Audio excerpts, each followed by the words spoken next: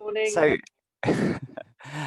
good morning, everyone, and welcome to part 3 of LSBU Sustainability and Climate Action Event Series 2021, our final instalment of what has been a phenomenal event series. My name is Neil Hudson-Basing, and I'm the Corporate Events Manager at LSBU. We're delighted to have so many people sign up from around the UK and indeed around the world this morning, as we've just shown in the chat box, which is one of the perks of hosting this event virtually. The engagement across the series has been incredible, so a huge thank you for all of your support. Wherever you're joining us from, whether it's from the other side of the world or from your desk or sofa down the road, we'd like to offer you a very warm welcome to the event. If you've joined us previously, either in this series or another one of our events, welcome back, and it's good to know that you enjoyed it enough to return. I can see lots of familiar names from parts 1 and parts 2 on the attendee list. If this is your first time at an LSBU event on this event series, we're delighted you've joined us, and we hope that you'll enjoy the sessions that you'll attend and that you'll come back. We have a pretty full schedule for the next 3 days, and you can use the link you signed in with to drop into the sessions that you want to across the 3 days. There's a huge variety of sessions and talks taking place, and you should have all received the program by email, but it's also available on our LSBU What's On pages. As you'll know, across the 3 days, we'll be focusing on the themes of food and water, politics and equality. As well as LSBU's own thought-leading and innovative experts working on sustainability issues, we're joined by a wonderful array of guest speakers from renowned organisations, different backgrounds and professions, and I'm sure you'll agree it's quite a fantastic lineup. Today, we'll be focusing on the themes of food and water. Topics will include sustainable food and drink development, healthy living initiatives, and water, the forgotten utility. Our opening keynote talk is from Mercato Metropolitano, London's first inclusive and sustainable food market, based just around the corner from us in Elephant and Castle, a place that is frequented by many of our staff, students, and local community. At 12:45, we'll also be looking at the benefits of plant-based diets on our health and the environment, where we'll be joined by special guests, Alexis Gauthier, head chef and owner of award-winning restaurant Gauthier Soho, and Toni Vernelli from Veganuary, a very timely talk for those of you like me who might currently be doing Veganuary or thinking about doing it. My colleagues will talk you through Thursday and Friday shortly, but there really is something for everyone. So we'll hope you'll be able to drop into a number of the sessions throughout the next few days. We've asked our panelists to try to factor in time for questions into their sessions, and they'll be happy to answer these, time permitting. And that brings me on to Zoom functionality. For those of you who are not familiar with Zoom, as an attendee, if you look at the taskbar at the bottom of the screen, you'll see several options. You're able to use the chat box to share your thoughts or facts, as well as put your questions to the panel using the Q&A function. Please do distinguish between those two so that we don't lose your questions.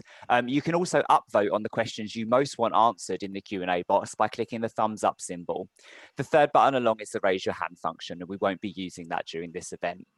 Do keep an eye on the chat box, as we'll be posting information in there during many of the sessions, including useful links, our Twitter handle and hashtags, which you can see behind me on my background, so that you'll be able to share your thoughts on social media. I'll be informing you of what session is coming up next throughout the day, and at the end of each day, we'll run through the next day's schedule. Use the chat box for networking and engaging with us and the other attendees. Whilst we might not be able to meet face-to-face at the moment, we're keen to break down the virtual wall and create a space that's interactive, lively, and engaging. Please interact respectfully and with kindness. We want this to be an enjoyable, warm, and feel-good experience for everyone involved. Since March last year, we've delivered a huge range of virtual events, so we're quite well versed at them, but that doesn't mean that things don't occasionally go wrong. So please bear with us if there are any technical issues at all during the next 3 days, especially when there's a changeover in speakers. We'll try to make this as smooth as possible, and your patience is appreciated. If you do have any questions during the conference, you can message me in the chat box, or you can email me on events@lsbu.ac.uk. I'll get back to you as quickly as possible.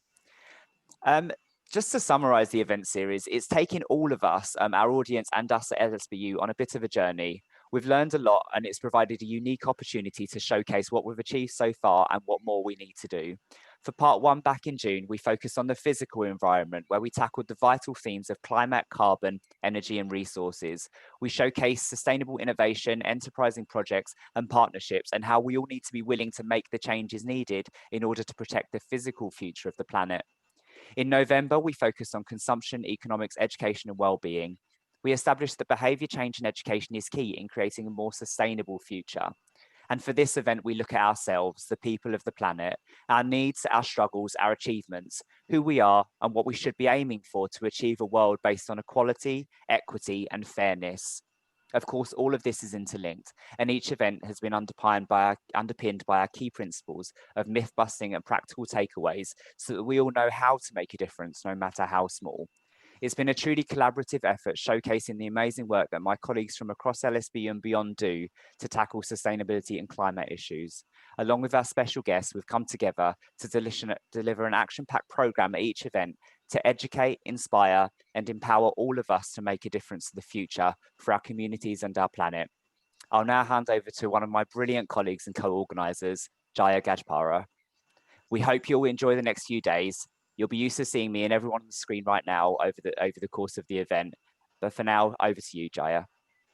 Good morning. Thank you, Neil, and welcome to this final instalment of our conference series. So my name is Dr. Jaya Gajpara, and I am a senior lecturer in sociology and the course director for the MSc in Education for Sustainability. I'm also the co-chair of the Sustainability Research Group, chair of the Working Group on Domestic Abuse, and co-chair of the Women's Workshop. So the current global pandemic has illuminated many inequalities in the social, political, and economic systems. And this conference with the central theme of equality is timely as we begin 2021. We are all having a very unique experience of the current global health pandemic and the current climate crisis. But could this be an opportunity to reset and redesign the systems so they operate to serve everyone in society fairly, while being underpinned by clear, directive, strong ethical values rooted in ecology? I believe we are being presented with opportunities to rethink how we live and build our societies. This requires facing hard truths, abandoning positions of comfort and ease, and collaborating in search of solutions. Our actions create ripple effects so great that we have to demand governments, corporations, businesses, and individuals to take greater responsibility with improved mechanisms for accountability. For instance, let's take a look at quinoa, which is a native grain from the Andes in South America. The last decade has seen this grain grow in global popularity and consumption, so much so that reports suggest there has been a vast increase in the price of the grain, that locals who have consumed quinoa for generations as part of their staple diet are no longer able to afford it. The COVID-19 pandemic has also revealed how national healthcare systems around the world are consistently failing Black and minority ethnic people, disadvantaged communities, and the poor. These two examples showcase the interconnections of the climate crisis and sustainability with equality, water, food, and our political systems, which can be captured in the United Nations Sustainable Development Goals framework, which seeks to embed intersectional and interconnected ways of tackling global issues. We need to move from individualistic to community, fragmented to holistic approaches. Neil, Thomas, and I have worked hard to create an intellectually stimulating and inspiring conference. We have some fantastic sessions lined up for you. Tomorrow's theme is politics, and we kickstart the day with a keynote address from the Youth Engagement for COP26, followed by a session on international law and the Sustainable Development Goals. The second keynote address in the afternoon is titled Capitalism is Killing Itself, and it's taking the planet with it, by the impressive Ash Sarkar, journalist, writer, and lecturer. This will be followed by a session on understanding the intersectional experiences of COVID-19, which is all about structural racism and gender discrimination. These are just some of the brilliant sessions we have lined up for you on Thursday. Over to you, Thomas.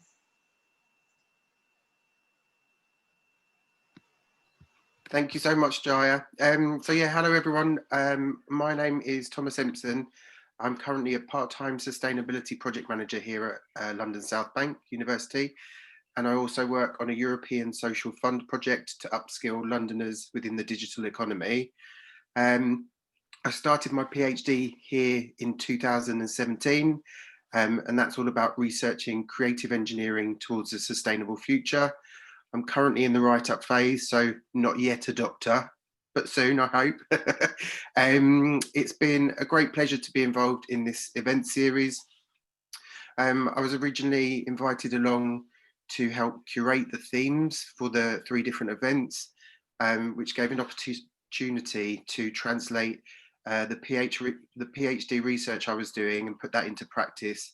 And then I've continued to work with Neil and Jaya in rallying up the high profile keynote speakers that you're going to hear from, and also our internal experts. So the 3 themes were originally built around the themes within the United Nations Sustainable Development Goals, and I grouped them in what I hoped would be thought-provoking ways. And I believe that the fact that we've had over 150 speakers and over 2,000 attendees across the 3 events is testament to that goal. And just to give you some context of the theme of this week's event in terms of equality, food, water and politics. So to sustain food and water for a growing population is about to get very political amongst nations. With more mouths to feed, a growing population puts our environment under strain. More wild land is being repurposed for agriculture to cater to our diets, removing ancient wildlands which sustain the healthy planet. And to give some context in terms of numbers and the inequalities that Jaya just mentioned there. So currently 7% of the world's population suffers from what's called global hunger. Yet in contrast, 13% of the world's population is deemed as obese. So there's great emphasis on developed countries to have a much greater onus on the impact that our diets are having on the planet. And then additionally, the effects of climate change are impacting our weather systems. So from floods to droughts to wildfires, these are increasing threats to global food and water security. In 2018, we saw South Africa have a major water drought. They had to cut off water main supplies to millions, and these water shortages are going to become commonplace within megacities in the future if we don't find creative solutions to conserve our water consumption. Talks from Feed Me Good, Gauthier Soho, Slow Food UK and Veganuary will challenge our thoughts around our diets, our food consumption habits to understand more sustainable alternatives and empower us to make informed choices. We need to have inclusive discussions around the policies and laws which need to be put into place to protect our all of humanity's access to food and water. We need to have inclusive discussions around policies and laws to ensure we reverse climate change and reduce our carbon emissions. And we need to have inclusive discussions around the policies and laws to make our organisations representative of society, which give everyone a fair chance to drive change, no matter their background. A shameless plug, on Thursday, I'm hosting 2 panel discussions at 9 in the morning. There'll be one with the Cabinet Office, COP26 University Network, and Mock COP, which is a youth-led climate action event happening at the same time as COP26. And then in the afternoon at 5:30, I've got a session called Holding Corporate Giants Accountable While Spoiling the Planet Is Not Cool. And I'll be joined by representatives from the Ellen MacArthur Foundation, Slow Food UK and Terra Nutra. And then on Friday, under the theme of equality, we've got a range of talks and themes include sustainability and climate justice, discussions on migration as a sustainability issue during the time of COVID. There'll be a keynote address from Restless Development on catalysing youth action for climate change. And then we've got a panel discussion in the afternoon called United by Our Differences, looking at what bold and diverse organisations look like. So just to close, I hope you enjoy the conference. It's been a real pleasure to put it together with my colleagues, and we hope you enjoy all of the great speakers that you've got coming up over the next 3 days. With that said, I'm going to hand over to Professor Deborah Johnston, who is Pro Vice Chancellor for Education.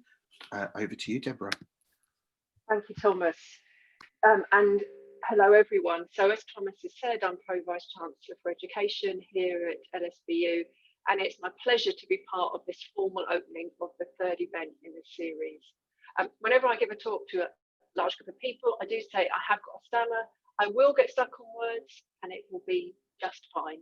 It will be absolutely fine. As Thomas has said, the thing that makes me most happy about this event is the appetite for it. We had almost 2,000 people who have been, registered to attend, and around 150 presenters, and that shows, the real drive both to understand these issues, but also to share experience. And that energy and that effort can be seen in terms of, the wide range of people that have been involved, and that's people both outside in the wider community, but also within LSBU. And I'm particularly pleased that we have that real enthusiasm and that real engagement within LSBU, because there's a real significance for us to be having these discussions right now. In 2020, we launched our new corporate strategy. And in the strategy, we focused our efforts on 9 of the 17 United Nations Sustainable Development Goals. And it's crucial for us that we did that, because we want to be really clear about the areas that we'll build strength, where we'll build resilience, and where we'll share knowledge. And if I look at what those areas are, our organisation, LSBU, sees ourselves, we see ourselves as being underpinned by those, by that focus on the creation and the sustaining of equality. And so we see that in the work that we are doing and committing to flatten gender and ethnicity pay gaps, and to eradicate awarding gaps based on student background. Personally, I was delighted to see LSBU ranked as the 23rd university globally in reducing inequalities by the Times Higher Education Impact Ranking in 2020. In the area of environment, we've specifically developed policies and commitments to minimise our environmental impact. So from using 100% renewable energy to continuously reducing water consumption and carbon emissions, to becoming carbon neutral by 2050. And so this strategy means that we've outlined the areas where we want to have that real world impact with our local communities and further afield. And we're working as an organisation to ensure that our staff feel empowered, that our staff are upskilled, and are making decisions in a culture where sustainability isn't an afterthought, but it's a central component. So it's our staff body, it's our student body that will drive forward the action, LSBU's actions, as we continue to contribute towards a healthier future for everyone. So that's the significance for LSBU. There's a particular significance for me in this event, and I could pick on any number of the themes we have across the next 3 days, but there's one that really resonates with me, and it's something that both Thomas and Jaya have reflected on, and it's the issue of accountability and responsibility. And that's something that we'll talk about, as Thomas has said, particularly tomorrow, but it's something that's woven through a whole range of the sessions. And that focus on, where does accountability lie from individuals to governments, for me, is the central plank in moving from warm words to concrete action.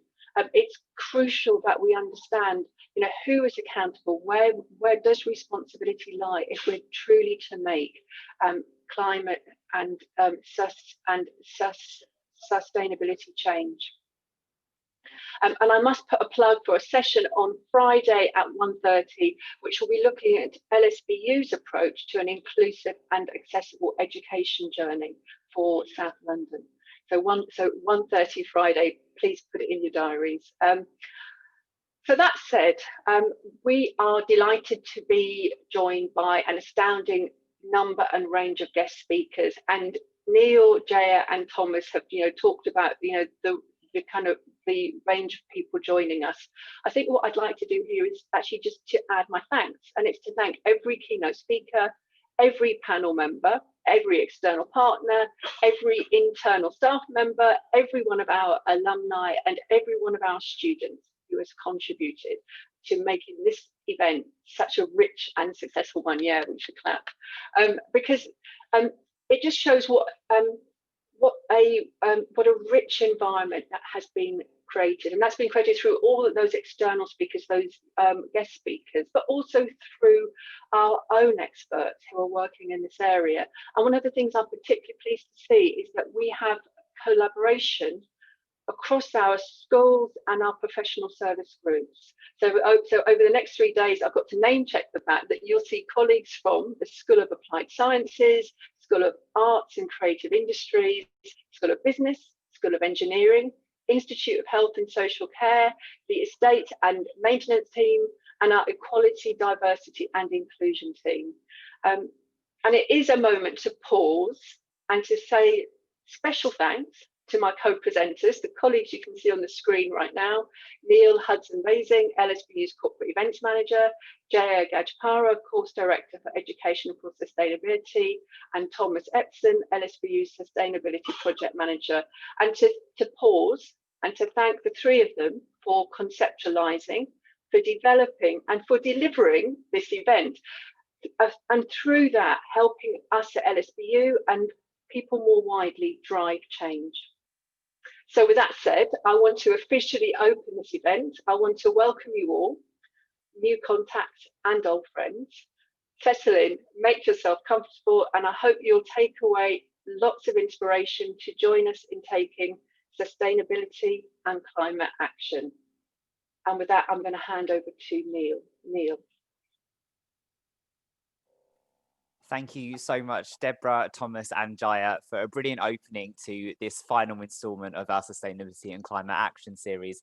To kickstart us, I'd like to welcome a very special guest. I mentioned him earlier. His name is Amedeo Claris, and he's the Managing Director of Mercato Metropolitano, London's first inclusive and sustainable food market. Amedeo, welcome to the event.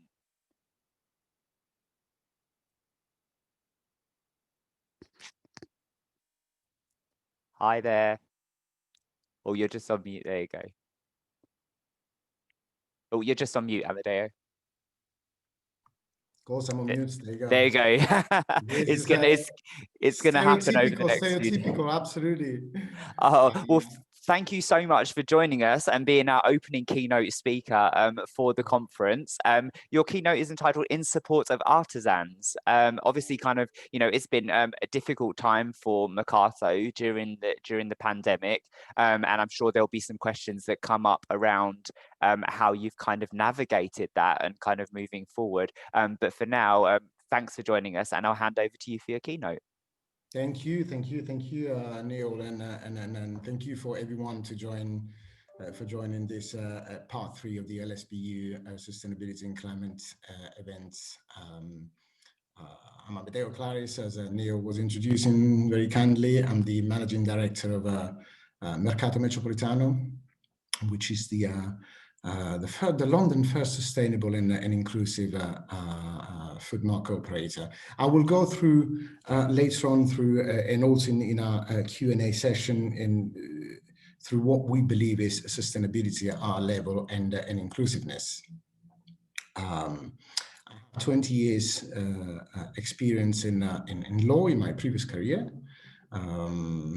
International finance was part of my experience or baggage, and I spent 15 years in the structuring and advising and servicing of private equity funds and venture capital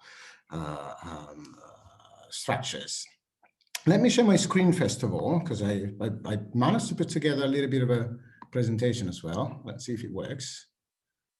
Share. There you go, in support of artisans. So why did I leave my previous career? I left it as I began to understand the value of the real economy. One that sees a direct correlation between the efforts of a business, of a grassroots business, and the benefits accruing to people. And I thought if I was living my legal career in the city, as you probably know, a little bit of a lavish lifestyle, sometimes detached from the rest of humanity, I thought it had to be a meaningful career change. So I decided to follow one of my passions, which is food. My heritage is Italian, and I always thought that food in the widest sense of the words has always been a central activity of mankind, and a very important trademark of culture. When I started looking at what kind of contribution I could make to what we probably agree it's a broken food system, I realized that never before than now our planets and those who inhabit it, whether human beings or animals, have experienced such a complex and disrupted series of forces that really threaten our very survival.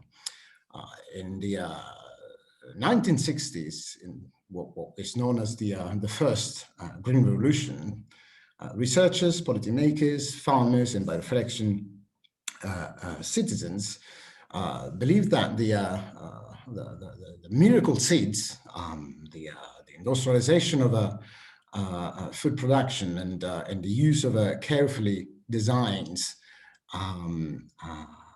chemicals was an absolute need to feed a growing world population.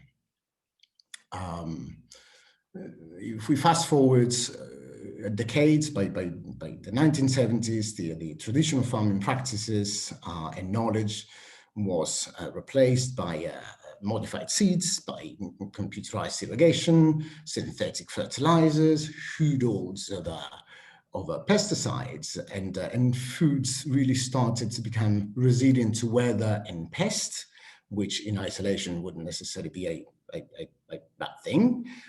It would make sense. They also started to last longer and longer on supermarket shelves, thanks to the intensive processing of foods. Farming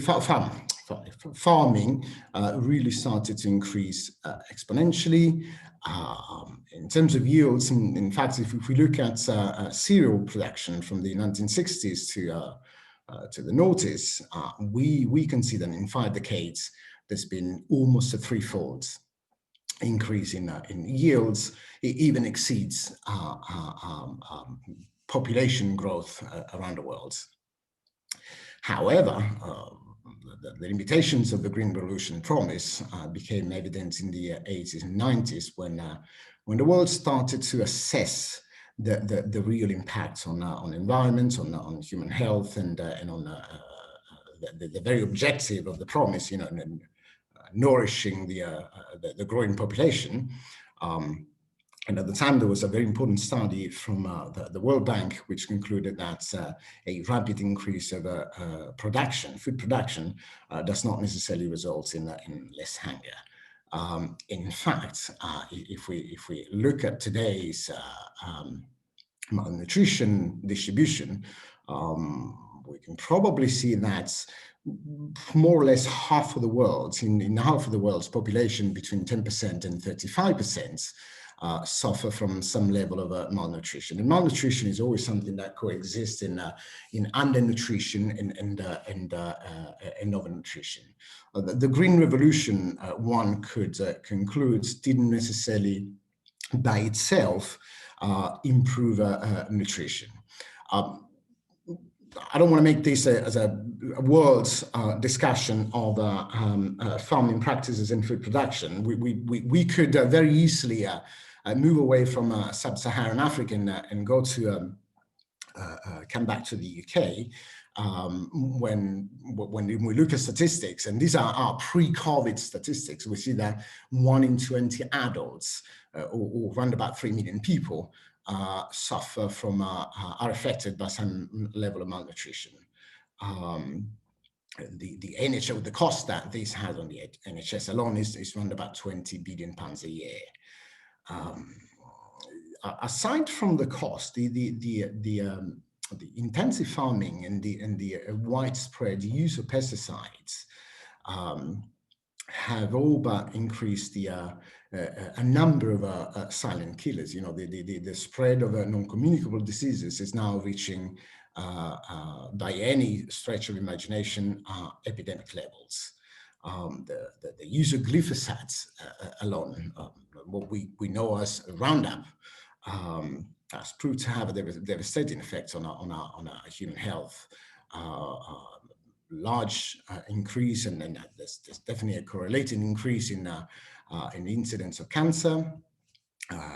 There's a widespread increase of celiac diseases, something that I have to say I grew up partly in Switzerland and in Italy, and before coming to the UK, I'm sorry to say I didn't even know what celiac disease or gluten intolerance was, partly because my upbringing was in the periphery of a small village, so almost in the countryside. So gluten intolerance is something that I learned in the UK, to be honest with you. What's more devastating is that the use of chemicals in our foods has also a direct correlation with another issue that is a little bit out of control, which is autism in children. The other problem we have is the excessive consumption of animal protein, which it's a very topical issue, and it affects different spheres of life, from environmental impacts to animal welfare and to really human health.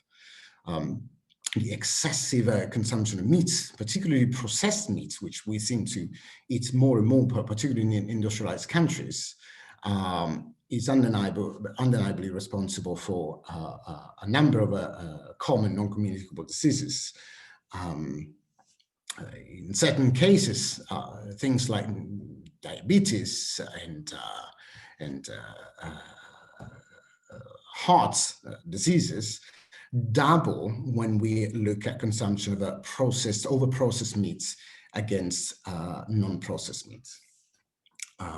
Our poor nutrition, coupled with a more sedentary lifestyle, today is a Zoom lifestyle, is also responsible for another very, very important silent killer, which is the widespread obesity around the world.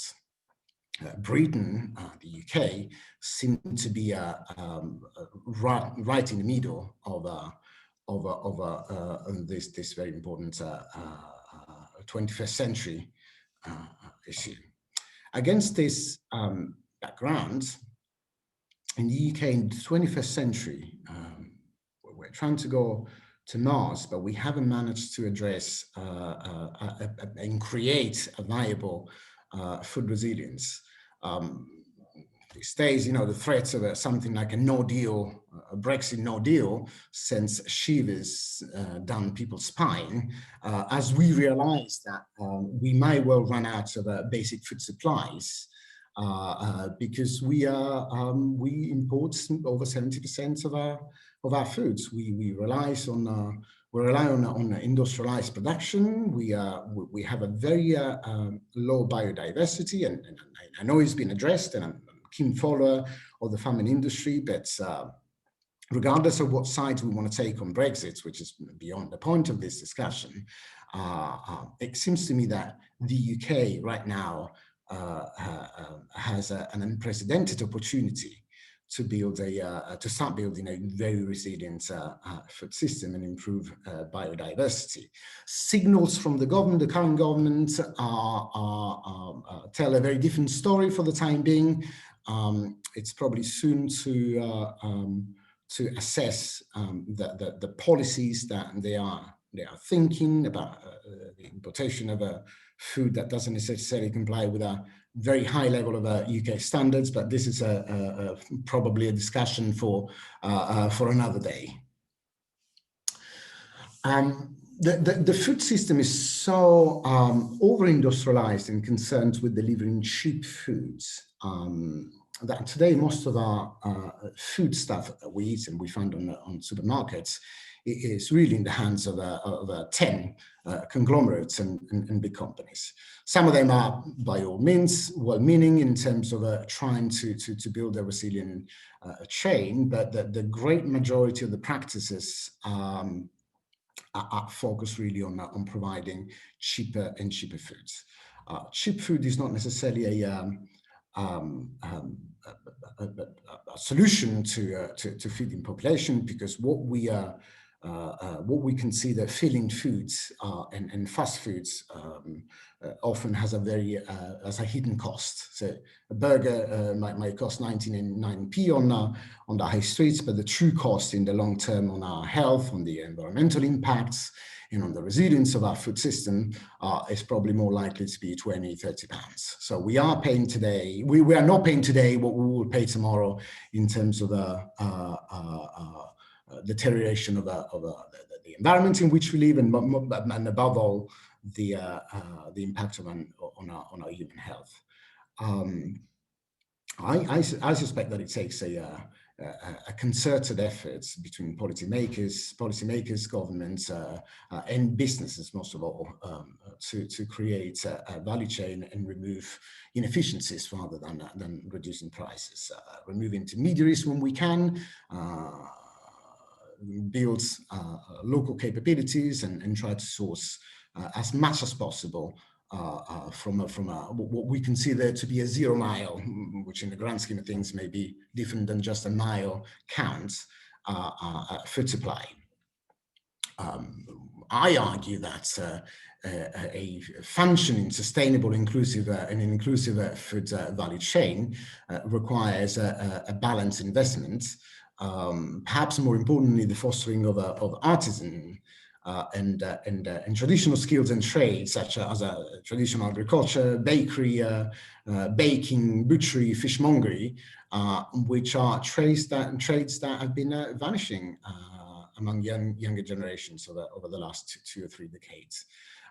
At Mercato Metropolitano, we make our contribution to the revival of those skills, and we use a modern approach to create for skill building, to create local capabilities, to combine vocational training of our staff and our traders and their staff with a basic academic education on what sustainability, what 360-degree sustainability means. Sustainability in terms of the sourcing, the transports, the manufacturing, and the delivering of foods, as well as financial sustainability.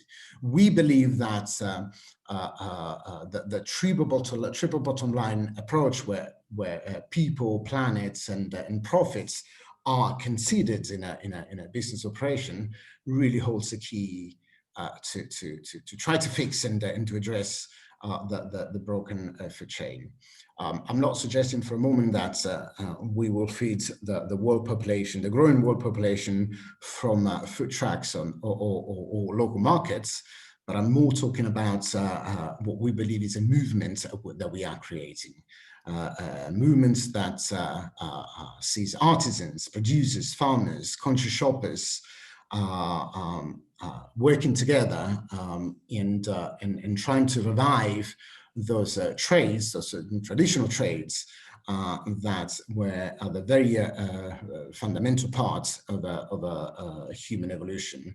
Less than a century ago, those trades, the butchery, the fishmongery, the baking was at the very heart of our local and national economies.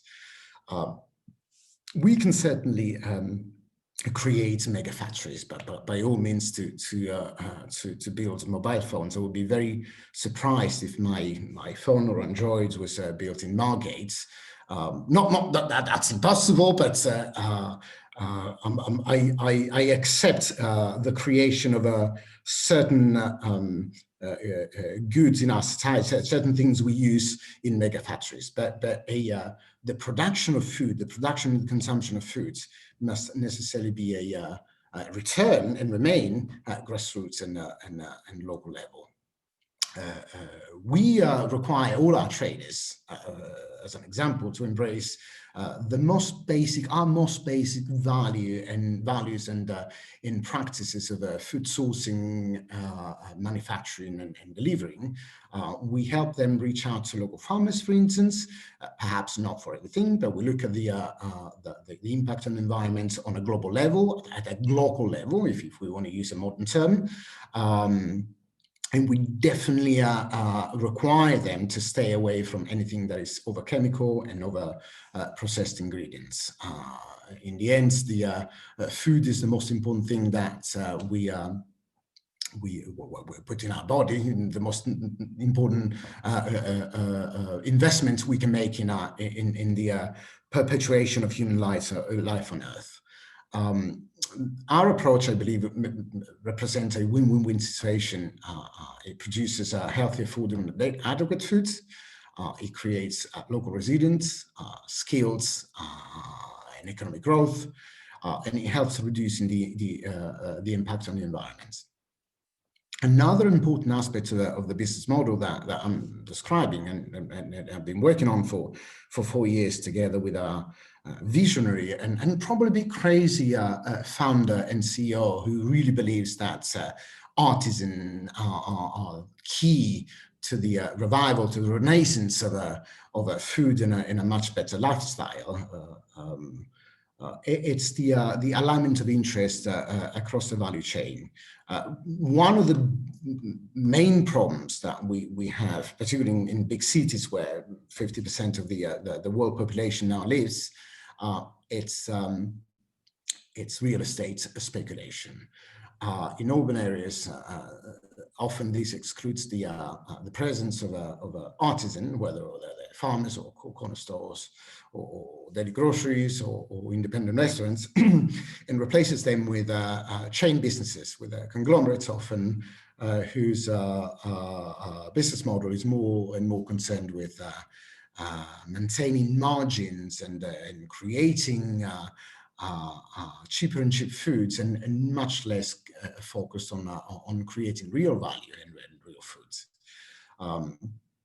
Where a landlord or the owner of a piece of real estate understands that building a business, particularly in the hospitality and F&B sectors, is a long-term effort and allows that business to thrive, almost working in partnership, then sustainability and financial viability are more likely than not to be achieved. We approach all our landlords. We have a very healthy pipeline of deals. Some of them are existing, some of them are signed up and we are building, some of them are in discussion, but we require all our landlords to look at their return in a different way. We give them an uncapped share of our global revenues in exchange for affordable rents at the start, and for that approach to business more as a joint venture than as a landlord and tenant relationship. We look at the medium to long term, and we also pass on this deal to our traders. Our traders come in, very, very little capital requirements to start a business. What we require from them is, as I said, embracing our values, understanding what food production means, and above all, commitments, 360 degrees commitment. So far, this has paid incredible dividends. I don't want to brag about our business necessarily, not least because this is a very difficult time in our modern history. Many businesses are faltering. Many businesses are really struggling to survive and to reap the benefits of years and years of sacrifices. But we have realized that being an ethical business entrenched with the community, creating alignment of interests has paid very, very good dividends during this pandemics. We have been managing to freeze our markets, close them and reopen them when lockdown ends. We have managed to maintain the great majority, actually almost all our employees and our traders, although they are suffering. They are micro businesses and they have the same problem that any other person on earth has these days, managing their finances. But the reality is we are really providing a great level of support. And as I said, this is paying dividends. We are ready to reopen whenever this lockdown ends, and to continue to really to follow the same approach to foster artisanship, to create skills, to align our interests, and to require landowners who are sometimes more and more desperate these days to look at the longer term approach to business. There are a couple of myths that in preparing this small presentation I think thoughts about we encounter in our daily life. One is definitely in our food and beverage industry. One is definitely that selling Coca-Cola, selling chemical and industrialized products is an important part of a business or a food business to succeed. We have proven exactly the opposite, not least because millennials and the new generations, they are much more interested in the provenance and the traceability of their foods than they are in the the industrialized and cheap food stuff they buy from supermarkets. The other myth that whenever I talk to people, I deliver speeches and I do Q&A answers is that, oh yes, but running a business is an extremely difficult exercise. The reality is business, if we look at business in the way, unfortunately, that the tech industry has developed in the last few years, creating clickers, users and likes instead of creating value, then yes, it's a very difficult business. The chasing the unicorn status, it's something that very few achieve, and the reality is it's only 1 in a million who probably makes unicorn status. The great majority falter. Only 1% of food businesses in London, and when I say food businesses, not only real business, brick and mortar businesses, but food businesses as a whole, only 1% survives the first 3 years. So if we instead look at business and try to structure it in a more local and resilient way, and we look at collaborative efforts and long-term views, then business is really manageable. Is what we've done, expanding as a human race. And what we've done until 200 years ago, probably, when business owners were creating long-term businesses, generational hand-down rather than get-rich-quick schemes.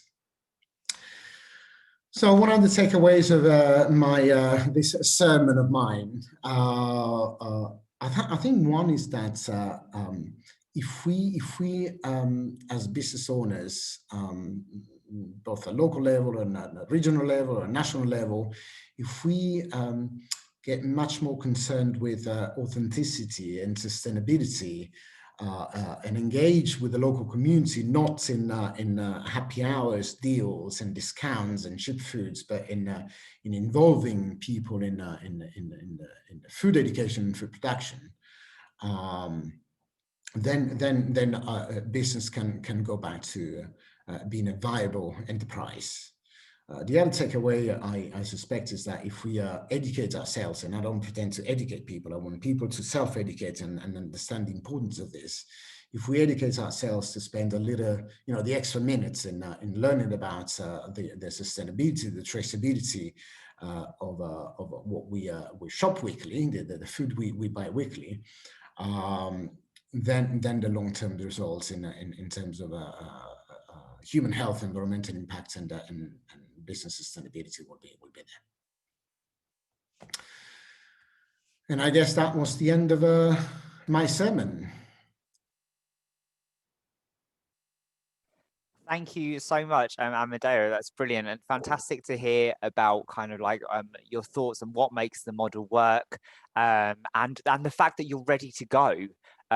You know, when we're open in a safe way, and that shows the success of your business model.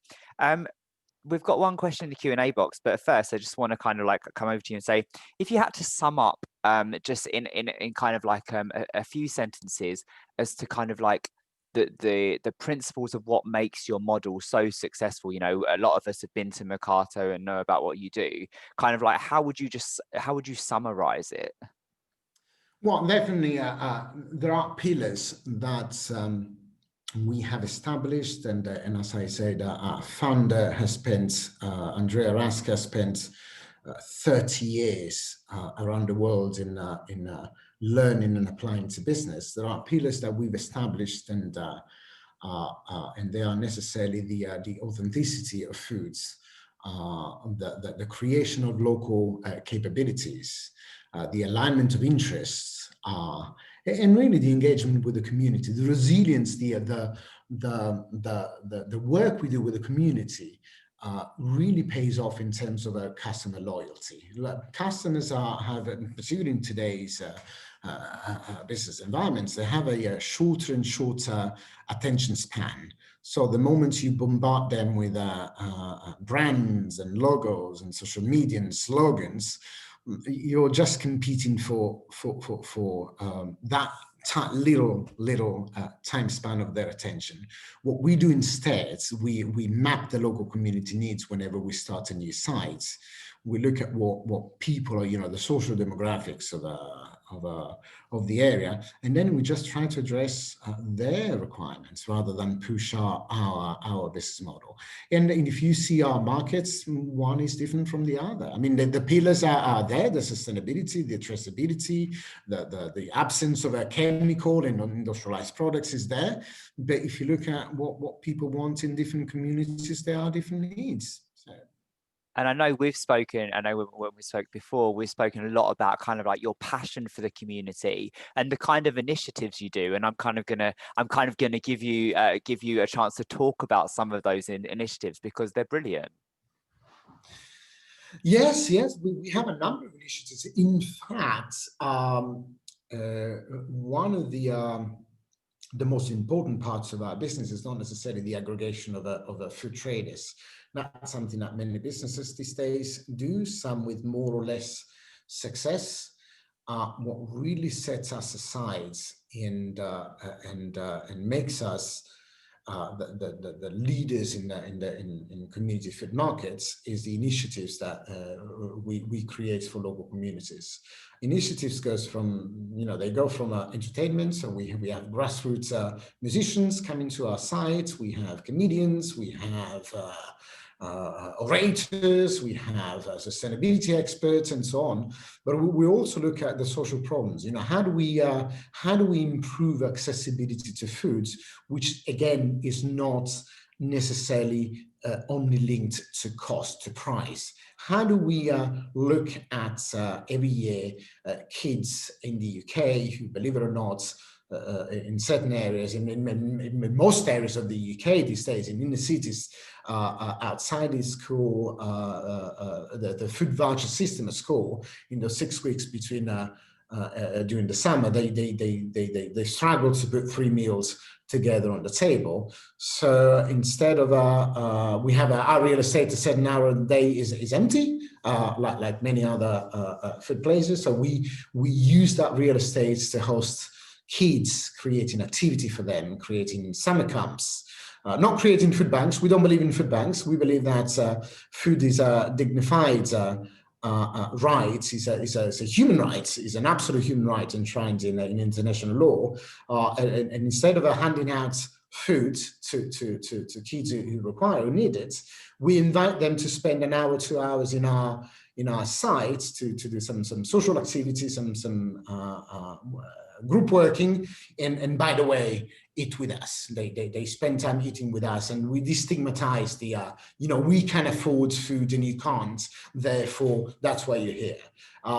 Again, that's has paid amazing dividends in terms of how we are perceived as a business, as a social business, rather than just as a for-profit organization.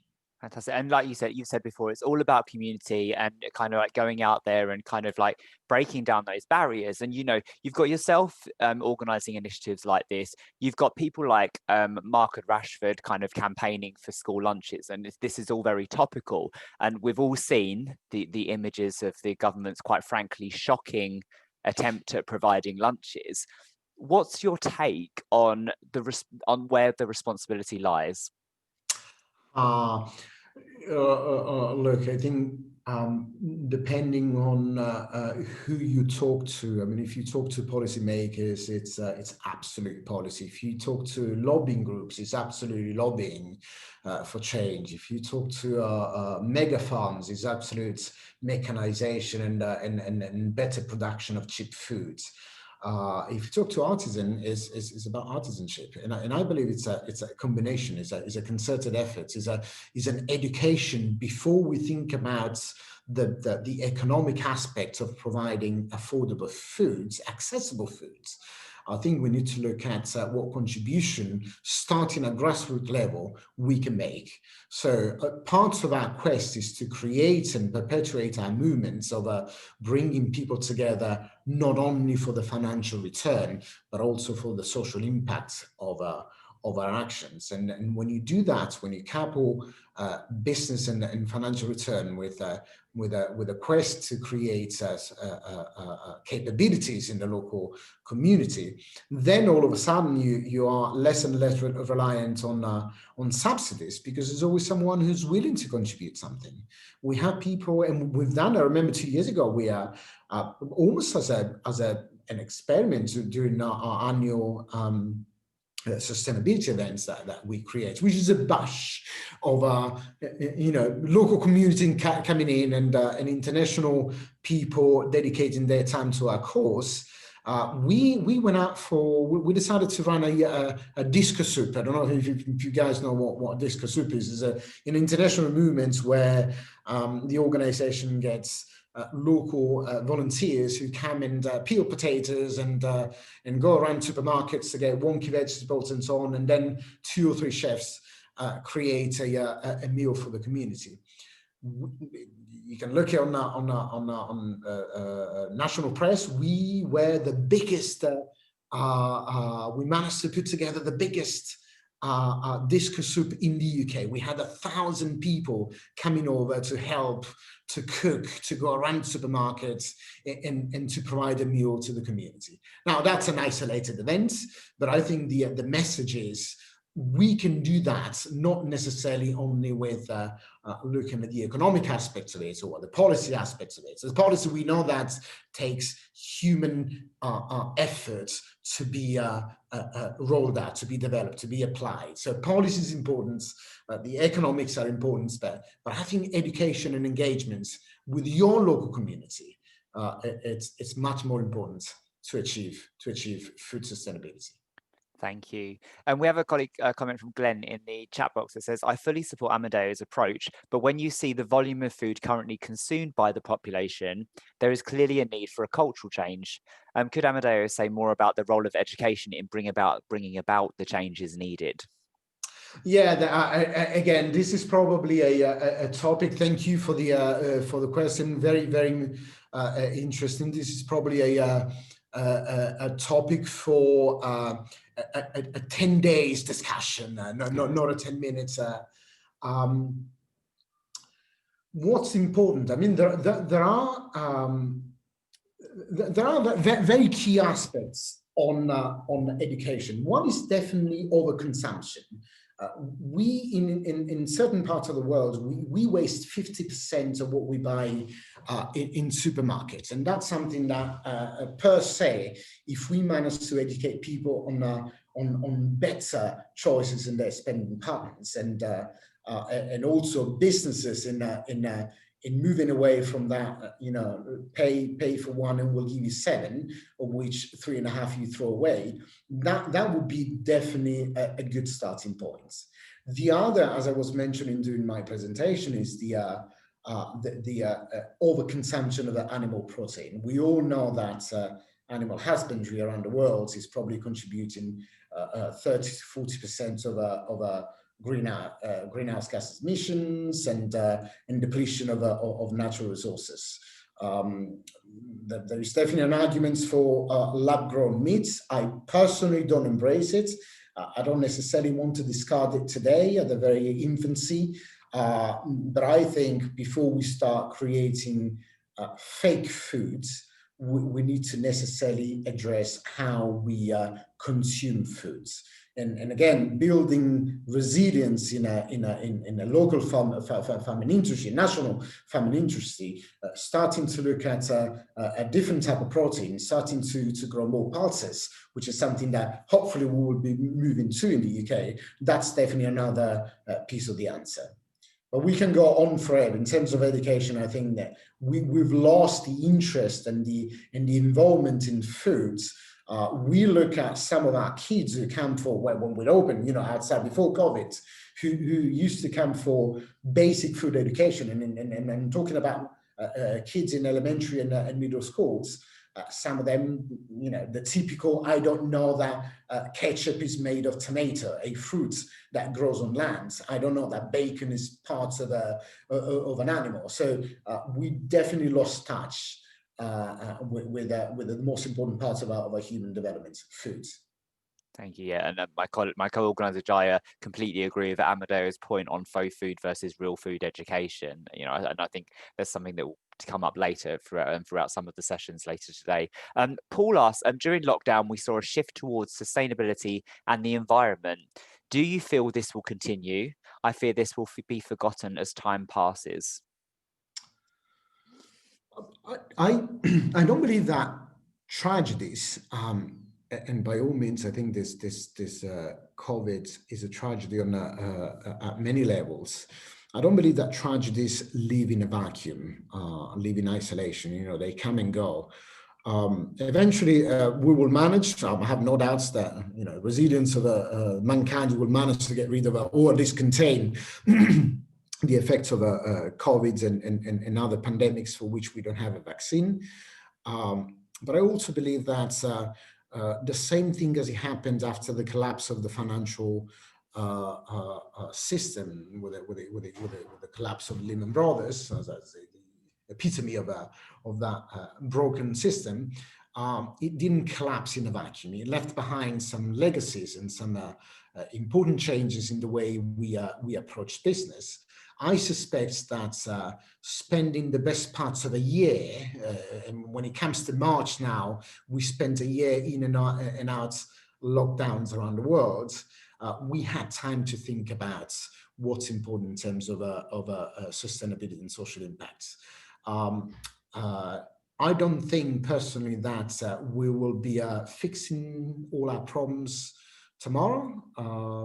But we will definitely have a memory of what 2020 meant for mankind, and if we are clever in again educating ourselves, move away from your Twitter or Instagram just to look at the latest phone and so on. If we start getting more interested in what sustainability means, and with the help of educational institutions, which are also struggling for survival, if we take that concerted effort, I don't believe that we will forget it.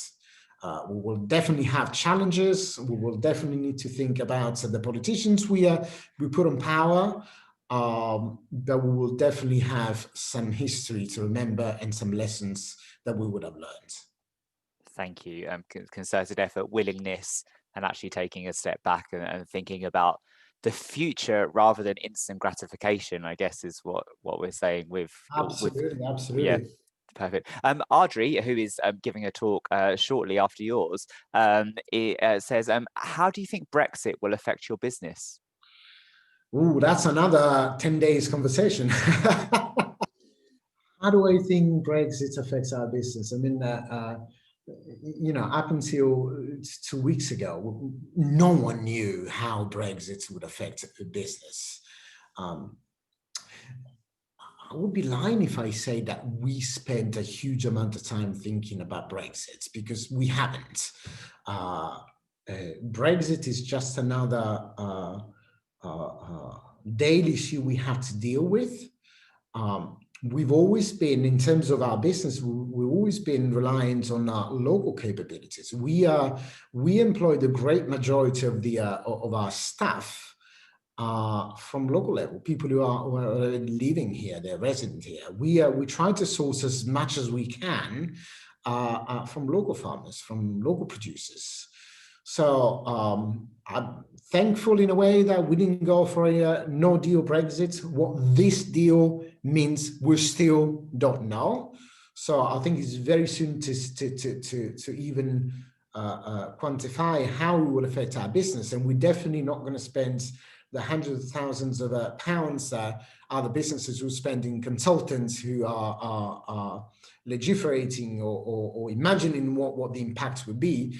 I think if we continue to look at business from a nimble and resilient enterprise and then continue to work with the local communities, Brexit's become just another piece of bureaucracy we have to deal with. And I hope as hell that future governments, whatever they are, left or right, I don't believe in partisan politics, but future governments will look at the effects of Brexit, whether it's a good effect or bad. I'm not judging for the time being, but they will assess that, and rather than insisting on the course of action that may be detrimental, they just go back to their drawing board and start again negotiating. Because the best, and if they do that on a big table at Mercato over some amazing foods, I always say that no wars have ever been fought at the table, maybe after the table, but eating together is definitely one of those things that we should do more and more, rather than fueling that gig economy of the amazing burger on your sofa by yourself. Come down to the market and talk to people, to your peers. Fantastic bit of advice and a fantastic plug for Mercato there.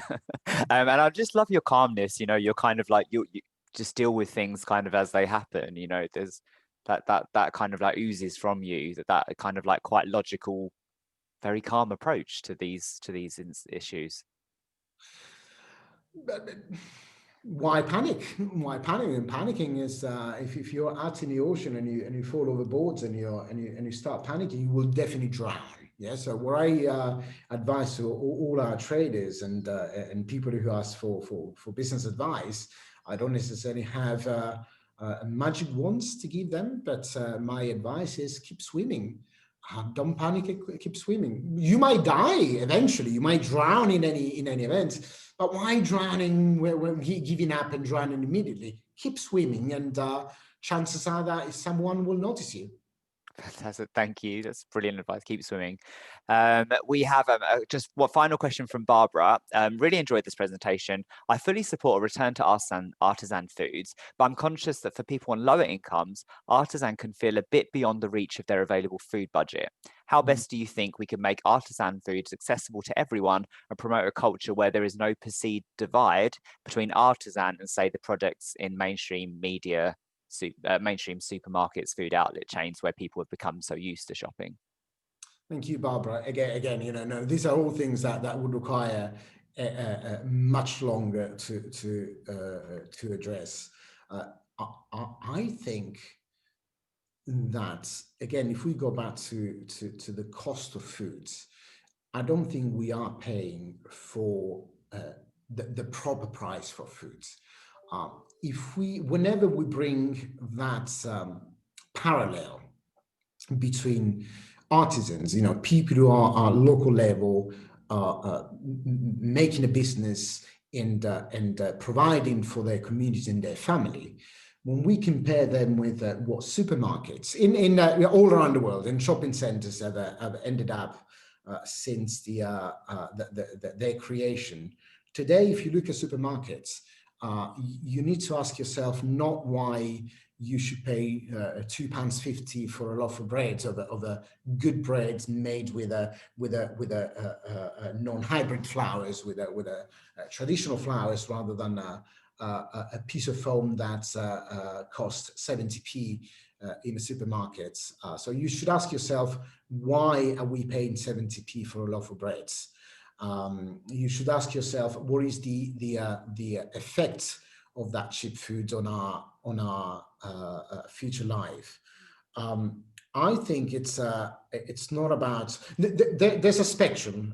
There's living below the poverty line, which is not addressable, in my view, with cheap foods. Any cheap foods, however cheap the food is, it doesn't address someone who lives with less than £1 or £2 or £3 a day.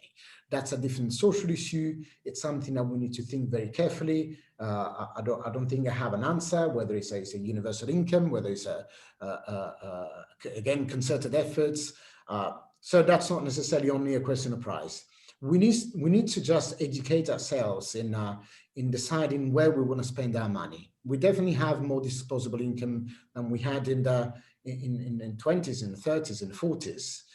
We just decide to spend it on other things. We decide to spend it on the latest car, on a phone that costs you the best part of £1,000 these days, and you probably change it once a year. Some of us twice a year, and we use only 3% of the functionalities of that phone anyway. So whenever we think about that, we need to think, why don't we go back to, again, educating people, looking at local capability, understanding the importance of foods, and decided to spend more of our disposable income on good foods, because you will pay important dividends in the future.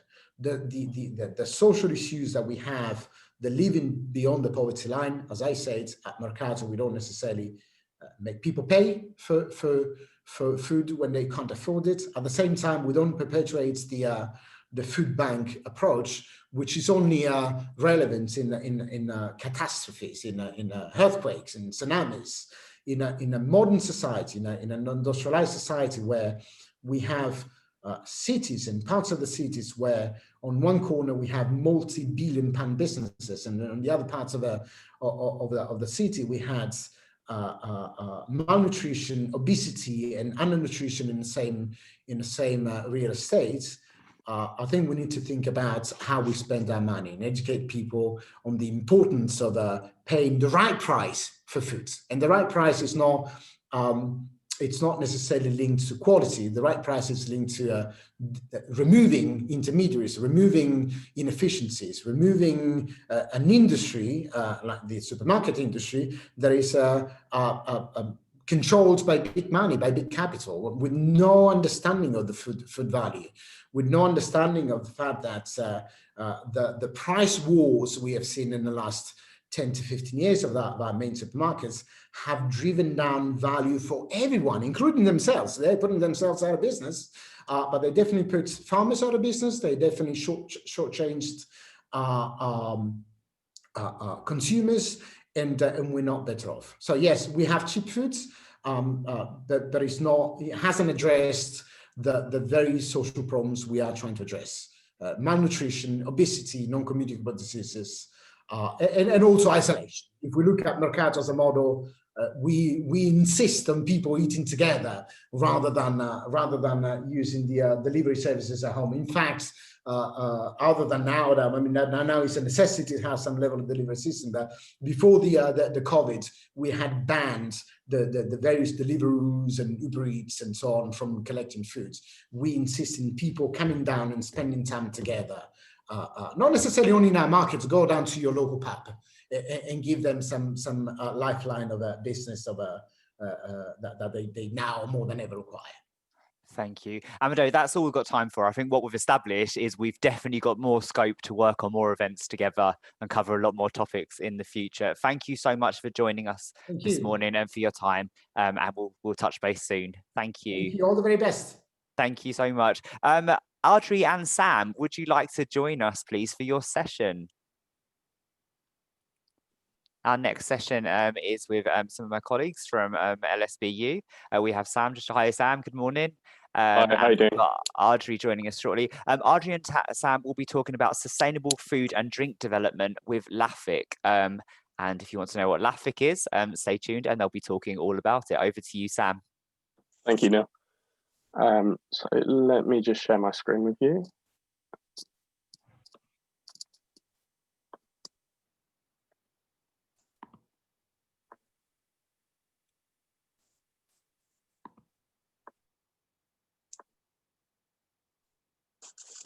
Right. Can you see my screen now? Yeah, great. Yeah. Okay, so hello, my name's Sam. I'm the project manager of the London Agri-Food Innovation Clinic. The London Agri-Food Innovation Clinic is a fully funded ERDF program, which is funded by the European Union and London South Bank University. But before we get into that, I'll just give you a quick rundown of what we're going to go through. So I'll give you a top level of the clinic itself, type of support we offer, and what areas of sustainability do we focus on, as well as taking it into a sustainability context within new product development. And then I'll leave it with a couple of trends and things to consider when creating a food and drink product. After that, I'll then hand over to Adri Bester, who will be talking about her PhD and some of the work we've done on LAFIC.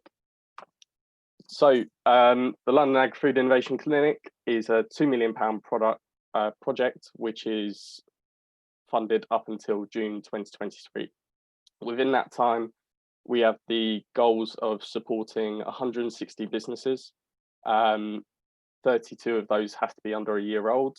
And then we look to create 65 long-term collaborations within the School of Applied Sciences.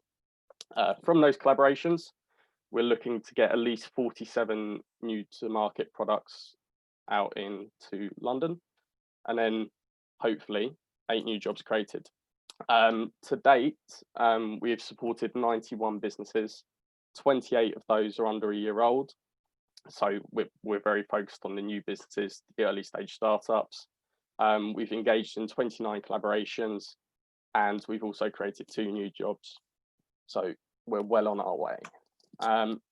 So the way we provide our support, we break it down into 2 streams of support. Stream 1 is our core offering, which we guarantee to businesses coming on the program. There's a few eligibility requirements, such as you have to be an SME registered in London. But with that support, we run workshops all throughout the year up until our completion date. And these will cover topics such as your business model canvas. We're currently running a product development series. So if you're keen to sign up to that, get in touch after the session and I'll be able to give you the details. But as you can see, we cover a number of topics to support food and drink SMEs with their business skills. From that, once a business has gone through 12 hours of support within our Stream 1 offering, we then give them the opportunity to apply for our technical support. The reason we say apply is because we have a lot of demand and only so many people in the team to support collaborations. But within that, if you have a minimum viable product, we can look at how your process, the process of making product, review that, make recommendations. And then we can also conduct studies such as clinical intervention trials. This will enable us to say, for example, you have a performance product and you're looking to make health claims or on your marketing material. We can say, for example, we'd take your baseline of some participants and then we'd get you to do an activity, and then we'd get the same participants come back again, but they'd take your product before doing that activity, and then we might look at your blood glucose level, etc., depending on what marketing claims you're looking to make, and hopefully the study will yield some positive results for your product. Moving on from that, we also conduct laboratory testing. So if you've got a product, but you don't know its shelf life or its nutritional value, that's something we can support with as well. It's all fully funded through the program. So we do shelf life trials, and we can establish and verify how long your product is safe to consume for. This is something businesses such as Tesco, if you're looking to stock with them, they'll require you to at least be able to verify your shelf life and nutritional value. In between Stream 1 and Stream 2, pre-COVID, we had a partnership with Borough Market, and this was a great opportunity for businesses to test their products that they might not have had the opportunity to do in a London setting. So the way it worked is the clinic would have a stall as part of Borough Market's Food Futures, and the SME would have to go through the normal process of applying for Borough Market. So this would include an interview with Borough Market stakeholders, and then they go through a tasting panel as well. Providing you pass both of those, would then arrange for you to have a slot within the Food Futures market. This is basically a great opportunity for businesses who wanted to test their product, showcase their product, and get some feedback from a market that pre-COVID was having around 300,000 visitors a week. And then moving on from that, what areas of sustainability do we focus on? So we look at it in its raw form. So we consider the environmental, the social, and the economic. With Borough Market, they have some key sustainability goals that they like us to address for any businesses coming on board. So we've got to think about, all right, how does their product address environmental sustainability? And how does their business address it as well? This is key to them getting a successful pitch with them. But looking at product development within sustainability, obviously you've got 5 stages of product development. So it's your ideation, your selection, concept development, product development, and commercialization. So within the ideation stage, we've got to think about, in a sustainability context, what is your product? Who's going to buy it?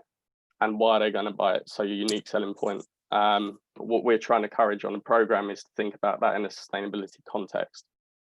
And then when moving into selection, look at all the ideas you've come up with, conduct a SWOT from the perspective of the 3 pillars of sustainability.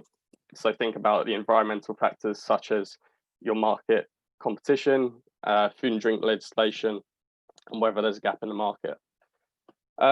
Concept development. So how much does it cost to make your product? What price does your product need to retail at to make a profit for it to be feasible? Because it's all well and good coming up with a product if you're not going to make any profit, or if you're a social enterprise, break even. Moving on from that, product development. So this is where your product starts to come to life, and you've got to think about, all right, what kind of tests do I need to carry out on my product so that it's ready to go to market? Within LAFIC, we look at the nutritional value, the shelf life. These are all kind of things that you'd need to get your market out into the market. And that really helps with the commercialization process. And then lastly, commercialization. So what key messages are at the heart of your product or business? What we're seeing is there is a move towards sustainability lately within the sector. And there's something I'll get into the trends and things to consider in a second. But yeah, what message is your product trying to convey? And this is your opportunity to get that message across to your consumers in your marketing campaign. So a few things to consider. Consumers are becoming more conscious about what they're purchasing. So when developing a product, you've got to think about, rather than just creating a great product, you've got to think about where are you sourcing your ingredients from? Is it sustainably sourced? And then does your business have an element of social responsibility? Is there an element of giving back? because consumers like to feel good. And if you can make them feel good while purchasing your products, they're going to keep coming back. Another thing is Ambition 2025, which is from the Food and Drink Federation. This is on behalf of the large manufacturing sector in the UK. So the ambition is focused on targeting climate change, water stress, and population growth, just to mention a few of the areas. Essentially, the ambition itself, you can go and Google it, there's plenty of information on there. But the ambition itself is focused on food security and ensuring that it's not compromised for future generations. What we're seeing is some businesses buying into that already. For example, Tesco, in response to this, their sustainability goals, part of this within 5 years is to increase their plant-based alternatives offering by 300% by 2025. So initially we can see there are some big changes happening, and you will be seeing changes on the supermarket shelves.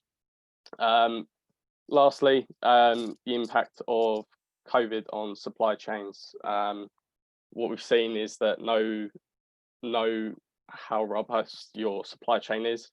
There are always going to be gaps where a global pandemic, you can't protect against that. But there are a few things that you can do to make sure that your supply chain is as strong as possible. And that's sourcing locally, ensuring that you have a backup. So if one supplier fails, is there another one you can get access to quite easily? And even in the light of Brexit, there will be challenges with gaining access to European markets, but we're yet to see those. And then, yeah, lastly, if you're COVID also showed us some interesting facts on how restaurants are dealing with pivoting.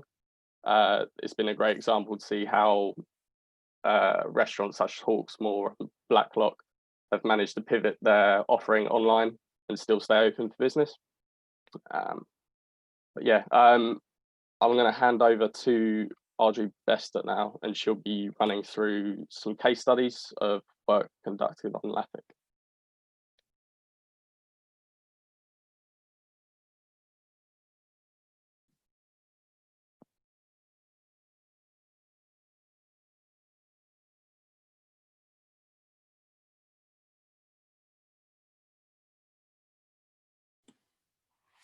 Oh, hello, everybody.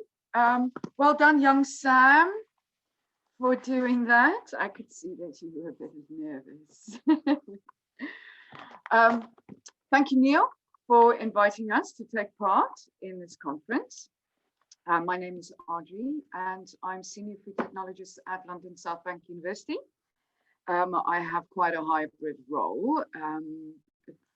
For the purposes of this presentation, I shall briefly mention my PhD. Yes, I am doing a PhD, and thank you to the LAFIC. I'm able to do quite a bit of work on that. I'm doing my PhD in the gut microbiome and the link between the gut and the brain. So I'm not always good dinner talk because people time me, and within the first 30 seconds, I would talk about food. So I'm going to share my screen with you now.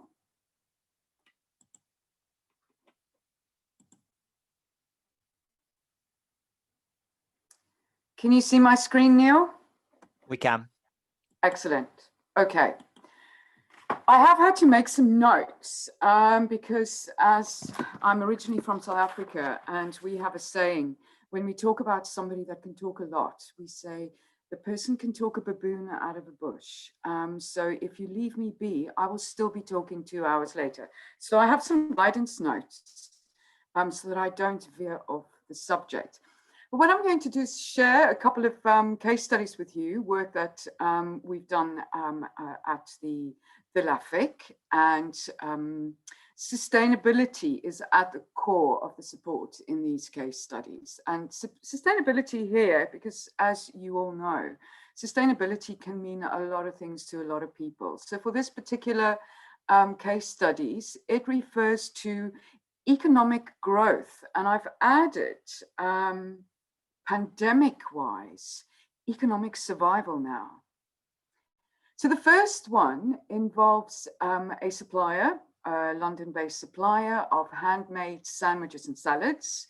And they mainly supply the hospitality industry. So other small retail shops, business lunches, university student cafes, as well as a couple of schools in London, and 2 hospital, but not inside the hospital, just outside. And I was initially engaged with them under the LAFIC to work on a project that would improve efficiency, reduce waste, and therefore reduce money. If you cook chicken in a dry heat, you lose 30% of the weight due to the moisture loss. And if you cook a couple of tons a week, well, you can work out that is an enormous amount of money down the drain from moisture loss. So we were looking at setting up a new wet cooking process, which would have the same aesthetic quality, taste nice, look nice, and then from a microbiological perspective, be safe as well, because of course, the wetter the food, the higher the chances of microbiological growth. And this was during a really, really busy period. So my first session with them was planned for Friday, the 13th of March. Up until March, they were manufacturing 15,000 units a day. By the 13th of March, they'd already experienced significant reduction in orders. And then after the Prime Minister's statement on the 16th of March, it just got worse. So that by the 19th of March, all they had was an order for 200 products a week. I mean, a significant reduction from 15,000 a day to 200 a week. And this was their last customer standing, Imperial College Student Union Cafe.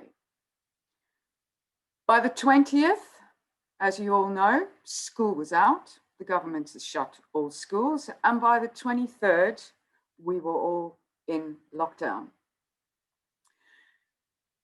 I arrived on site on the 13th of March and was really met with doom and gloom. I mean, the newspaper headlines were making us all very, very scared. I think by the 2nd of March, we only had 3 COVID cases in the UK. So the schools already knew the week before that they were going to have to shut. So they cancelled all their orders due to the press headlines. I mean, there was real general staff concern. I think we were all pretty scared. One of their staff members had her daughter sent home the previous day from school for vomiting.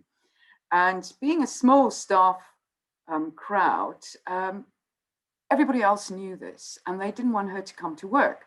But she did come to work. So there was a lot of anger. And we actually had to break up a fisty fight. Because at this stage, I think the indication was that COVID was not affecting children. They seemed to be immune from it. But news had come through from China about children tested positive for COVID.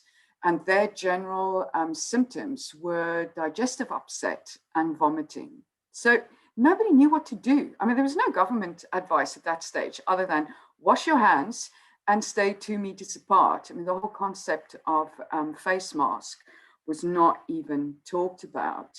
So one of the first things we said, right, increase all PPE, antibacterial products, antiviral, antibacterial wipes, for thermometers. All the supplies were sold out. I mean, it was really, I couldn't believe it. Now, in the food industry, you can't just use any old antibacterial. It's very specific specifications. And all the supplies to the food industry had sold out. And to make matters worse, their SALSA certificate had expired. Now, SALSA stands for Safe and Local Supplier Approval. And incidentally, this is an excellent example of a sustainability initiative in the food industry.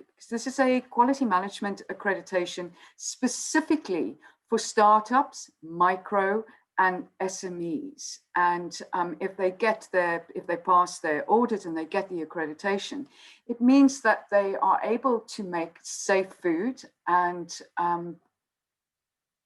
people like the large retailers would take interest, and large contract catering supplies would do business with them. This came as a result of, I think some 10, 15 years ago now, when local sourcing became a buzzword, but nobody could really define local sourcing, because if you made it local, it meant you were small, and therefore a retailer wouldn't touch you. So the stakeholders of the Food and Drink Federation, the National Farmers Union, UK Hospitality, and governance is supported by the Institute of Food Science and Technology. So needless to say, on the 13th of March, the whole chicken processing concept was sidelined, and I immediately got down. Oh, so Salsa also cancelled their audit. I mean, this was so, we hadn't gone into lockdown on the 13th of March. So no, the Salsa themselves didn't know how would they deliver on-site audits remotely. How is all this going to work? All they said was your on-site audit is cancelled. But if you provide the evidence of an internal audit against a standard, we could extend your certificate for a few months until we can send an auditor in. So I immediately got to work on the internal audit. Then on the 19th of March, I returned. By this stage, people started working from home, and 200 orders per week now. 80% of the staff were asked to stay at home. Several staff members ignored this. You know, this is a situation where no work, no pay. So they work on a clock in and clock out basis, and staff were just turning up, clocking in, and going sitting in the staff room. I mean, there was real fear. They were worried about coming onto site, but they were also worried about not coming onto site and losing their job. Although nobody was allowed in production, and it fell on the 3 managers in the business to now run all operations, including making the sandwiches. And this was the office manager, the technical manager, and the production manager. On the 20th of March, the government announced the furlough scheme. And this brought great relief because people felt that they are protected. So a handful of production staff were asked to come back and work the 20% of the hours not paid by the government. And this worked really well for me, but quietly behind the scenes, I'd started working on a disaster recovery plan, but I can't implement this on my own. So this meant the 3 managers were released, and they could work with me to implement this disaster recovery plan. I mean, at this stage, there were no guidelines specifically for the food industry from the government. So I just used the regular government COVID-19 guidelines and designed this risk management system for the site. And it included a wide variety of activities. I had to write letters for all the staff that were coming onto site to show that they were key workers and were allowed to travel, and so their children could also go to school. I had to implement the social distancing procedures in production, designing new cleaning procedures. And I mean, you know, cash flow is short in a company, and cleaning is one of the things that probably you think is done quite frequently, but cleaners need to be paid, and it all takes off the margin, the profitability. But luckily, I was able to implement more frequent cleaning schedules, and the owner signed off the extra staff for this. Identifying weak areas in the factory where, if anybody did come in with COVID, although asymptomatic, where it would be spread. We had to look at the laundry, you know, knowing that virus particles can be lodged into clothing, and from clothing, it can be transferred to other people. I was driving across West London from one retailer to the other, trying to find antibacterial products. By this, I had to make the very difficult decision. Either we will have to use what is not permitted in a food factory or have nothing at all. And you know, the option of having nothing at all was just not there. And by this stage, all the retailers had limited to 3 items per person. Also had to deliver the staff training in all of these new procedures. This kind of brought confidence to everybody, and you could see the doom and gloom started to lift. I then wrote an email to all of their existing customers to say a COVID risk assessment, management system, business contingency plan was in place, and they're open for business. I mean, I knew that there would be a need for such products. All the competitors had to shut, especially the big players in the grab and go, ready to eat hospitality market. There were key workers out there working. There were schools open for key worker children. So there was a need. So this worked. Slowly but surely, news got out, and new customers started ordering. And this brought its own challenges, because suddenly products that they've never made before were being ordered. So there were no production lines set up for this. There was no processing set up for this, no risk management, no shelf life validation.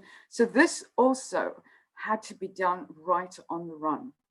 By now, Imperial were ordering breakfast, lunch packs for their for the COVID-19 research group, which seemed to increase tenfold every other day. I mean, by the end of the lockdown, they were ordering 400 breakfast and lunch packs for the researchers at Imperial. They then started ordering dinner packs, including other universities as well, because these universities had residential students who by then couldn't leave. They couldn't go back to their homes in other countries. They just had to stay put. And there were no food because the university catering was shut down. So these guys were having to make breakfast, lunch, and dinner packs. As a consequence, they were able to help out other businesses because they could buy stock from companies that had to shut down and were sitting on stock. And the owner said to me, Adri, as far as I know, talking to all of the people that I know that run the same business that I do, I am the only one that did not lose money. And on the contrary, he was able to settle 80% of his business debt and bring 60% of his furloughed staff back on board. And I must say, you know, I don't run a business, so I don't think of this. The idea doesn't come to my mind, but the supply chain suddenly broke down, and there were people sitting with unpaid invoices that belonged to businesses that had now shut down, that do not have the ways and means to pay that. So he was able to negotiate, say, a 10 grand invoice. He would go to the supplier and say, look, it's either I can't pay you 10 grand, and you'll have to wait until I can one day, and I don't know when I will be able to, or here's 3 grand and sign off my debt. So that was quite a clever business move. Moving on, as young Sam has said, you know, the consumer is becoming a whole lot more conscious. And there is this whole scenario, big food versus the challenger brands and the power of the consumer.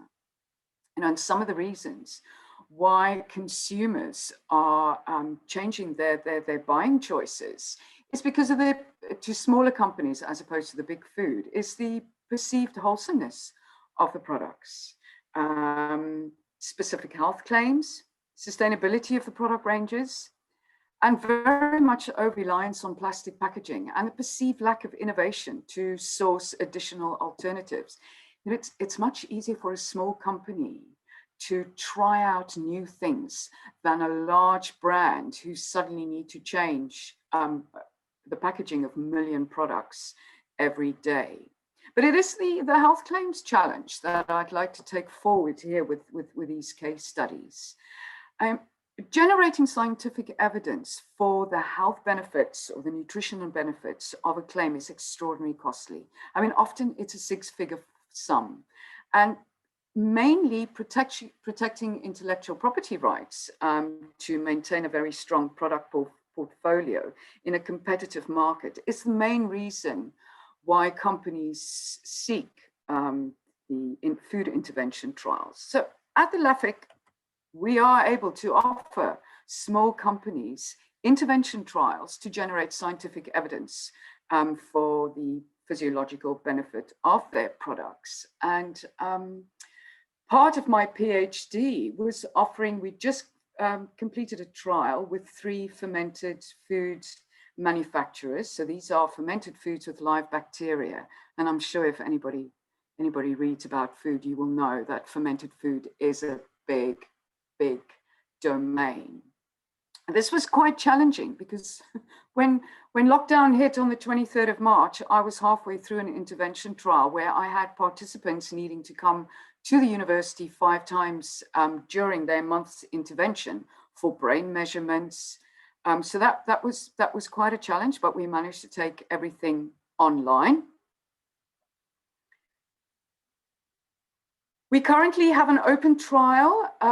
So this trial completed in July, finally last year, and it's hundreds of data points that we are processing at the moment, and we will publish all of the results in April.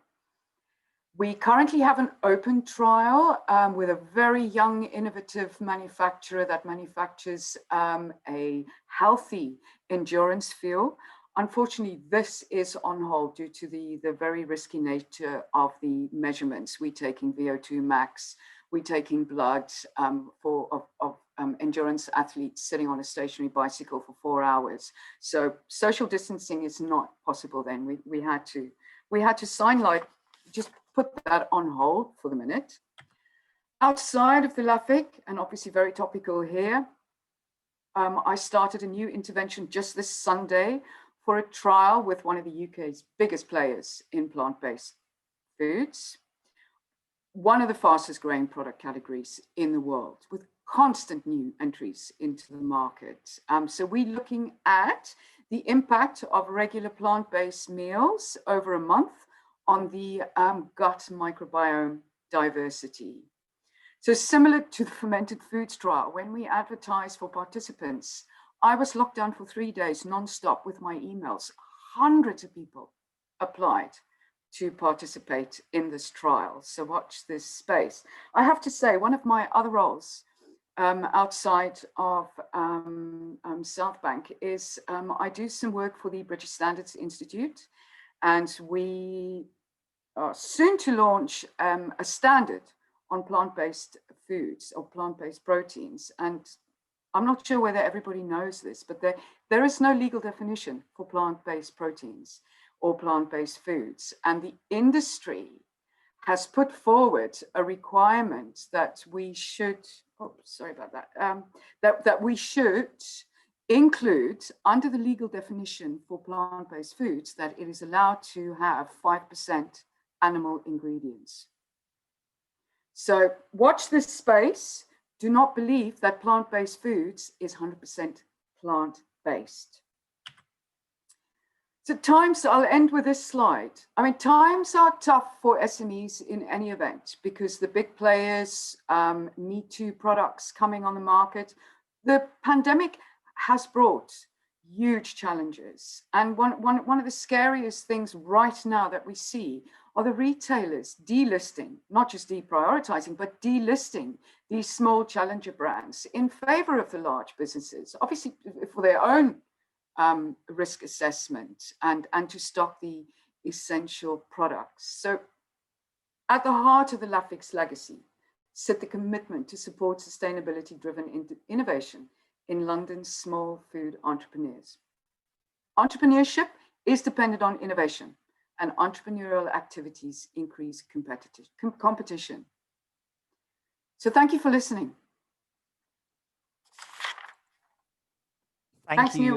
Thank you both so much for joining us this morning and for sharing your success with LAFIC.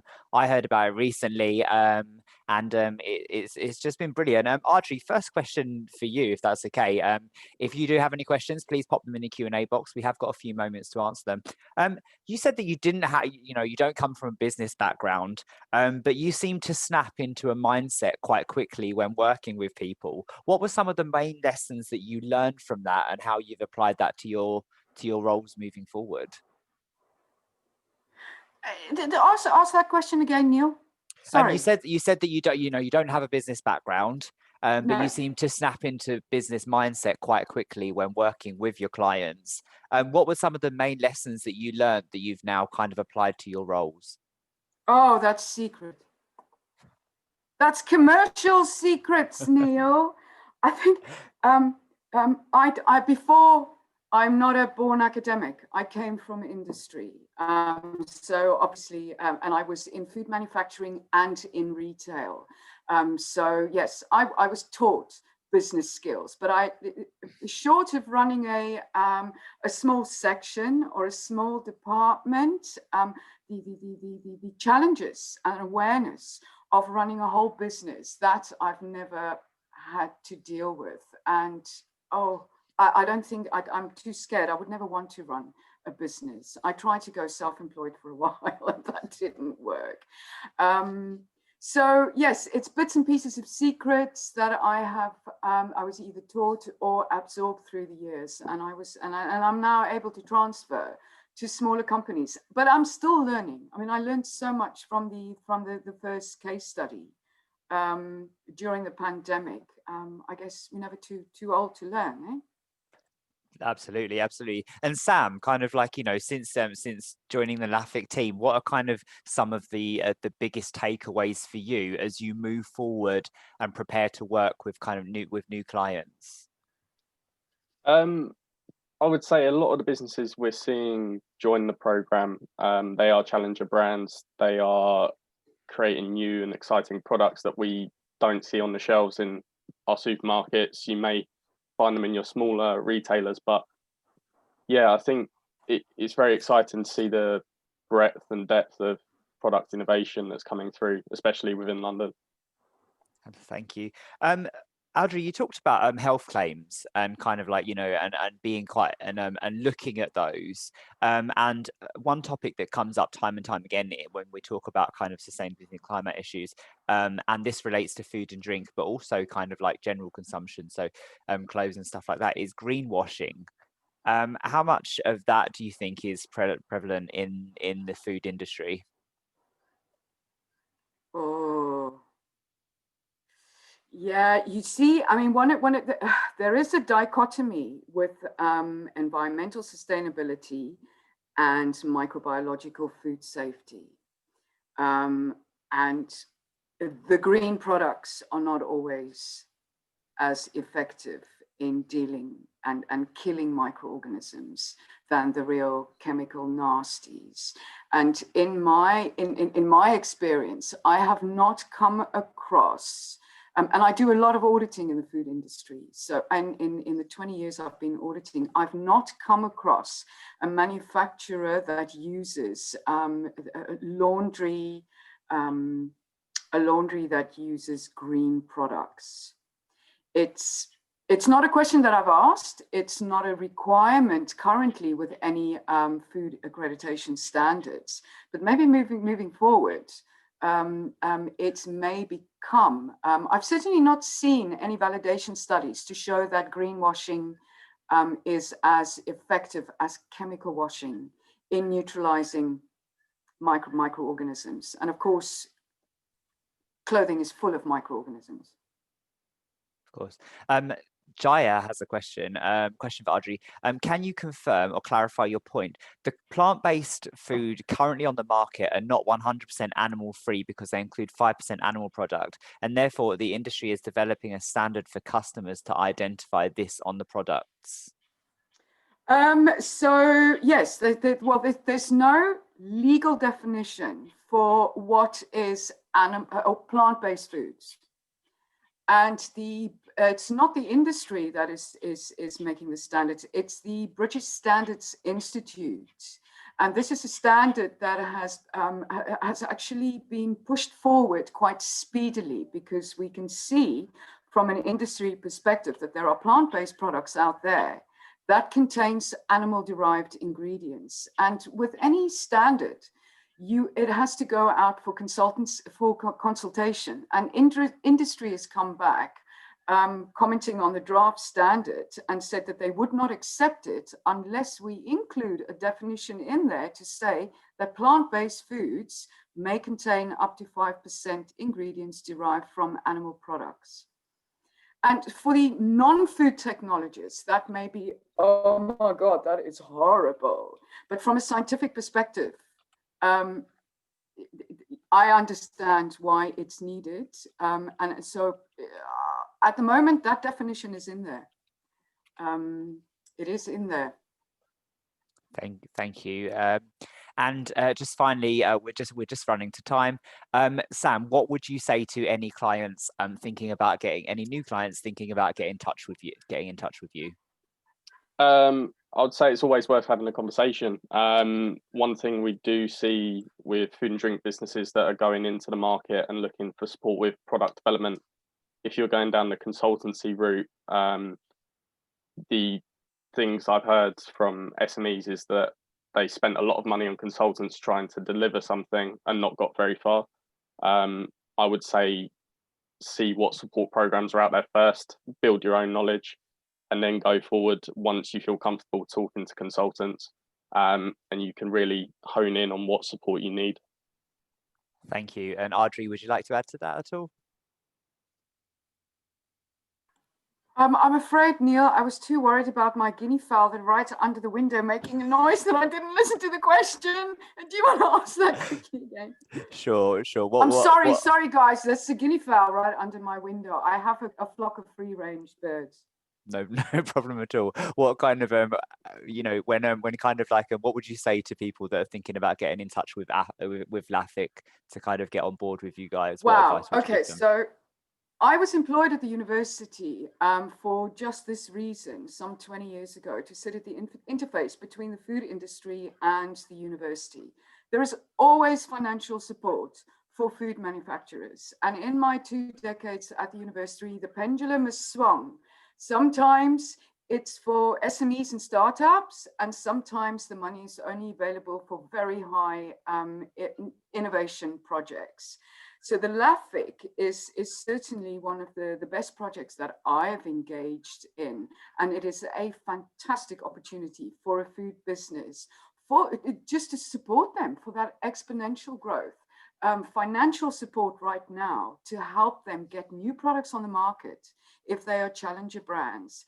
The technical support to get a claim, whether it's a marketing claim, a nutrition claim, a health claim, so that they can sit in front of the competition. I mean, there is no other entity in the UK that can offer a food intervention trial to a small food manufacturer.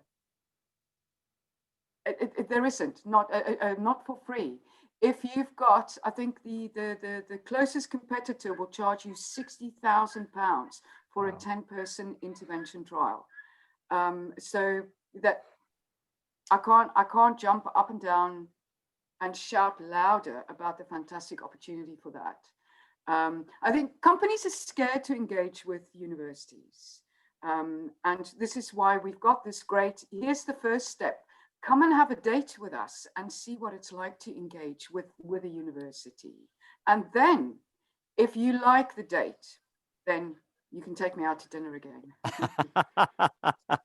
I love it. What a great note to end on. Adri and Sam, thank you so much for this morning and sharing kind of your success, and good luck with it. And get in touch with LAFIC if you are interested in working with them. I've just put the website link in the chat box, so do get in touch with Sam and Adri there. Thank you guys, and I'll see you soon.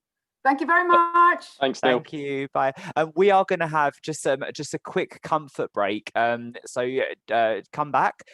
In a few moments, we'll be joined by our Sustainable Innovation Project Coordinator, Bethan Wynton, who works with Sam and Adri. Bethan will be talking about how LSBU is supporting London startups to create sustainable innovation.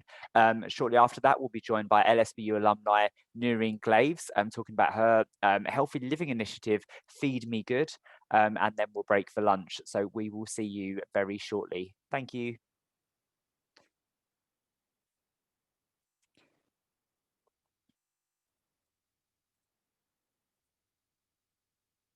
Bethan, how are you doing? Hi, I'm good, thanks. How are you doing? Yeah, I'm good, thank you. We'll just give everyone a couple of moments just to grab a cup of tea or a quick loo break. Right. And then we'll get started. Did you want to bring your screen up? I'll stop sharing mine if you'd like to bring yours up. Okay, yeah.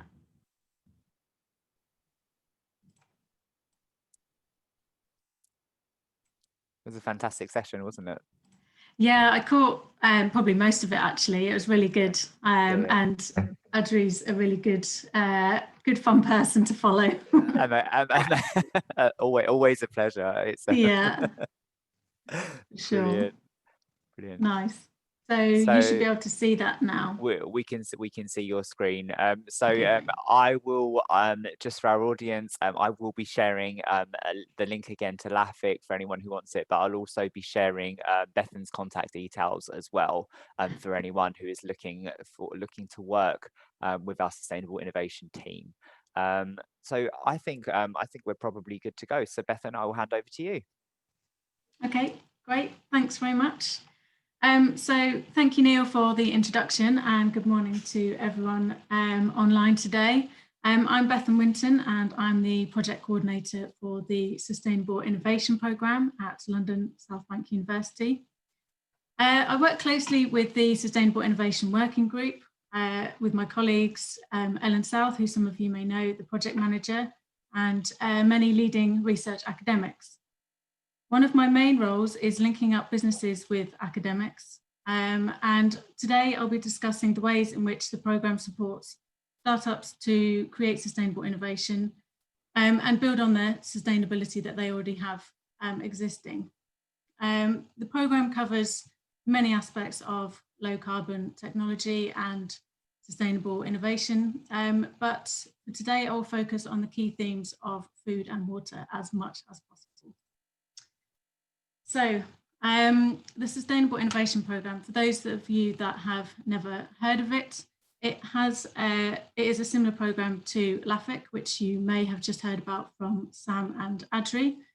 Our main aim is to connect London businesses with LSBU academics. We create tailored links, so we look at what the business requires and we match them with academics that will suit their needs. By doing this, we hope to bring new clean tech products and services to the market.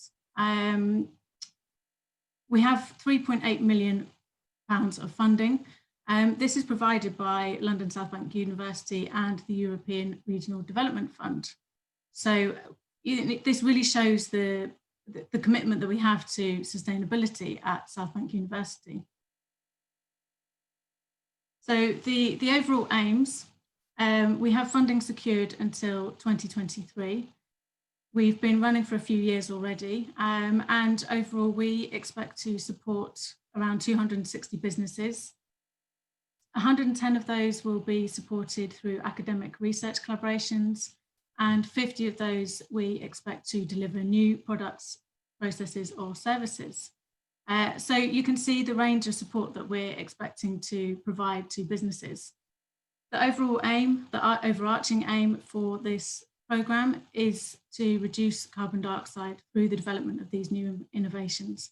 And we hope that the businesses that we bring on board also have that aim at the heart of their business. So you might wonder, why are we doing this? Why is sustainable innovation, why is the programme, why does it exist? Well, as you may have already guessed, at LSBU, as a university and a group of individuals, we are hugely passionate about sustainability and climate action. We're also passionate about businesses, startups, and helping them to progress and develop as best they can. So we use this program to fast track and support the startups and small businesses in London. And we make other funding opportunities accessible to those businesses. We see this program as a win-win scenario. We have the businesses obviously receiving a lot of support from the academics and workshops and things, but we also see that the academics can receive a lot of benefit from this as well. They are able to stay at the forefront of research. They get to work with exciting, innovative businesses with commercial goals. We also see the ripple effects for the students. They get to hear about the life case studies. They also sometimes are able to get some employment through the programs that we run. Overall, what we really hope this kind of achieves is we want to build a legacy. We want sustainable innovation to create this low carbon community at LSBU.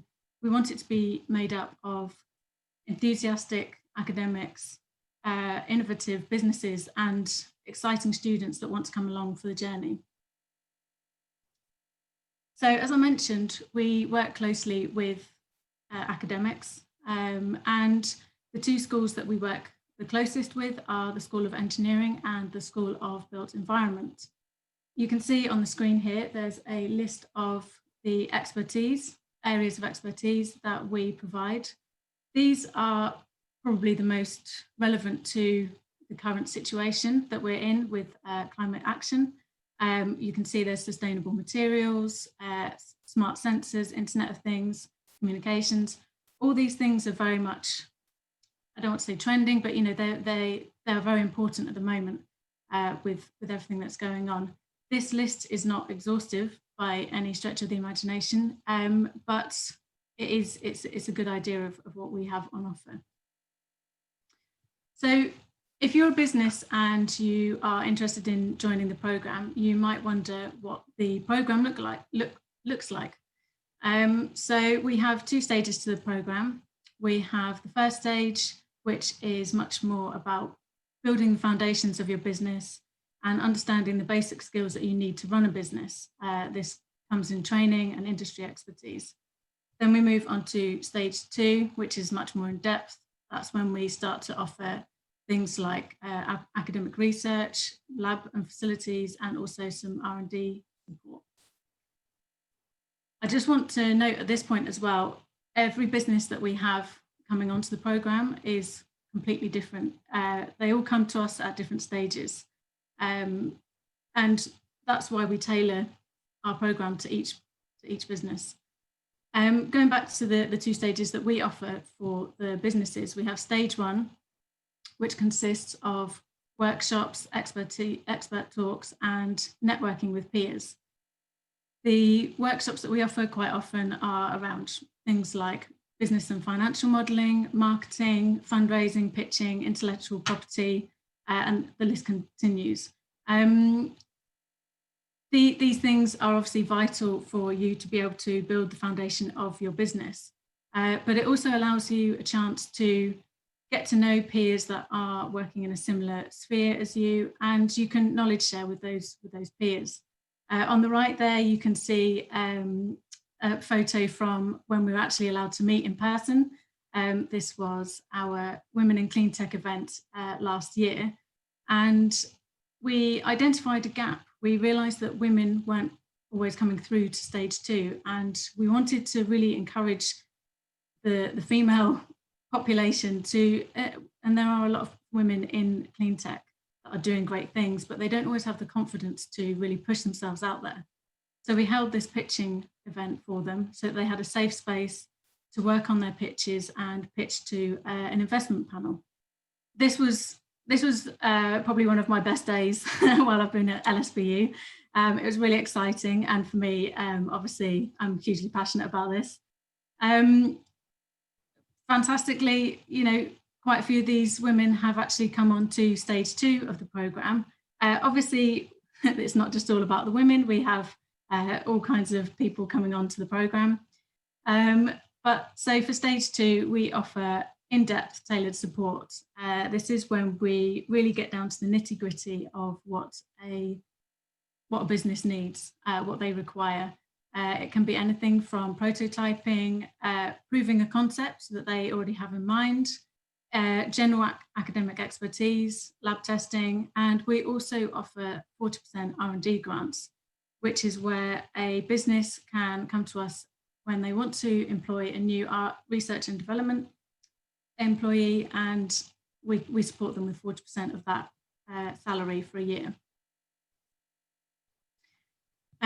As with all these things, there is criteria. We just have to make sure that we are supporting real businesses, so they have to be registered on Companies House. It must be a London-based business because that's the whole point of the European Regional Development Fund. It must at least have a London-based address, and it must be a small business, hence the size of the employees and the turnover.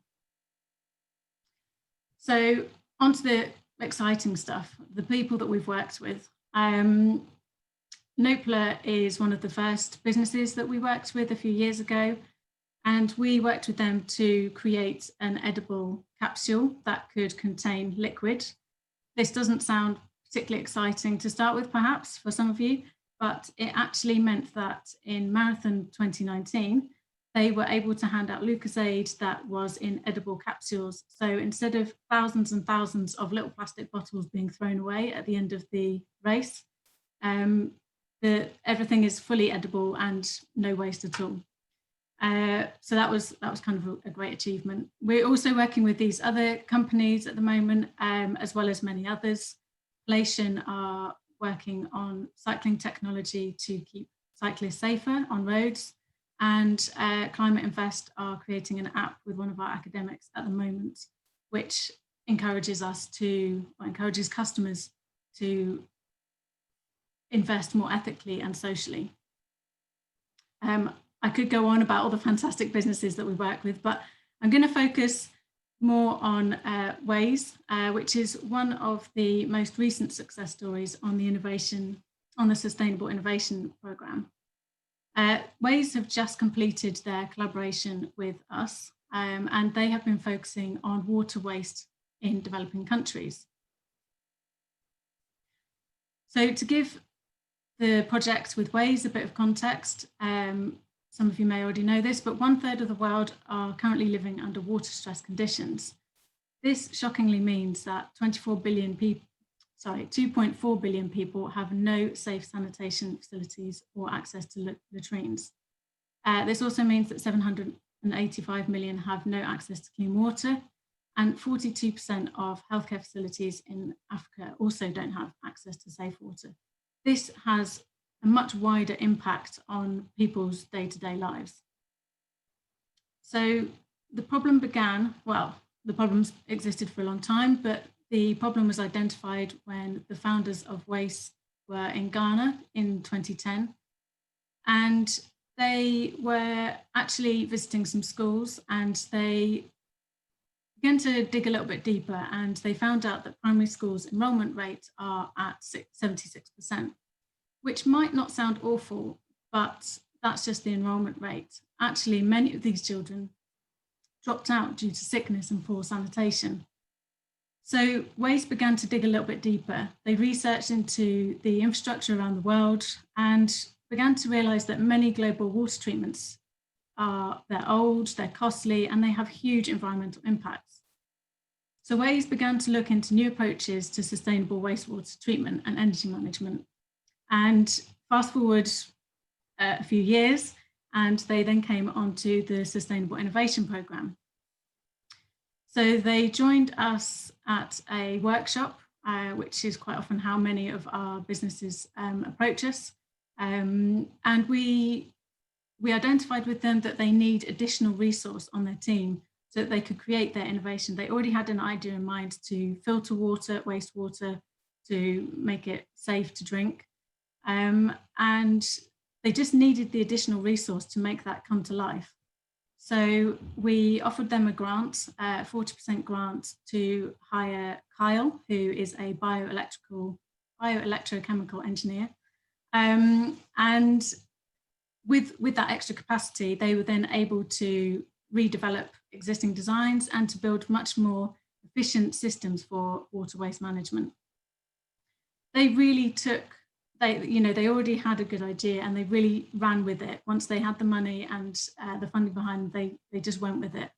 So we've watched them go from strength to strength in just 18 months. It's been really exciting to watch how quickly they've developed. The results are quite fantastic as well.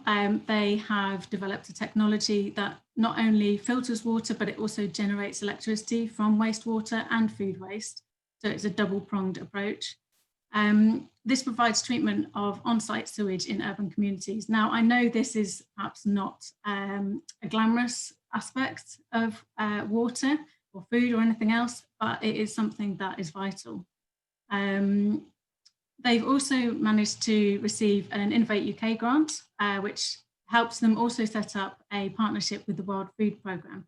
So they came in, they've used Sustainable Innovation Programme as a stepping stone, and they're really flying now, which is fantastic to see. They're also now piloting their technology in Nairobi at the UN office and SNV Kenya, which is a non-profit organisation.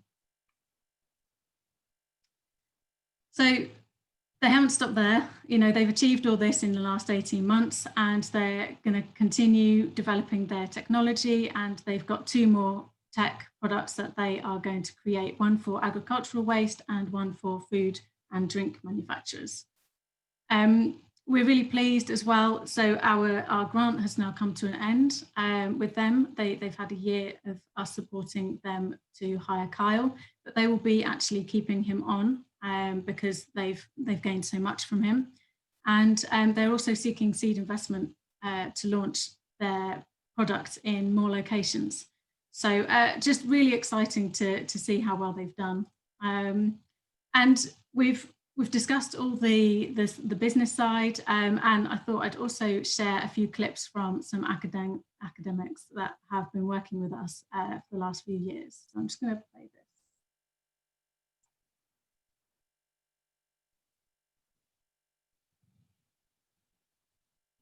Hello, my name is Professor Steve Dunn from London South Bank University, and my research group developed advanced ceramic materials for energy storage in things like batteries and energy harvesting to convert waste heat into useful fuels and energy supply.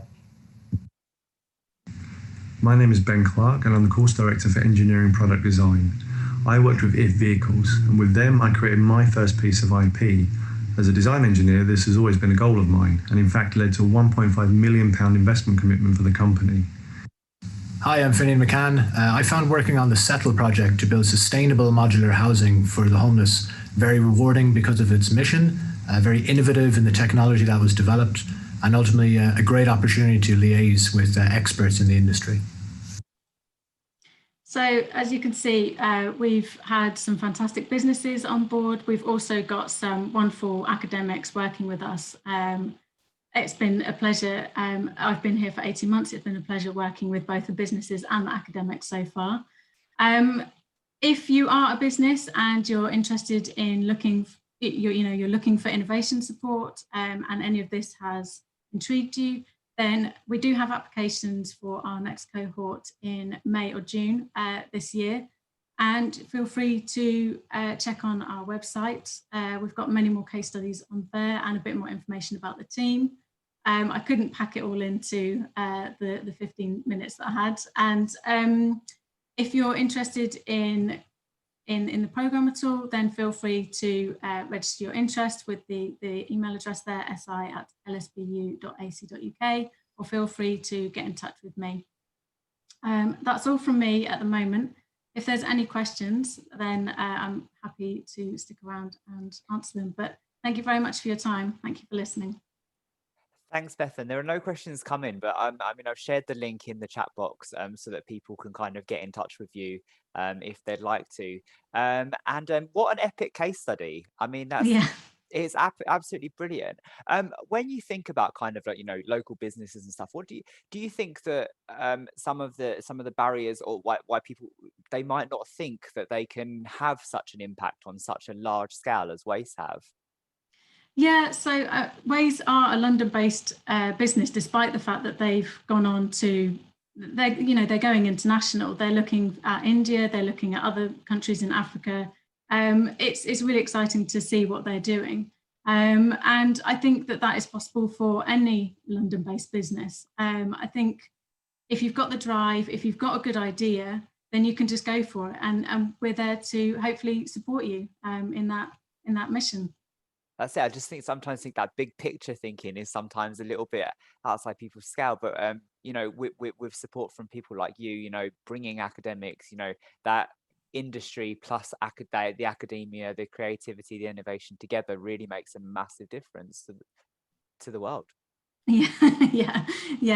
I mean, it's amazing because the technology that Waze are using is very small physically, but it is obviously doing some fantastic stuff. So no matter how small or big your idea is, then I think people should definitely roll with it.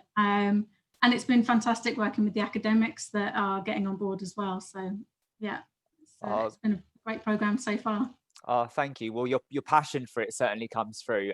Lynn's just said, no questions, Bethan, but totally uplifting. That's nice to hear.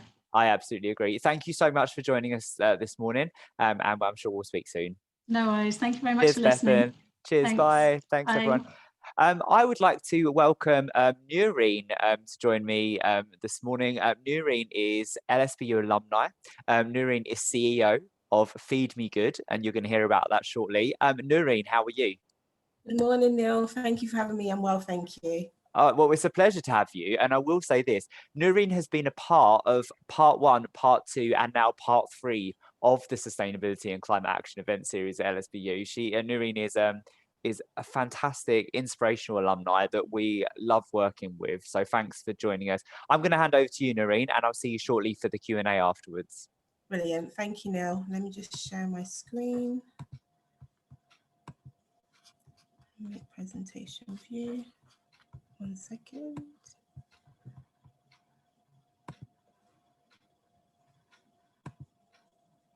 Yeah, perfect. Okay, you can see me. Brilliant. All right, good morning, everyone. Thank you for joining me. I'm going to go to the next one. So before I start, I wanted to say this phrase that I think has actually summed up my journey with Feed Me Good. Have faith in the seeds you sow, harvest the good, and you will grow. So hello everyone, my name is Nureen Glaves. I am founder and CEO of Feed Me Good. I started Feed Me Good in 2014. I'm also an LSBU proud alumni. I graduated in 2011 for a BSH in food and nutrition, and combining 2 of my passions as well. So I want to talk to you guys about what is the passion that fueled me to start my purpose and in Feed Me Good. So I've always been a creative person. When it comes to my background, I'm a classically trained chef, so I've got about 6 years experience in the professional kitchen. I also worked for the NHS in public health for dietetics for 2 years. And I also worked in manufacturing after my degree for 2 years. And then I've been doing food sales as well for Coastline UK. Now, what was quite interesting is that out of all the careers that I've had, I found that the work that I did in the NHS gave me the most passion. It made me feel so good to build communities and engage with them and just be a positive person in their lives as well. And I realized that from that job, which didn't really feel like a job, to be honest with you guys, it kind of gave me the driving force that I needed in order to have the initial idea of thinking about Feed Me Good. And what I love about it is that I'm able to be creative and I'm able to engage with different communities across London and outside of London, and right now even the world, as we are currently on lockdown as well. And another thing that I also wanted wanted to do is leave an impact. Like, that is really, really important to me, because I feel like when you go into different communities and you're teaching them about food, nutrition, well-being, sustainability, employment and education, you want to ensure that they are equipped with this knowledge and these tools so they can make healthier choices in themselves, with themselves and also the communities, and also have a lovely CPD accreditation, which we have been able to achieve, to leave a positive impact further on as well. So these ladies, guys, is my amazing team. It's quite funny because, as I said before about the seeds you grow, seeds you sow, I think my career since leaving South Bank has really catapulted me in meeting incredible people along the way. And it's funny because when I think about Feed Me Good, we wasn't a sustainable company. I mean, I wasn't a sustainable person myself when I think about it, but it was literally the driving force of wanting to help my son with being eco-friendly that basically kind of pushed me in this direction. So to my left, we have the beautiful Kalita Wood. She is one of my best friends, and she's our HR director. She has amazing experience in HR, and she leads on one of our programs called How to Be Employable. And then on my left, on my right, I mean to say, is Hermina Hegar. She was my IKEA Wembley team leader. This was in 2016 when I did Live Argon. And she also came on board in 2018 when we did a project for St. Mary's Cray, and also for families and so forth like that. And it was just amazing. And what I love about these ladies is that they complement me in their skill sets, but they're so creative, and they're able to really reach the communities, and they believe in what I do and what Feed Me Good stands for. And it's amazing to have a mixture of skill sets and also passions when it comes to the work that you're doing, especially when you want to make a massive social and health impact as well. Okay, so Feed Me Good supports a wide range of communities and individuals to improve their health and well-being by increasing their aspirations and developing sustainable life skills to enhance their health, well-being, so health, education and career opportunities. And it's funny because when I think about it, Feed Me Good initially started off from me taking my experience as a public health nutritionist and chef and actually working with different communities. But initially I started off with housing associations, and from that it basically catapulted for me to do other work with other organizations and brands like IKEA, which I'm very grateful for.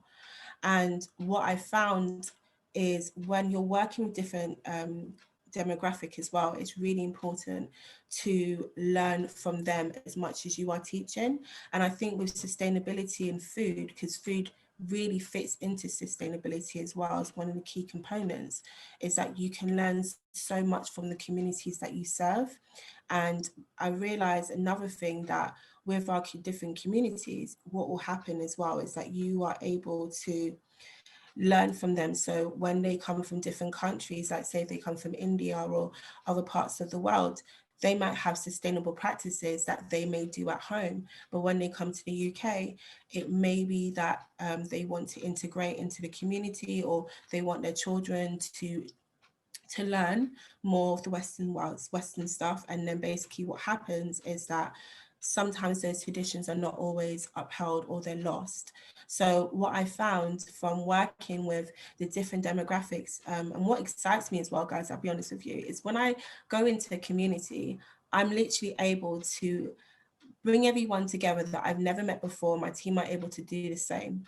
I'm able to learn from them and build those lovely relationships with us. And then when they meet their peers, which may be people from their neighborhood, it might be their neighbor that they don't speak to or they haven't spoken to before, they are able to foster their own relationships. And I absolutely love that, because I feel like it's bringing not only like community cohesion, but it's reducing loneliness, it's highlighting the different skills that everyone has initially, their own skill sets, but also they're able to learn what the tools we give them, and they're able to have a happy, healthy, sustainable life as well.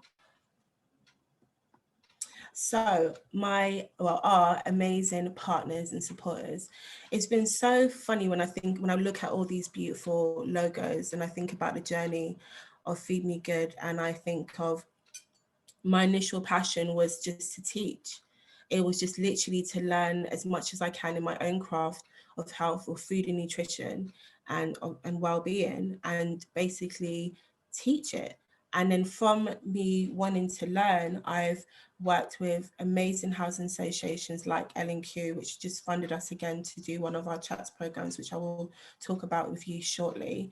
And then also the National Lottery, which we're extremely grateful for to be funded by them. I just got awarded last month NatWest Pioneers SC 100 Women of Inspiration list, which is absolutely incredible. And I'm so grateful that I'm always involved with South Bank University, because I think about all the opportunities that they've given me even after graduating, which I think is amazing. I'm so grateful for. And also we are a disability confident, committed employer, which I think is really important. I think when we think about as a business owner or social entrepreneur, we always want to make the world a better place. We always want to find solutions to the problems that are out there. But I think it's always important to ensure that your foundations, your team and your clients, you treat them with the best respect, you learn from them, you nurture them, you give them what they need, and their wants will be, actually achieved as well. And I'm just so fortunate over the last 5 years, well, 7 years now, but 5 years being the social enterprise, that we have worked with 7 of the G15. We have worked with IKEA, we've worked with, we've got a new partner called Box Tropics, which I will speak about after. And we have worked with more schools, and we're looking to work with 3 more schools for this new project that we're doing that starts in the next 2 weeks as well. So without community service, we would not have a strong quality of life. I think that is really true, because when I think about how much impact we've been able to achieve with the communities that we serve, especially when it comes to the tools that we are teaching them. For example, one of our programs was called initially How to Be a Smart Food Shopper, but now we've changed the name to How to Be a Sustainable Consumer. We initially come in and grow or foster these beautiful relationships, but we are literally going in with the highlight, the avenue of food. And I think food is such a universal language that you don't need to speak it. You can use body language, you can communicate in different ways. And I think it's so beautiful when you're able to have a group of different backgrounds, from elderly to young people and everyone in between, and you're able to practically cook together, break bread together, eat together, share stories, share cultures, and you see that there's so much that we can learn from each other. Yes, we may be different, but really we're all the same. And that's what I think, why I love the work that we do at Feed Me Good, and how we are able to really make those health and social impacts that we do as well in the different communities that we serve. So talking about our programs, we have 4 different programs that we've grown over the last 5 years. So the first one is, as I said to you before, How to Be a Sustainable Consumer. With How to Be a Sustainable Consumer, we teach about food storage, eating on the go, eating on a budget. We also speak about fermentation, energy efficient cooking methods, which can help you to reduce your energy bills, because it equates to 4% of your energy bill per year. We also teach about gardening, because we understand not only is it really important to know how to grow your own food, because that's one way of practicing being sustainable, but also it really impacts your mental health. So we love to do that. We have 12 modules in total, but we are always developing more. And this is one of our first CPD accredited courses. And as you can see, we've got our beautiful community. And what I said before, which is true, you have a diverse mix of ethnicities and background. And that's like one set of our students that didn't know each other before, and we cooked our meal together. And we've learned so much from them. This is basically our project we had. That was our last face-to-face project last year that was funded by L&Q Foundation. what we found over time from doing how to be a sustainable consumer is that our students reported there was they saved money. Well, was the first one. So they basically saved between 20 to 40 pounds per week on their food shopping, which was absolutely incredible. They also reported 98% of our residents or students, I should say, basically felt more included in the community, a sense of belonging, which was amazing. And also they started to lose weight, which is quite funny because we never, as like a public health nutrition, I mean, health is always important to me, and also is weight. But I think the way we've been able to teach how to be a sustainable consumer is that we don't emphasize on weights and scales. We just basically teach you the different methods of cooking and nutrition and understanding labels. And then you can make an informed choice to take on these habits and develop them, and then you're able to impact your life and also your community as well, which has been absolutely amazing. The next one is our new program, which is called How to Be Employable. This is delivered by Kalita Wood, which we're so grateful because her expertise in employment, from CV writing, you know, how to prepare from the full process of before an interview, during an interview and after an interview, you know, your employable skills, like all of these things that are so important for like not only young people, but everyone. So we are actually working right now, we've been funded by National Lottery to combine our two programs, How to Be a Sustainable Consumer and How to Be Employable, to basically make one program called Feed Me Life Skills. And from the Feed Me Life Skills, we've been working with over 158 people on our Facebook group, which is Feed Me Life Skills Project, but also we are looking to add another 400 with our partners. We've just got a lovely contract with a school as West London College, so we're very excited about that, to be working with them, to be helping also the young people. So we understand that these different life skills are so vital to everyone, especially when it comes to young people into different ages. And also the most important thing is having that intergeneration between the elderly and young, and everyone can kind of learn from each other and teach each other and grow their own relationships, and also nurture these beautiful habits that they learn in class. So another program that we have been working hard on and is so grateful to get funded by from L&Q Foundation is CHEPS, which is our children's education program. This program is quite interesting because I remember I initially started it in 2015 when I was going to working in 2 primary schools. So one of them was Brentford Primary School, another one was Maynard Primary. And it was quite interesting because initially it was just about me going in and teaching a little bit of like science, a bit of nutrition, and also having like cooking demonstrations and also helping them to learn those skills. But over time, and I think this year, well, last year, I should say, the girls and I, they've been absolutely amazing to further develop this program into 15 modules, which we are going to be delivering 8 weeks for our 3 primary schools in Brent. What I really love about this program is that it's teaching sustainability and also the practices around sustainability and other things that comes from being sustainable, like your mindset, you know, your positive relationships and habits, and also fostering other things that from kids employability, which is a section of how to be employable, so it's its own entity, and modules of how to be a sustainable consumer. And another thing that I'm really, really proud to say, and I'm glad that I added it in funding bids, is we are going to be feeding or delivering 500 hot meals for the half term in February. And I think after seeing how everything was happening last year, and even right now with the government sending out those packages, food packages, I felt it was really important to have hot meals for children during the school holidays, because I understand how bad holiday hunger can be.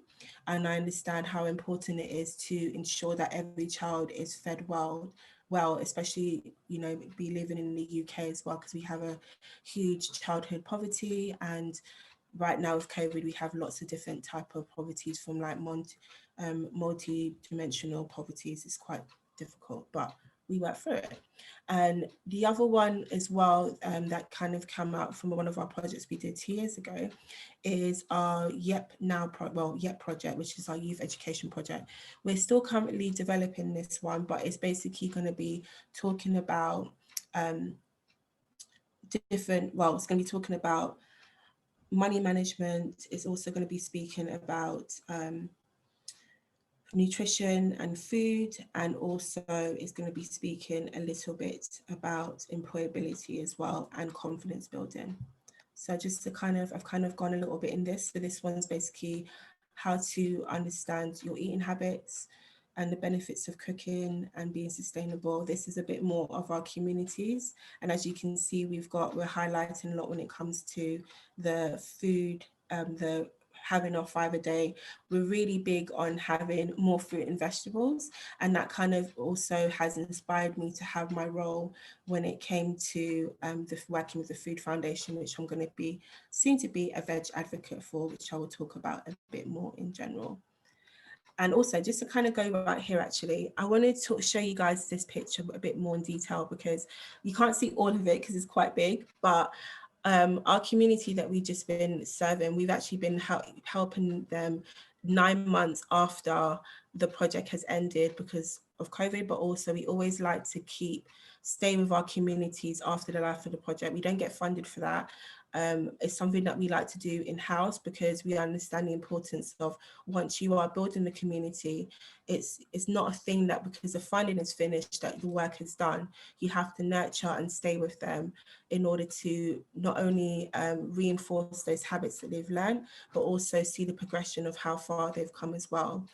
We've got over here, we've got Darren, he's really lovely. He has special needs, which was really nice for us to always have a different demographic when it comes to learning abilities. So always being able to adapt your teaching is one thing that I think is really important when it comes to the messaging of how you deliver the work. So example, speaking about healthy eating, you know, the lingo that we say about healthy eating, you know, making it easy to understand and so forth, because I think that's one of the issues when it comes to consumers actually getting the right food as well. Also understanding about health and well-being. I think one thing that I do find over time is that when we think about sustainability, it's always, or what we found as well, is that it's always doesn't seem achievable. It doesn't seem like it's for everyone, but I've realized from working through Feed Me Good and also Live La Gomme, IKEA Live La Gomme, that that's not actually the case. I've realized that from working with different demographics, everyone can play their part, and it's literally like what La Gomme says for as well, just the right amount. It's giving the communities just the right amount of nutrition information, of food information, of sustainable practices that they can take in themselves and basically create it into their own habits as well. And then also, like I said before, is the CV writing and, you know, job application awareness, like all these different things. And what I love about this program as well is that we're literally able to show you that you have amazing skill sets that you may not have thought you may have had before, that you can either turn into a career or actually highlight those skill sets to go after a good career for yourself. And that also impacts your socioeconomic status as well. And like I said, this is one of our school children. I love this picture, guys, because, okay, so there's a little background story of this one. My little guy here, he basically, I told them about having the pepper. So the pepper, if it's a girl, I think it's like 4, you have the 4 little edges. And then if it's a boy, it's 3. It's at the top. Over here it's 3, and then over here it's 4. So he's cutting into the pepper and he's just like, oh, like seeds, and like it was just so amazing to me, because I think to myself, like, it's making the information understandable to them. So even little children that are like, you know, 6 to 7 years old can take these beautiful life skills and they are able to impact their lives in the future as well. So, you know, our duty right now with CHEPS is to really impact and influence the education system in the UK. I find that over the years, to be honest with you, we're kind of not focusing on the important things when it comes to life skills that you need in the future. And as sustainability is so key for our survival on this planet and making sure that we actually have resources for ourselves and the future generations, it's really important to speak about or educate children on different life skills. So when they get to, say, university stages, they're more equipped. Or maybe not university stages, but when they get older, they're more equipped with the knowledge and the confidence and the power to basically have a successful future as well. And over here, this is Hubert. This is one of our Feed Me Good kids. He is 11 years old and he's making some, I think, like croissants, some Hungarian croissants as well. So over here, guys, we have a picture of one of my beautiful Hermina, and this program is what we delivered in Southampton. It was actually quite amazing when I think about this program, because it was during Ramadan, and we had 20 youth, like 20 teenagers, ages between 16 to 22. And when you go in there, it can seem so threatening, like, oh my God, what in God's name? But then you get to know everyone and they are the most amazing people ever. And I remember every single week we had a food delivery from, just had like different leftover ingredients. So it could be anything from fruit, vegetables, ready-made meals, yogurts and so forth. And we would cook with those food every single week, and also give like little care packages to the students that were there as well. And it was amazing because everyone got involved. And, you know, they were sharing stories and they were just really funny. And I remember even speaking to him, like, oh my God, I was a bit thinking to myself, you know, how are we going to do this? Because it's mainly male, different ethnicities, and we want to engage with everyone. We want to continue to be inclusive.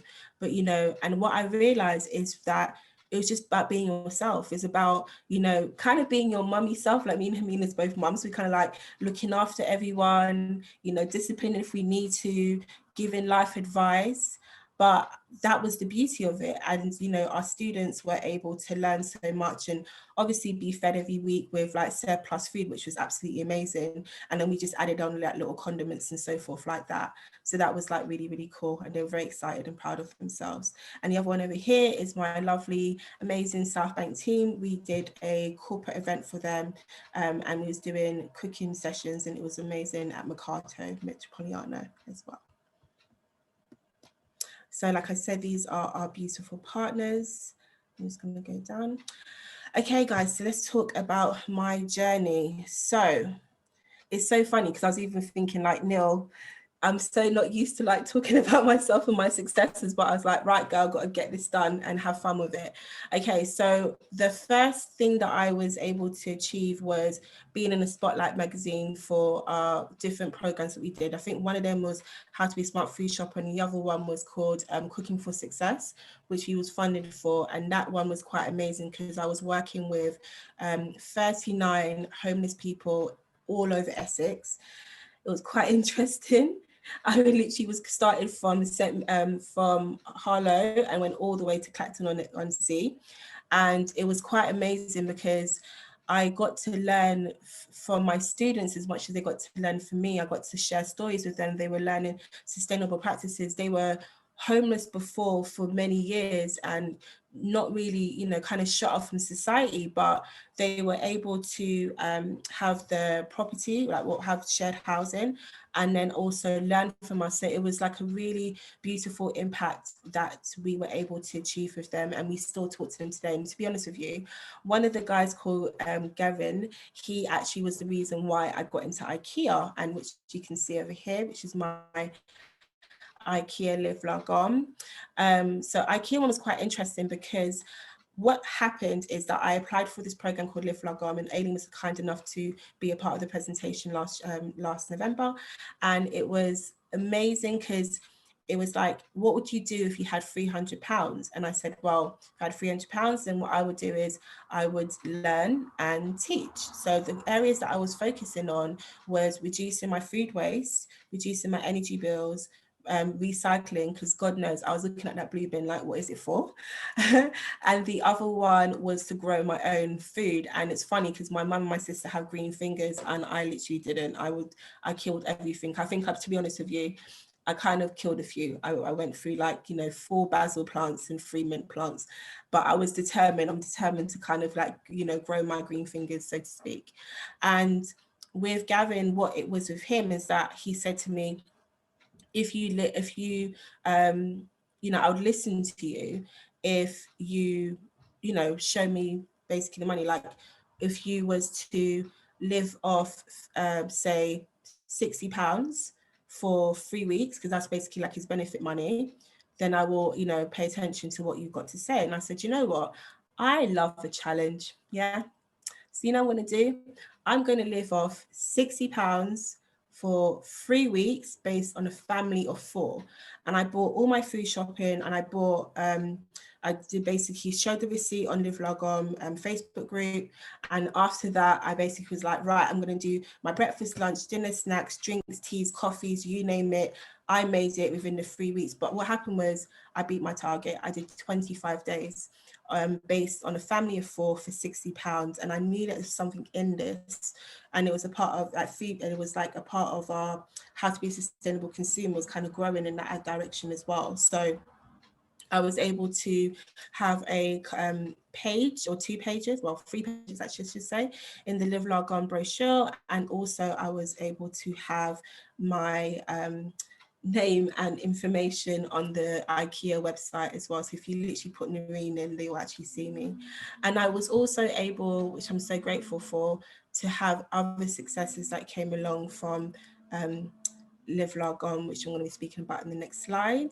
At the top, as you guys can see, I was a LSBU Alumni Hero, which was absolutely incredible. This was one of my first features that I did for International Women's Day. So if you can hear the background, I've got the builders. And then over here at the bottom, I got my beautiful Vanessa. She is my mentor from the Princess Trust. I started with the Princess Trust in 2013, and I launched Feed Me Good in 2014. So she has been along my journey with me, which has been absolutely incredible. And a bit more with my journey. So I don't know if you guys have seen, and I don't normally always talk about it, but I was actually on Rich Kids Go Skin.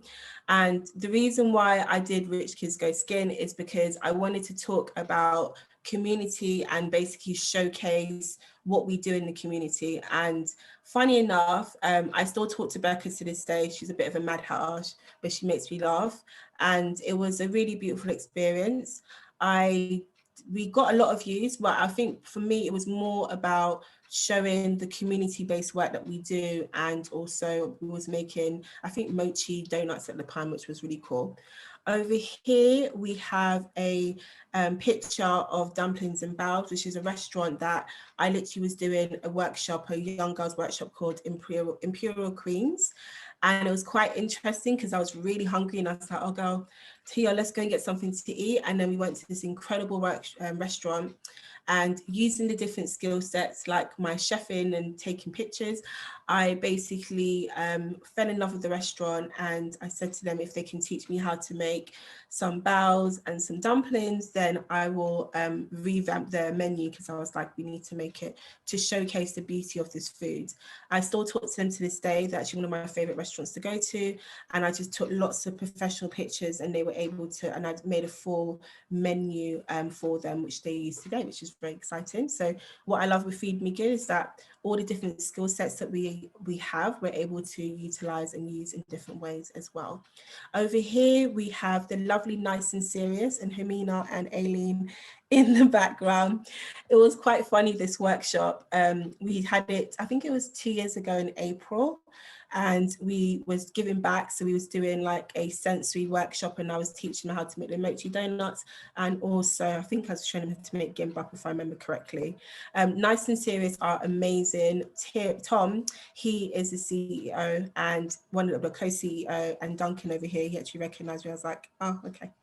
But they're really lovely because they're a sustainable company. They make different films and projects around sustainability. They had the zero waste shop as well. And what I love, guys, is that with Feed Me Good, not only have I grown as a businesswoman or social entrepreneur, I feel like I've met so many incredible people, and I've learned so much from them as well. And I think networking is so important when it comes to the work that you're doing, especially when it comes to like all the connections that I've made through, example, IKEA, because I've literally connected with Hubbub as well, which is another charity about sustainability, and Nice and Serious as well, which is one of my also favorites as well. So over here, not last year, yeah, the year before, I think it was, yeah, so it was 2019. And over here, guys, I met the IKEA, well, Inca CEO, Jasper. He was really lovely. I went to the One Home, One Planet in Germany with Aileen and Sharon and her girl, which was absolutely amazing. We had a co-creation 2 days talking about sustainability from food, energy, waste. You know, it was a few topic areas. What was amazing that we had people from the UN, we had different people from also companies like Ben & Jerry's. Like there was literally over 200 of us, from social entrepreneurs to non-profits to corporate, and government. It was absolutely amazing. Like I was like, wow, this is really huge. It was beautiful because the idea that I had for the CHEPs, some of it was developed in my co-creation section, and I actually won, which was like, yay. So I had to present in front of like 200 people, and I was like, oh my God, okay. But it was funny because even when I was presenting, my shoes were killing me. And this guy over here called Stephen, for some reason, guys, I don't know, if you're any students out there, like network and get to know people, and, you know, always be kind, I would say, and be your normal selves, because this guy, Stephen, I had a knack of meeting very important people, not realizing it. And he was the actual store manager. And I went up to him like, you know, hi, I'm so sorry to ask you, but my feet are killing me. Do you have any IKEA slippers and I can buy? And I think he just found me absolutely hilarious. And he gave me these bathroom slippers that basically when I was doing a presentation, I went up in the IKEA slippers and I delivered my presentation like, yeah, you know what, gotta be comfortable. So that was quite a funny journey. I'm also a brand ambassador and influencer for IKEA Live Log On. I've been doing this for the last few years. And what I love is that I also work in IKEA Greenwich store. So over here, we have some of our students. We were making cookies, and I was talking to them about food storage and waste, and also bento boxes and stuff like to have healthy meals for their children, which was amazing. And you'll actually see one of the other slides, some other things that I've been doing with IKEA Greenwich store. I've been working with IKEA Greenwich store for over a year now.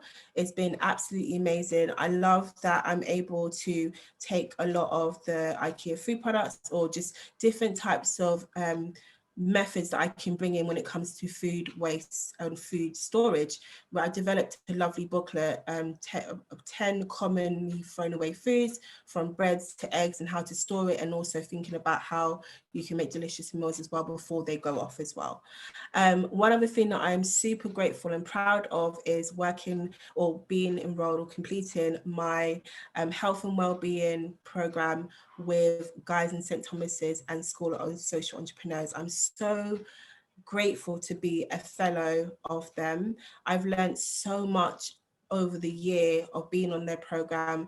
The main target was basically, one of their objectives, I should say, one of them was to reduce childhood obesity, which we do with our CHATS program, and the other one was to also reduce long-term diseases in elderly, which we basically cover when it comes to our how to be a sustainable consumer as well. Over here, guys, I don't know if before lockdown, if you ever did go to IKEA Greenwich store, but you would see a massive billboard of myself and also of Hermina and Hubert. what was so amazing about actually having this massive billboard was I was able to design a sustainable kitchen in one of the room sets, and it was quite amazing because I've never actually designed like my ideal kitchen of how I would be sustainable. So like example, like the jars that I would use for food storage, and how would I actually, you know, put things in order and make things a bit more accessible, so you're reducing your food waste but also saving time and money when it comes to cooking your food as well. And like I said to you guys before, I am a proud Women of Inspiration for NatWest's Pioneers Post, which was like, wow. And another thing I want to talk to you guys about is our Box Tropics. So Box Tropics is a company that we work with. They deliver, well, they've been founded by Maggie and Claudia, who are sisters. They literally started this during lockdown. And what I found amazing about them, to be honest with you, is that I was a customer. So how it went is that I saw an ad on Instagram, as you do, and I ordered a Afro-Caribbean box, as you guys can see here. And the reason why I ordered that is because when I live in Charleston, and we have a lot of Afro-Caribbean shops. And as soon as lockdown was actually announced that it was going to be the next day, which was literally the day after my birthday, all the shops raised their prices by 300%. So example, if you was going to shop to buy your meat, like your halal meat, it literally was like went from, well, more than double the price. So from £18 to over £36 plus. And all the ingredients was just like really, really expensive.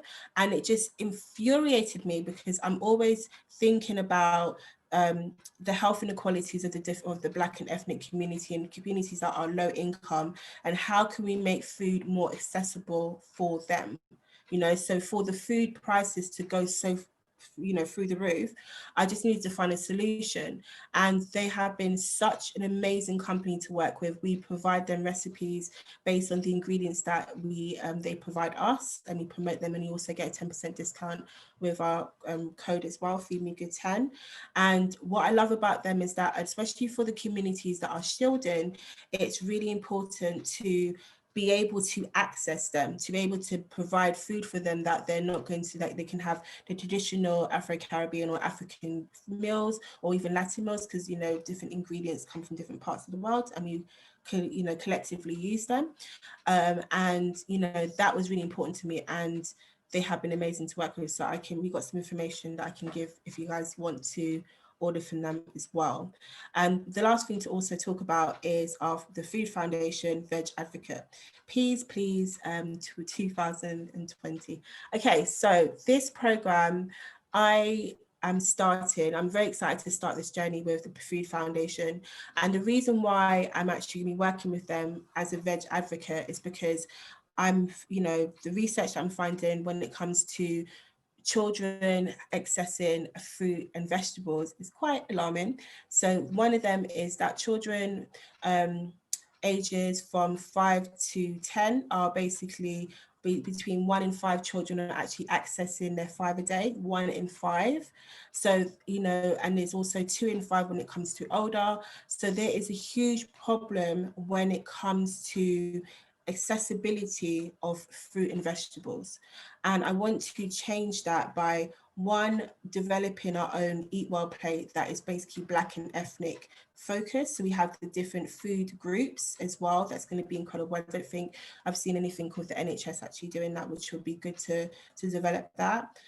Another thing is to speak to the retailers and also speak to the food outlets and try to make them pledge so they can actually make the fruit and vegetables more accessible and lower cost for low income families so they can access them more as well, which I think is really important because, you know, food sustainability and even water is all a part of life, and everyone should be able to have these resources, have these materials available to them, you know. So I think for me it's really important that I've taken this role very seriously for the next, I think 5 years. I think it's going to be 4.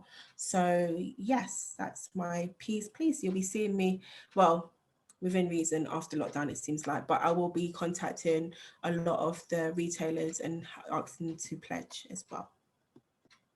okay, so what's next for Feed Me Good? So we are heavily dependent on grants. So after working with SSC in Guys and St Thomas's, I really wanted to diversify our income. So we are looking at social investment.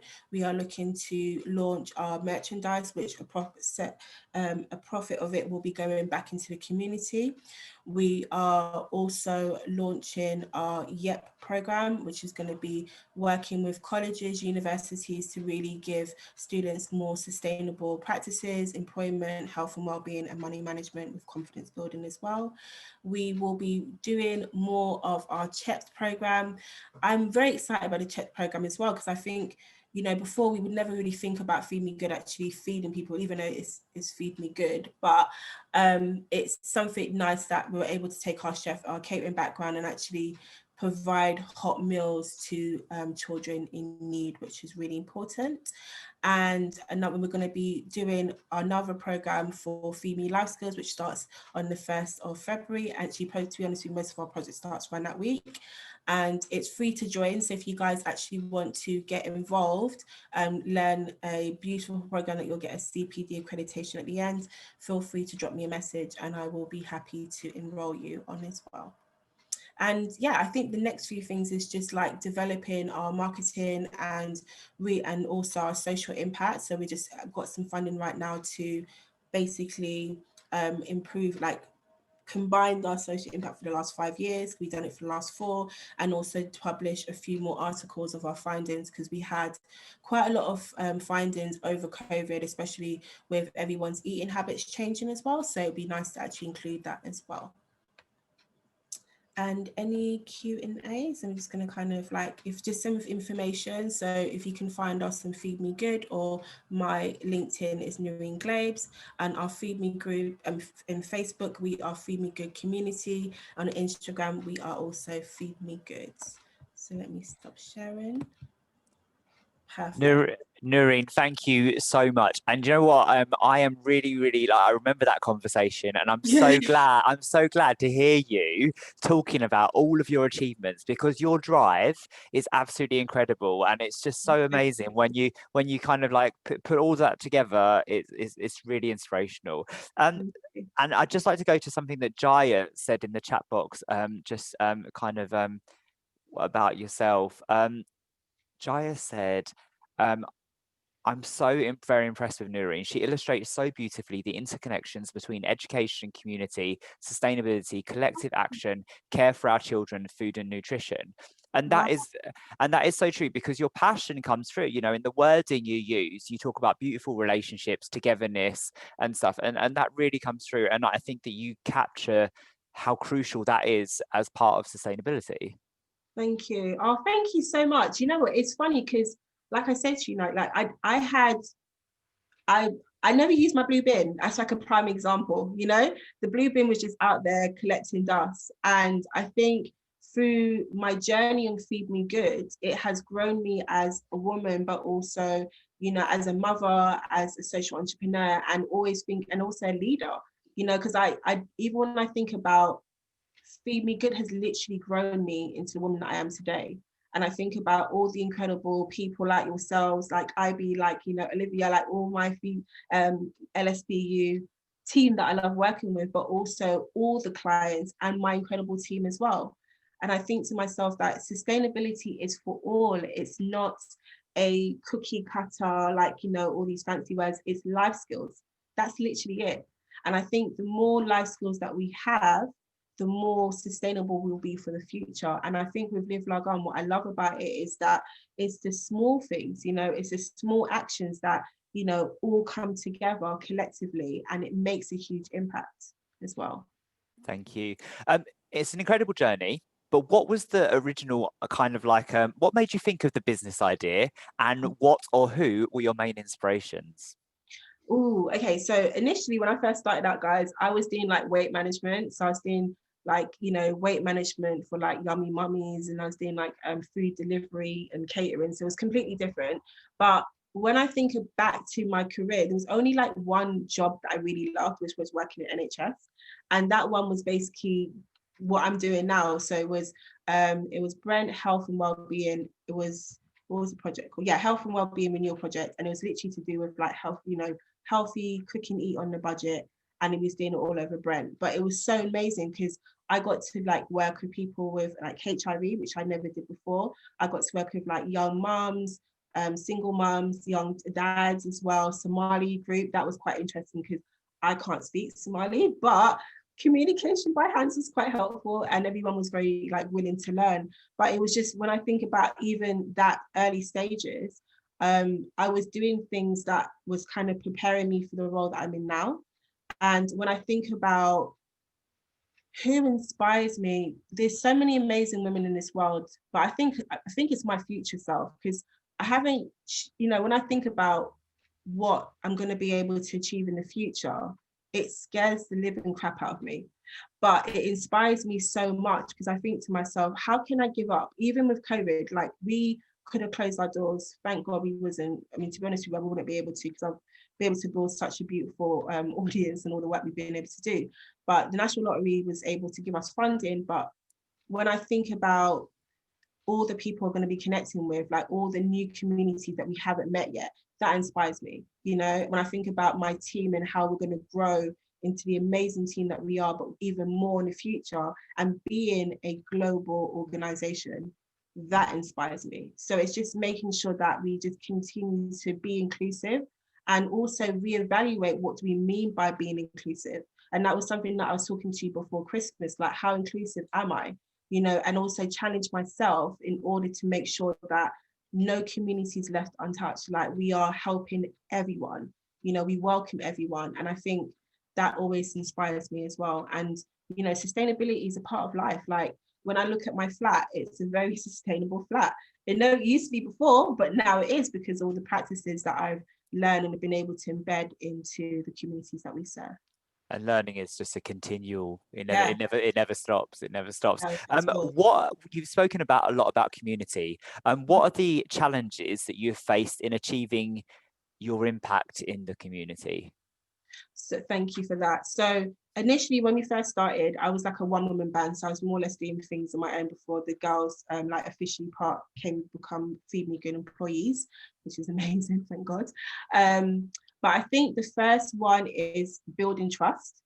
So for me, it's really important when I go into communities that I use food as the beacon of talking to you. So like I can kind of tell like where you're from, more or less. So if I'm like, oh, you kind of look Filipino, okay, you like ube, you like lechon, we go through that the list of food, you're like, oh, you know, like, you know, that's one thing. Or if someone's Muslim, and my name is Nureen as well, which is a Muslim name, Arabic name, which is quite funny because I'm Jamaican. But the reason why I think it's funny is because before someone meets me, if it's from the Muslim community, I think sometimes they will build a bit more trust. And I'm grateful, like I'm so grateful because my name means light, so I can shine light onto you.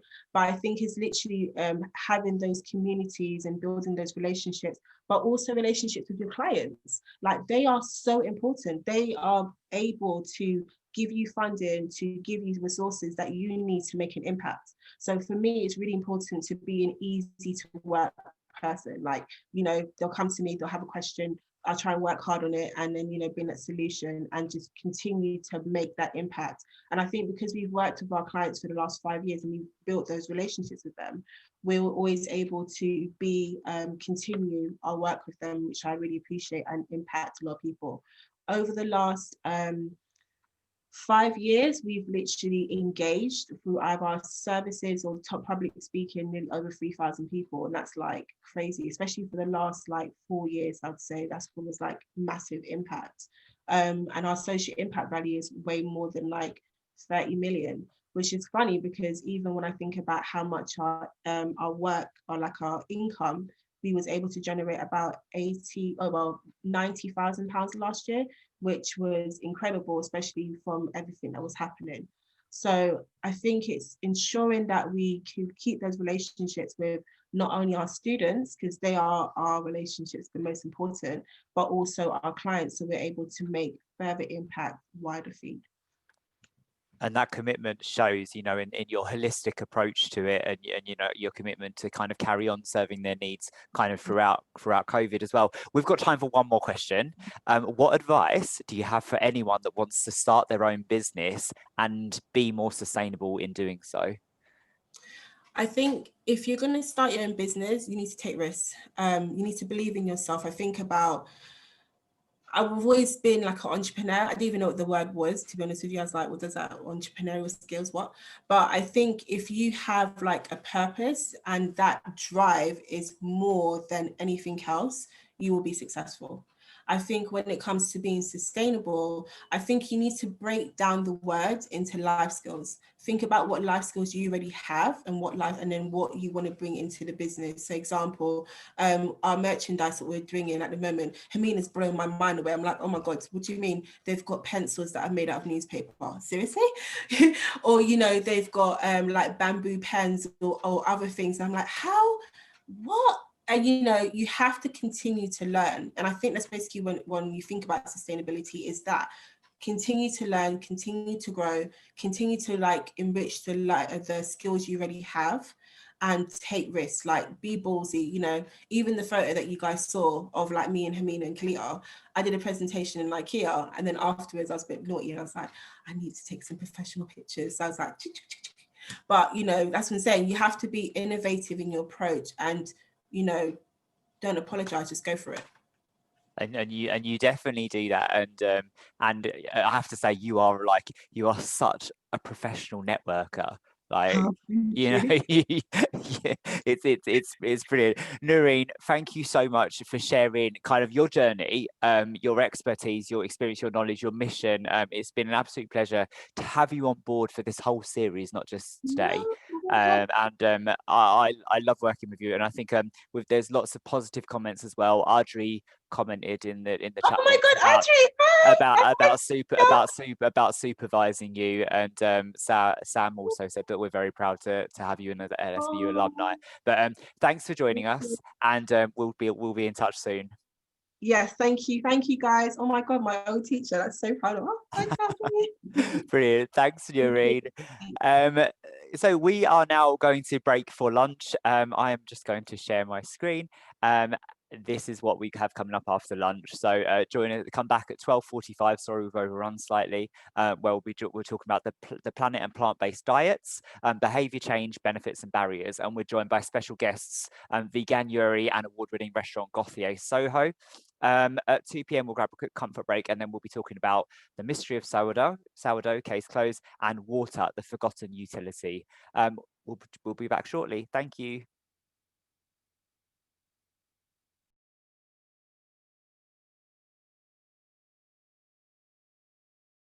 So a huge welcome back to our audience. Look forward to seeing lots of more of you join. I'm really excited about the next session, and it couldn't be more timely with it being Veganuary right now. The planet and plant-based diets, behaviour change, benefits and barriers. I'm going to hand over to my colleague Jaya, who's going to run this session. Enjoy. Thank you, Neil. Thank you, and welcome everyone to this session on the planet and plant-based diets. In the next hour, we will discuss how to change behaviour, weighing up some of the benefits and understanding some of the barriers that might prevent people from going vegan or adopting a vegan lifestyle. So firstly, I would like to welcome Toni Vernelli, who is the International Head of Communications and Marketing at Veganuary, a non-profit organisation that encourages people to give veganism a try. And our second guest speaker is the multi-award winning French chef, Alexis Gauthier.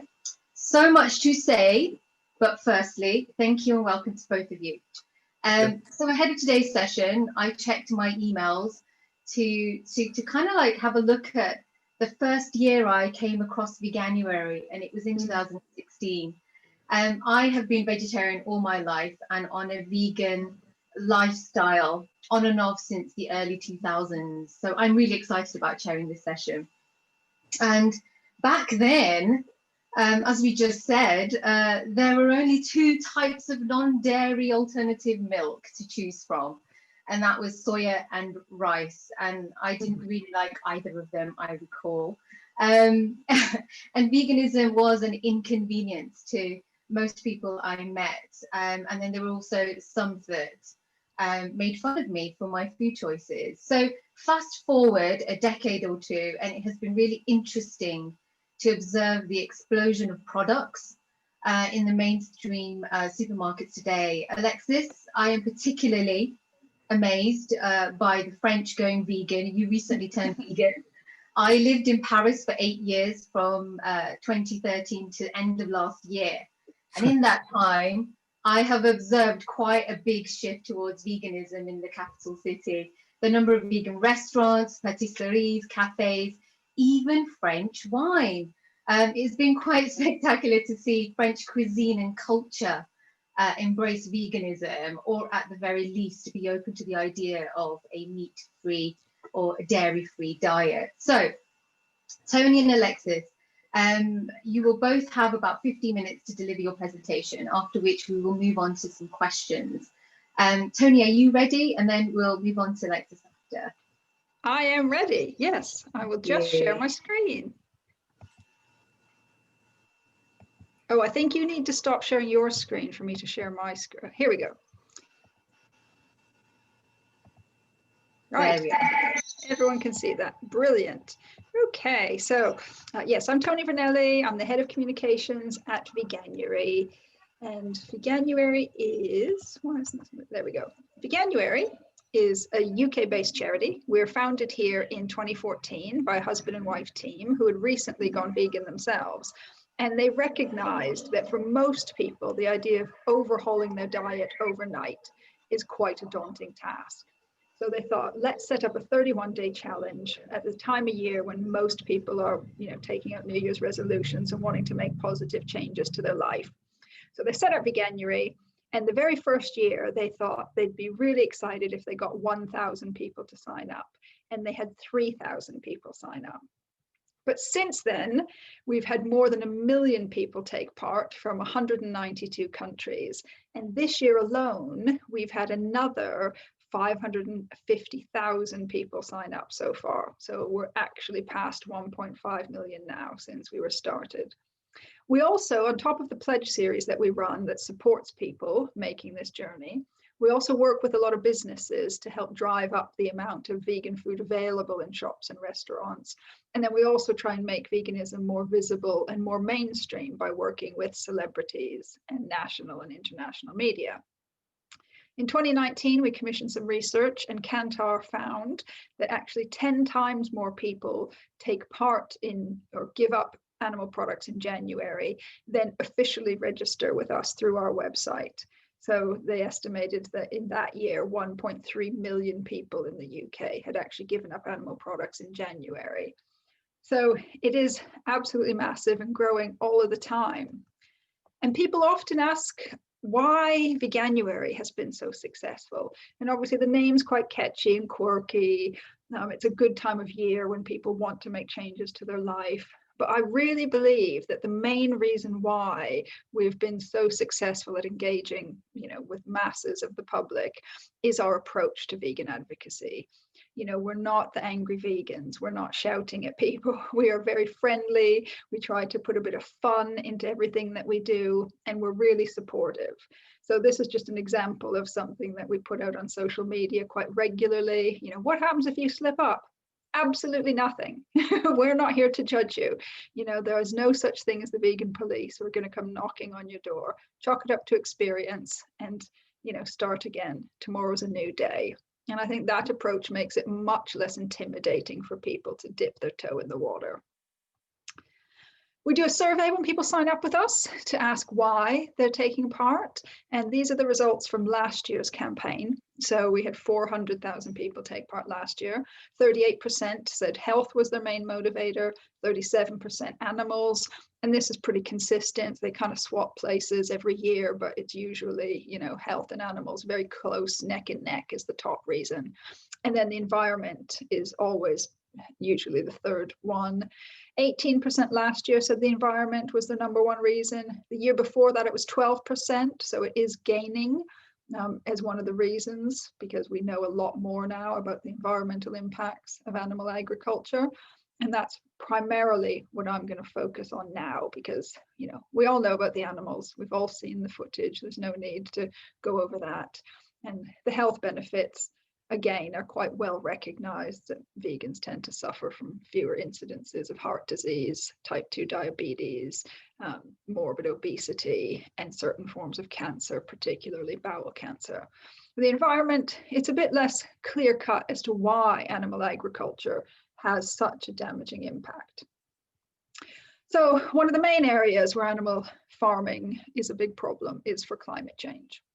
The UN released a report a few years ago that said 14.5% of all human-generated greenhouse gases came from animal agriculture. The majority of those emissions are coming from the animals themselves. So this is the methane that animals are belching out, and also coming from their manure, which they produce obviously in very large quantities, because there's more than 60 billion farmed animals on the planet at any given time. So these emissions actually amount to the equivalent of all the direct emissions from every car, plane, train, ship on the planet. So all forms of transport combined. So it's a huge amount of emissions. But animal farming is also a leading driver of deforestation. So at the moment, about 80% of the deforestation going on in the Amazon is directly attributable to the grazing of livestock for meat. But it's not just the grazing that's a problem. We're also destroying pristine habitats like the rainforest to grow feed crops for farmed animals. So again, over 80% of the soya that's currently being grown in the Amazon is directly for high protein animal feed. And unfortunately, this is something that often gets left out of the discussions about soya and how damaging it is for the rainforests. This is not soya that's going into the tofu and soya milk being sold in the UK. Many companies actually selling those types of products, plant-based products in the UK, source their soya from Europe. It can be grown in Europe. Many countries in Europe grow it. And they all have policies against using soya that has been grown in deforested areas like the rainforest. Of course, deforestation of very diverse habitats like the rainforest also contributes heavily to species loss. And the United Nations now warn that about 135 species of animals are going extinct every single day in the forests around the world. And this is largely being driven by animal agriculture. Some say we're actually on the brink of the 6th mass extinction, which would be the first one since the dinosaurs.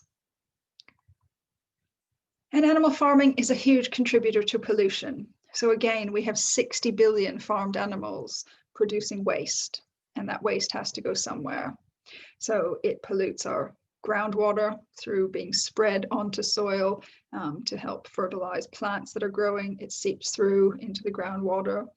It also runs off when there's heavy rains into our rivers. And it's a problem that we have right now in the UK in the Wye Valley, where there's a lot of free-range chicken farms. And there's been quite a few news stories recently about the damage this is doing to the River Wye, because these nutrients are making the algal blooms at the top of the river very dense. They're growing, because there's so many nutrients in there, they're growing quite thick, but that prevents the sunlight from getting further down. So it has a knock-on effect on the other species in the waterway and essentially kills them. So that's all quite depressing and scary, but the good news is that adopting a plant-based diet, even for just 1 month, has a massive impact. So back in the autumn, we asked an environmental researcher at Harvard to calculate for us the impact that our 1 million past participants had had by eating vegan for just 31 days. So this didn't take into account whether they intended to stay vegan after their pledge. This is just in 1 month. So 1 million people eating vegan for a month saved 103,000 tons of carbon equivalent, which is equivalent to driving around the world almost 15,000 times in a petrol car.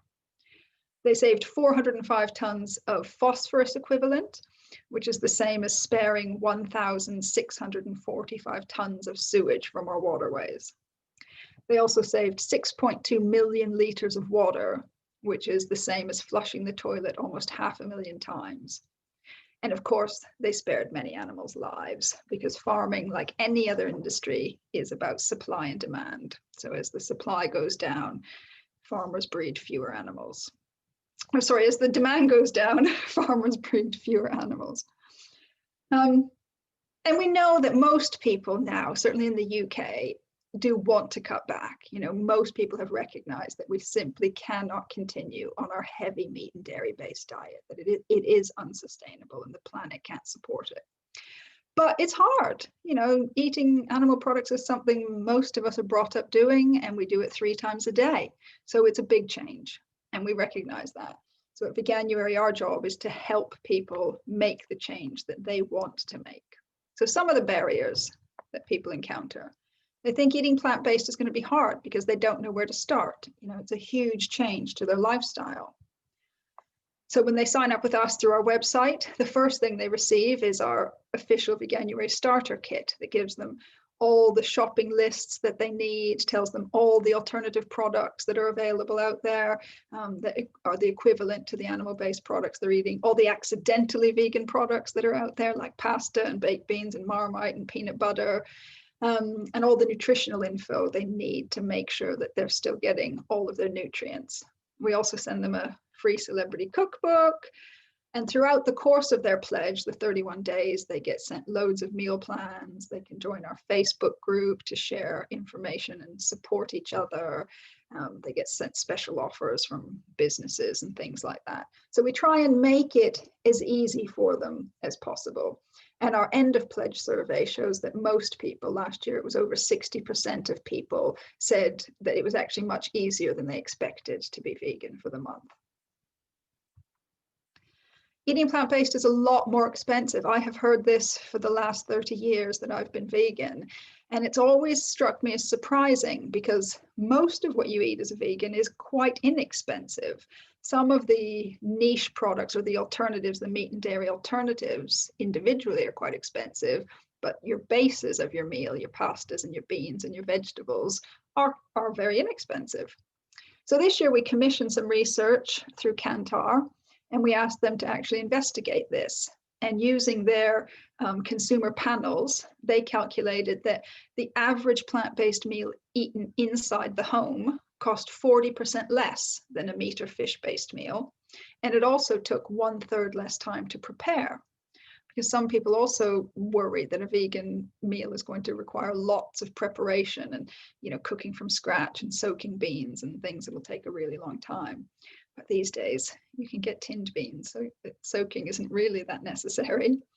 And then they also looked at overall grocery spend, and they found that vegan households on average spent 8% less per grocery trip than a non-vegan household. So really the bottom line is, yes, some of the alternative meat and dairy products might be more expensive than their animal-based equivalent, but that forms a relatively small part of most people's diets, and the bases of a vegan diet, the grains, the vegetables, the pulses, are very inexpensive. I do a lot of sports and I can't get all of my protein from plants. I mean, this is something that you hear particularly from men. And I think we had a huge breakthrough last year when a film called The Game Changers came out that's available on Netflix. And it featured Arnold Schwarzenegger and many other top athletes who are now plant-based or primarily plant-based. And not only are they being, you know, top of their game in their chosen sports, but they also find that a plant-based diet enables them to recover better. So Venus Williams and her sister Serena's almost entirely plant-based as well.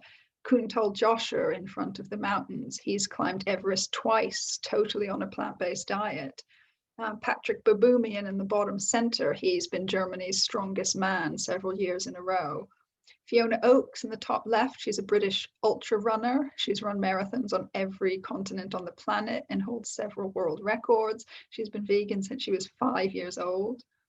And Nimai Delgado at the top is an American bodybuilder who's never eaten meat in his life. So it is possible to be a top performing athlete on a plant-based diet. You just need the right information. And then lastly, I think this is a more common concern. People think that if they're vegan, they're going to have to take a lot of supplements, and they're particularly concerned about B12. But many dietetic associations, this is the statement from the American Academy of Nutrition and Dietetics, the British Dietetics Association has a very similar position statement, and they all conclude that a well-planned vegan diet provides all of the nutrients you need for all stages of the human life cycle. So like an omnivorous diet, you need to make sure you're eating the right foods, primarily whole food, plant-based where possible, limiting your junk food. We do recommend that people take a B12 supplement if they're on a plant-based diet, because although you can get it if you eat enough Marmite and fortified plant milks, it's just easier to take a supplement to make sure you are getting enough, because we don't always eat as well as we would like to. And some people worry that if you're taking a supplement, that means somehow it's an inferior diet. It's unnatural if you have to take a supplement. But what they don't realize is that farmed animals are given all these vitamins as supplements, because very few farmed animals are now outdoors in the soil where they would be picking up B12 from the microorganisms and bacteria in the soil. Most chickens never see the light of day. They're locked inside huge airplane hangar style buildings. So they have to be given B12 as a supplement as well.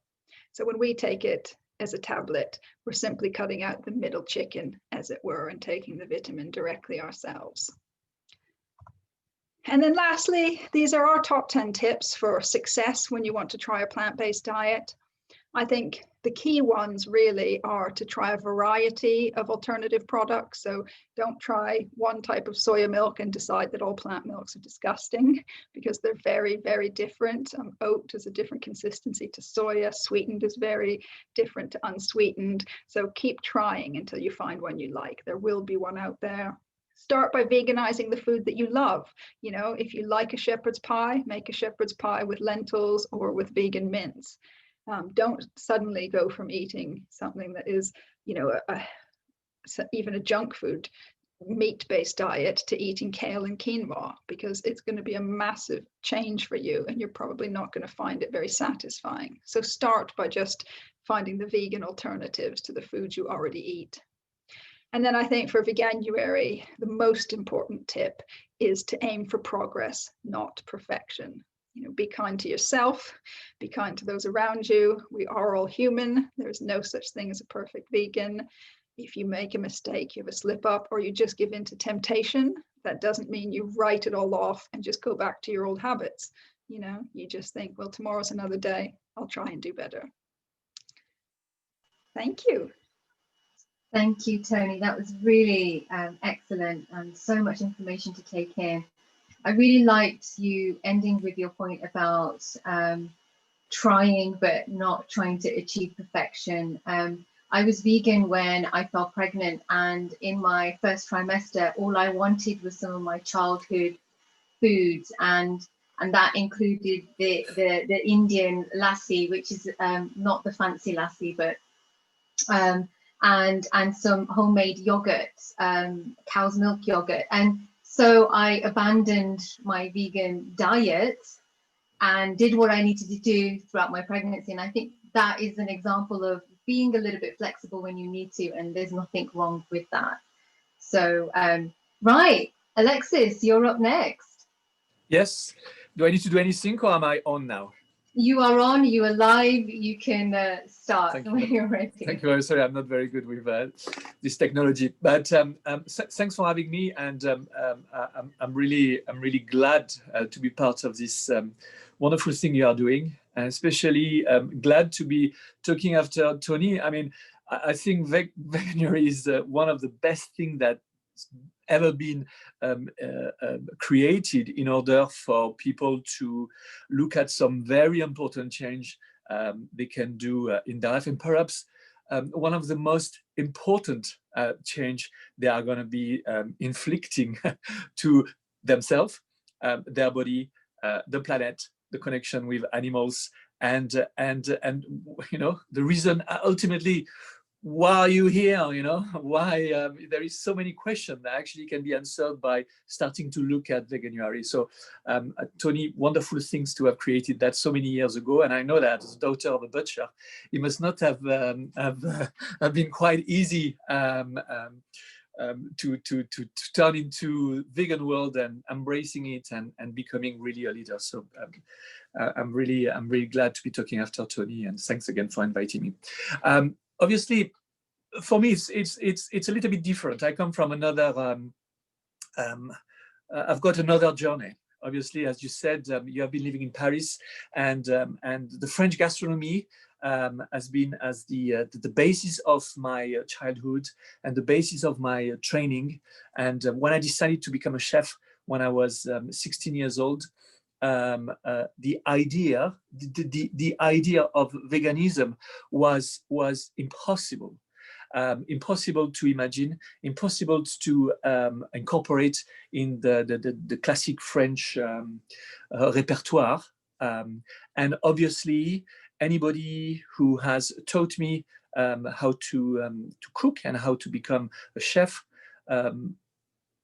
along the journey of my learning journey, none of them has been a vegan or has put any spotlight on the vegan. So I've been very, I was very fortunate to come from a family who cooked a lot of vegetables, and I came from south of France where there was a lot of vegetables, and the classic dishes of south of France are pretty much based on delicious courgette or delicious aubergine or wonderful tomatoes, plenty of fruits. So really for me, being fed mainly with vegetables, with a little bit of fish and meat, was something that we always did in my family. And as I said, when I started training, I was introduced to meat, fish, a fillet of beef, a rack of lamb, beautiful wild sea bass, cooking lobsters, scallops.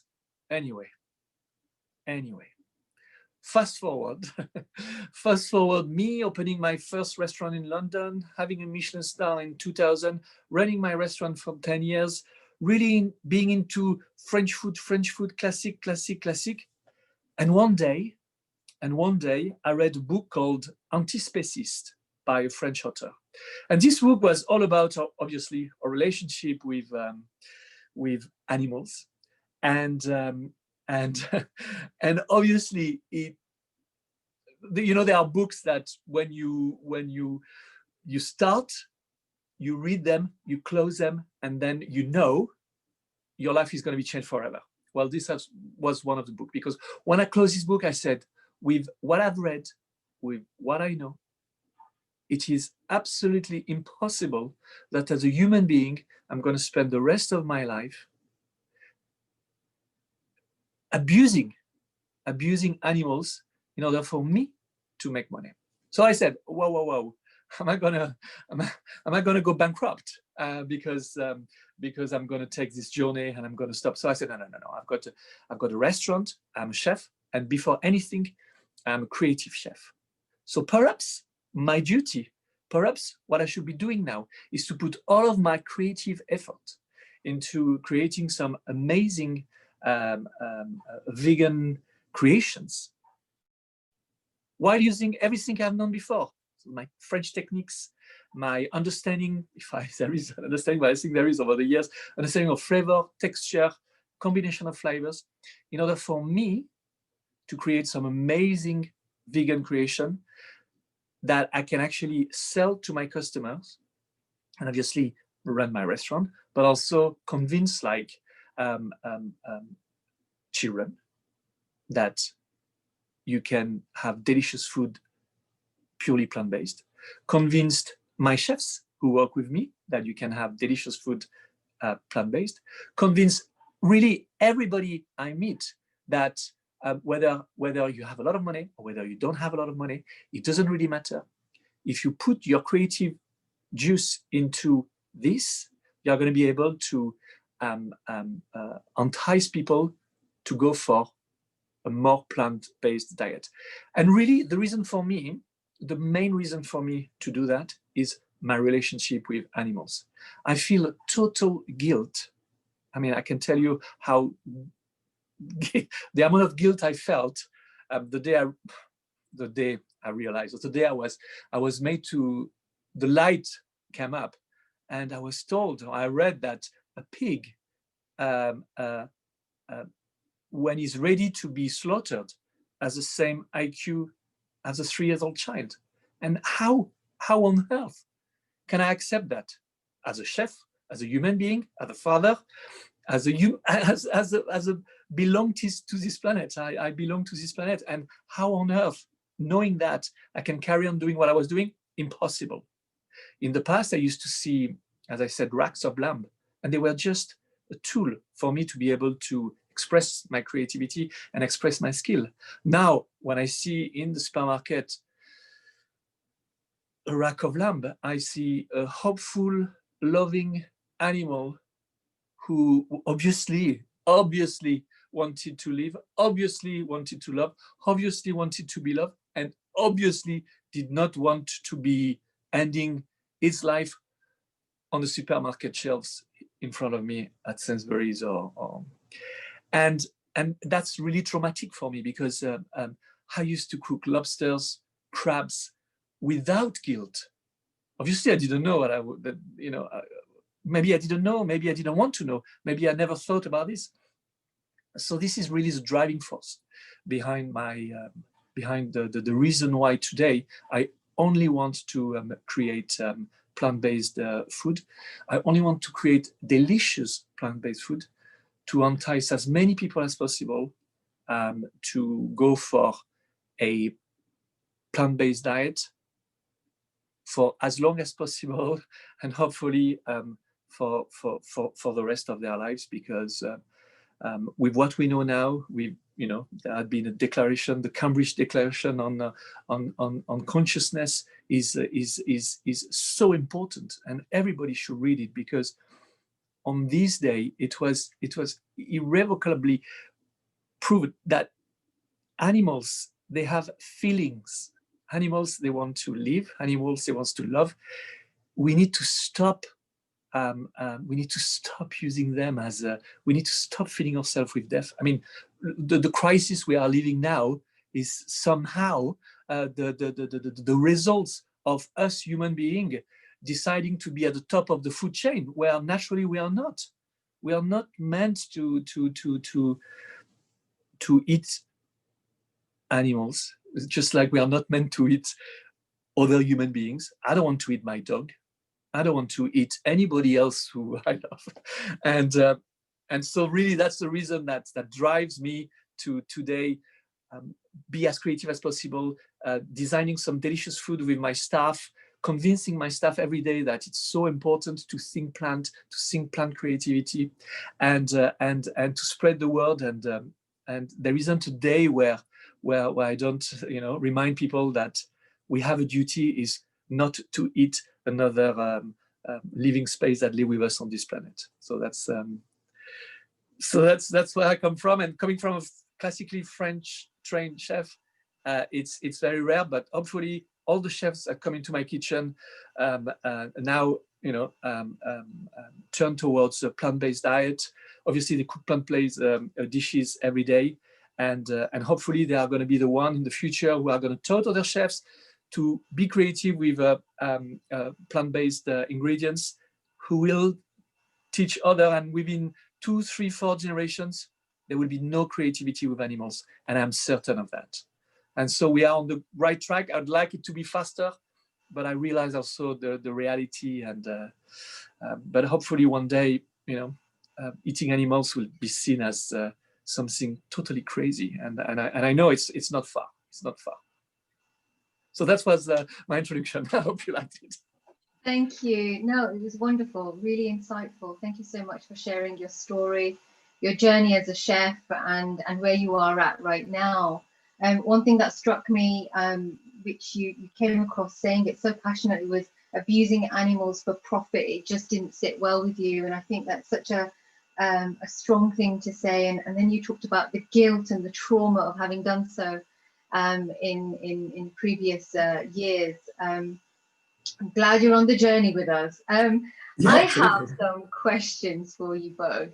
And I don't know what you're going to say with my first question, because we're talking a lot about veganism, and then we're also saying plant-based. So my first question is that my interpretation of veganism goes beyond just food and diet. It's also about my choices as a consumer, from water consumption, how I consume fashion, animal cruelty, as we've already spoken about, plastic waste, and in pre-COVID times, it was also about my carbon footprint in terms of, in relation to air travel. So is veganism and plant-based diet the same thing, and or is there a distinction that needs to be made and is necessary between the two? Who wants to go first? Toni, I mean, I guess, go? yeah, I'll go first. I mean, we get this quite a lot. I mean, at Veganuary, we do tend to use the terms interchangeably because we deal primarily with food. So plant-based really just refers to someone who eats a diet that is plant-based, and they might not take those same ethics into other aspects of their life. Whereas veganism is an ethic, you know, that you want to live your life avoiding harm to other animals as far as practicable and possible. You know, that's the official definition from the Vegan Society. So that includes much broader things like what you wear, you know, your toiletries, whether you would choose to go to entertainment that abuses animals like zoos and aquariums and those kinds of things. Animal testing, you know, all of that is wrapped up in veganism, whereas plant-based refers just to the diet itself. Thank you. Yeah, I agree. Obviously, I use plant-based a lot because I'm totally involved with food preparations, and but you're right. Veganism is it's a much wider tool which can be used, you know, for everybody on everyday's life matter. As you said, you know, I've got 15 years old son who sometimes doesn't apply the vegan reflex that he should apply with a father like me. And so I have this kind of conversation with my adolescent children about applying a vegan vision to their life, and that implies what they eat, what they wear, and also how they think. And the other day I had a very interesting conversation with my daughter, who is 12 years old, about altruism. But altruism is the future of the of the human being, because the next revolution is about looking after the other. It's about caring for the other even more than we have in the past. And our relationship with animals is totally part of it. So I think veganism is a big umbrella that that covers all sorts of things, which encapsulate the good side of the human being and the human society, I think. No, definitely. Thank you. I think an interesting thing to add to this as well before we move on is that there's been a lot of human behavior research that shows once you can get people to make the change on one aspect, then they're much more willing and likely to branch it out. So if we can start that change with food, you know, once they feel comfortable with that and they've learned about the wider issues and, you know, about how magnificent animals are and all of that, then they're much more likely to make it a holistic approach to their life. Absolutely. It sounds as though, you know, it opens up the door for more education and learning, because, you know, Neil, who's co-curating this conference, he's gone vegan this month, and he's learning so much. But had he not then gone vegan using just the food element of it, then perhaps he wouldn't be learning all the other things, you see. So I think you're absolutely right. It's a stepping stone. Okay, let's move on to my second question then. So while there is an explosion of vegan products on the market today, essentially food companies are cashing in on this current global food trend, and we can see greenwashing where companies are pretending to be eco, hiding behind the vegan badge. There are a lot of vegan products that are processed alternatives that may not be healthy, ingredients that are not ethically sourced, some even disastrous for the planet, such as palm oil. and some have negative impacts on local communities such as quinoa, which is grown in the Andes in South America. So there is a lot to consider as a consumer. What tips do you each have in sharing some tips in making better or ethical vegan food choices? Okay, shall I start or? Yeah, go ahead. Thank you. Yeah, I mean that's a very good point. I mean, my starting point would be that because I primarily care about our relationship with animals. Any effort by large companies, food companies or production companies to go for animal-free plant-based based product is the right direction. That's so vital. That's so vital. I think that's the beginning of everything. I do not believe that consumers are stupid, and I do not believe that when a consumer knows that whatever they buy has a negative impact on the community, like you spoke about the quinoa and on the planet. I think we are lucky in Great Britain or in Europe in general to have people like you or to be aware that when they are crossing the line, you will find out. I don't think there is any global companies who can survive by abusing in those day and age, by abusing for a long time the planet or community around the world. There is always a point where the knowledge of the consumers will catch them, and I don't think it's in the intent.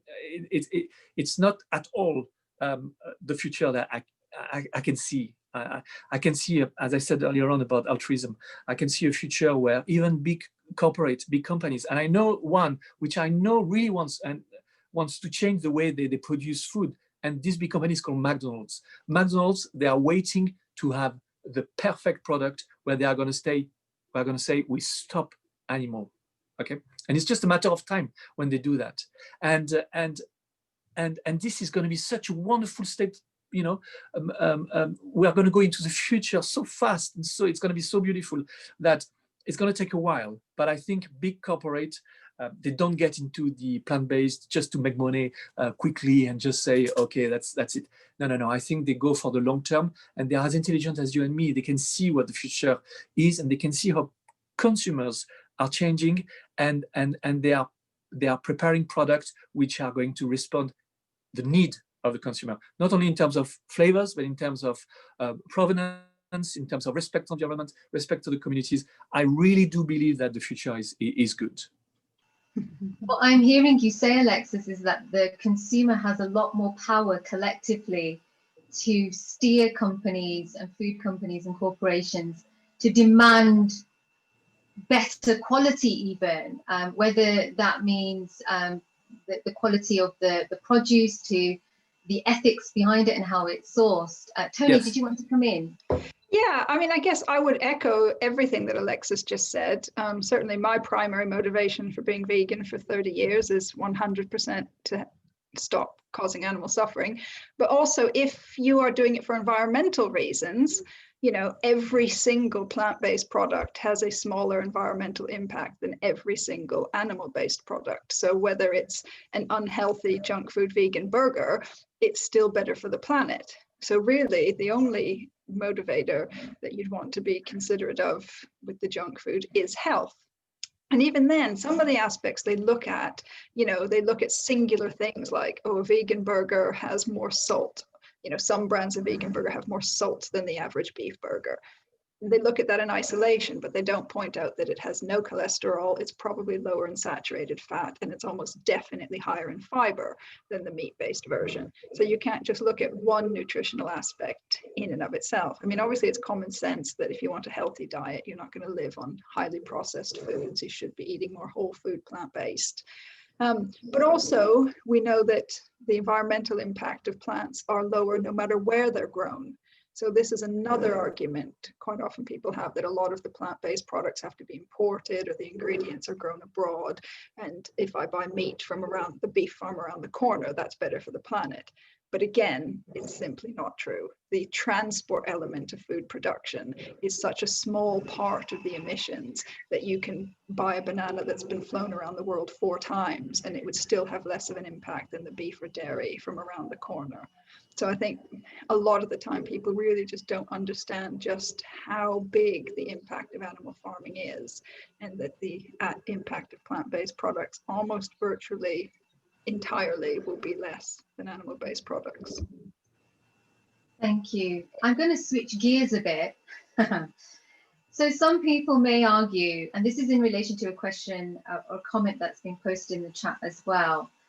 So some people may argue that veganism and plant-based diets are predominantly adopted by the less liberal, middle-class, guardian type people. How do we make veganism more inclusive? And this is also, you know, going back to our conference title around equality.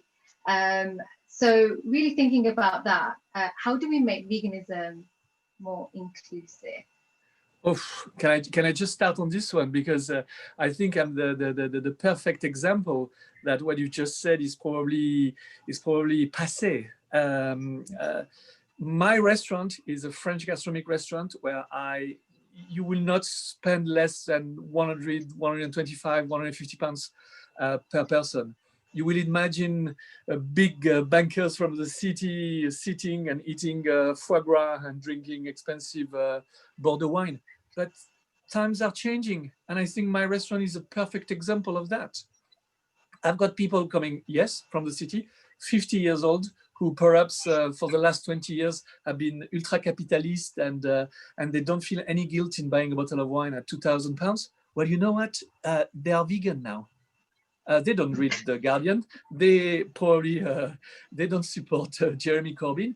And as a matter of fact, let me tell you something which is, you know, I'm not showing any political position here, but as a French and as, you know, I absolutely detest foie gras for all sorts of reasons. One of the main reasons is because, you know, it's absolutely atrocious to the duck or the geese to be force-fed through a tube most of their lives, for them to develop a huge liver that's going to be cooked and served to people for Christmas. Awful, awful. Anyway, I wrote to the Prime Minister, the current Prime Minister, the one, and he replied to me, and he said, I'm going to deal with this, because one of the good things of Brexit is we are going to be able to change some of the stupid law that Europe forces to have. One of them, oh, actually there are 2 very stupid. One is corrida, the other one is force feeding of duck and the selling of foie gras. And he promised me that very soon in Great Britain will be showing the way forward, and foie gras will be absolutely banned, because this is a torture to animals. And this is decided by not people you are describing. They are not leftish Guardian readers. If anything, they are Daily Telegraph, super right wing, and they will think that Brexit is a wonderful thing. Well, it doesn't matter where you stand on the political fence, but I can tell you that it is happening on both sides, regardless of the political. Thank you, Alexis. That's really interesting. Yeah, I mean, I would echo that as well, because this year, it didn't get enough press. I don't know why it didn't get enough press, because I think it's massive, but 10 Conservative MPs signed up to do Veganuary this year. Wow. Yeah, yes, which is, you know, more than we have Labour MPs who are vegan in this country. So it really crosses the political divide. And frustratingly, more than we have vegan green politicians in this country, to be perfectly honest, which is quite shocking. I mean, I genuinely believe compassion for animals crosses all political boundaries. It crosses all demographics. It crosses all economic demographics. You know, most people don't like the idea of causing animals to suffering if they can avoid it. I think perhaps the information on how to make the change to a vegan diet isn't as accessible to people at different socio-demographic levels in society. So for example, you know, my boyfriend is a builder, and when I met him, you know, he was eating a typical British diet, loves animals. His mom is, you know, absolutely mad for animals, but they just weren't aware of the impact the diet was having, the alternatives that were available out there.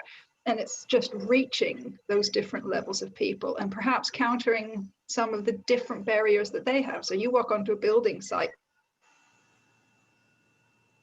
and say, hey, look in, you're going to have to be able to have pretty tough skin and put up with a lot of, you know, jokes and jibes from your workmates. So we need to work on normalizing it amongst different demographics, you know, particularly some highly male environments where it's still not acceptable to say you care about animals or you care about the planet.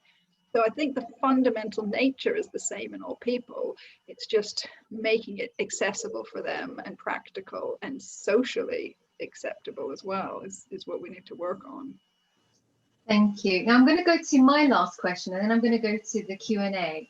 And thank you both for touching on kind of the political extremes of people, you know, embracing veganism, and then also the socio-economic backgrounds and people who can have access to vegan diets, and it's just about education, it sounds like, and making it more accessible. So my final question is that I believe that organic food should be the norm, and the French are years ahead, I believe, compared to the UK in the number of organic stores and shops that are waste-free, offer affordable, organic, locally produced food, fresh fruits and vegetables.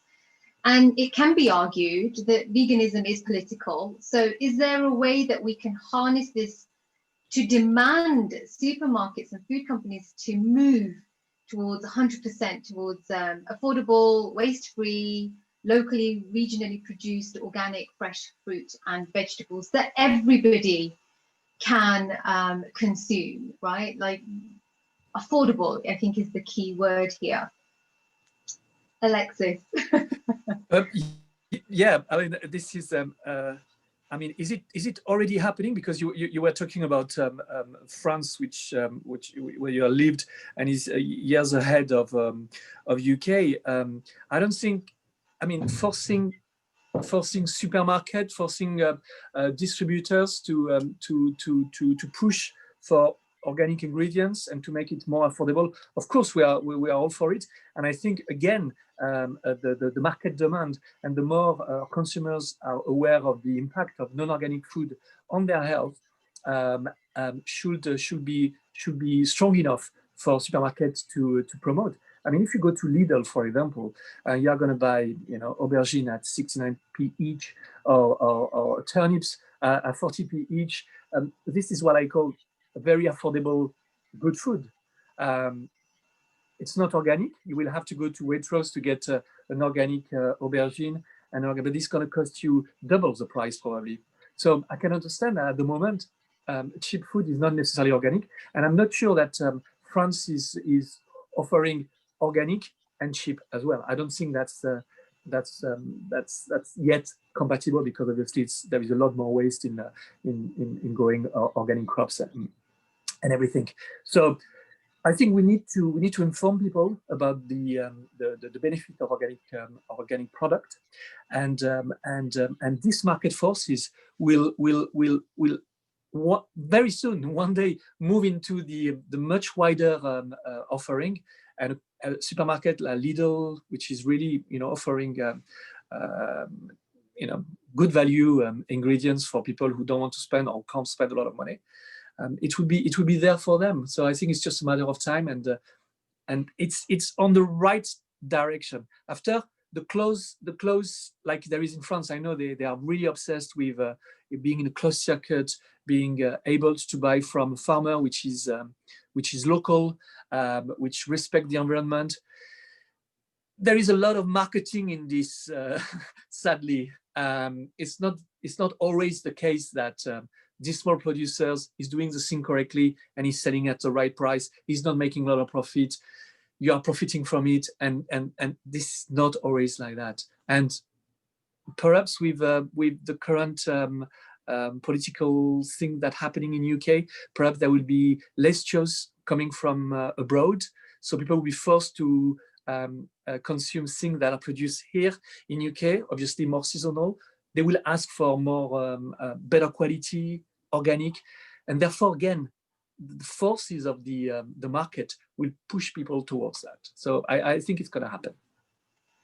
Thank you, Alexis. And you know, we do have supermarkets like Aldi who are offering more organic ranges now as well. So we are seeing that shift. Yes, it's happening. It's happening. I know that. I was saying Lidl because this is really the cheapest supermarket where you can find like fruit, vegetables, seasonal at the best price. But I can see that they don't promote. There are some organic product, but they don't actively promote it because they still want to be seen as a brand that offer quality but at very, very low price. Yes, you're right. Toni, did you want to come in?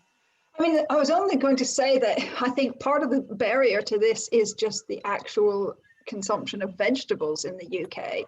You know, the amount of fresh fruit and vegetables being sold in the UK, despite most people trying to eat more plant-based, the amount of fresh fruit and vegetables sold has actually decreased in the last couple of years.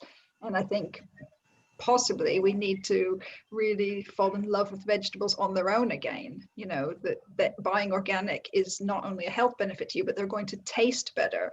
And that's only really going to be appreciated when people are appreciating vegetables as the center part of their meal, rather than just something you boil to have on the side of your roast dinner. So having more of a focus on vegetables and vegetables being delicious and, you know, a fun and exciting thing to eat in its own right would make people hopefully then think a bit more about buying better quality vegetables. Thank you. And I think what I'm hearing you both say is that we're moving towards that.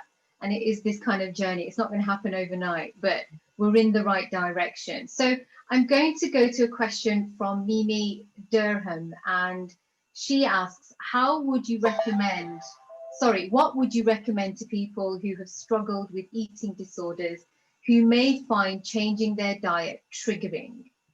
It's quite a big question. It is a big question. We get asked that fairly frequently, actually, I have to say. Wow. I mean, I'm very lucky. I've never suffered with an eating disorder myself, but one of our ambassadors for Veganuary, Ivana Lynch, the actor, has openly talked about how in the past she suffered from an eating disorder. And when she decided to go vegan for ethical reasons, that was her biggest fear, was that it might trigger her again. But she actually found that knowing, you know, she was making this change to her diet because of something she really believed in, which was to stop causing animals to suffer, actually made it completely possible for her. And she didn't have those sorts of pangs that she feared she might. It's different for everyone, obviously, and I'm afraid I can't really give advice on that particular issue, but I do know that if you do some research online, there are other people who have made a similar journey and hopefully will be able to offer advice. And what I'm hearing you say is about reframing how we think about it can help to empower an individual. So exactly. So like, you know, in Ivana's case, you're saying every time I sat down to a meal, it was a positive experience, you know, because I was thinking, I'm not harming any animals in this meal. You know, I'm doing something really positive right now. I'm taking positive action to help stop animals suffering. Thank you. Did you have anything to add, Alexis? Well, I agree. I think I will say that it's such a positive thing to do and such positive change in your life. It's more likely that you know, if you have sustained some problem in the past, you might compensate this problem by having the right state of mind, and which are probably going to help you in the journey of you know, not falling back into those problems.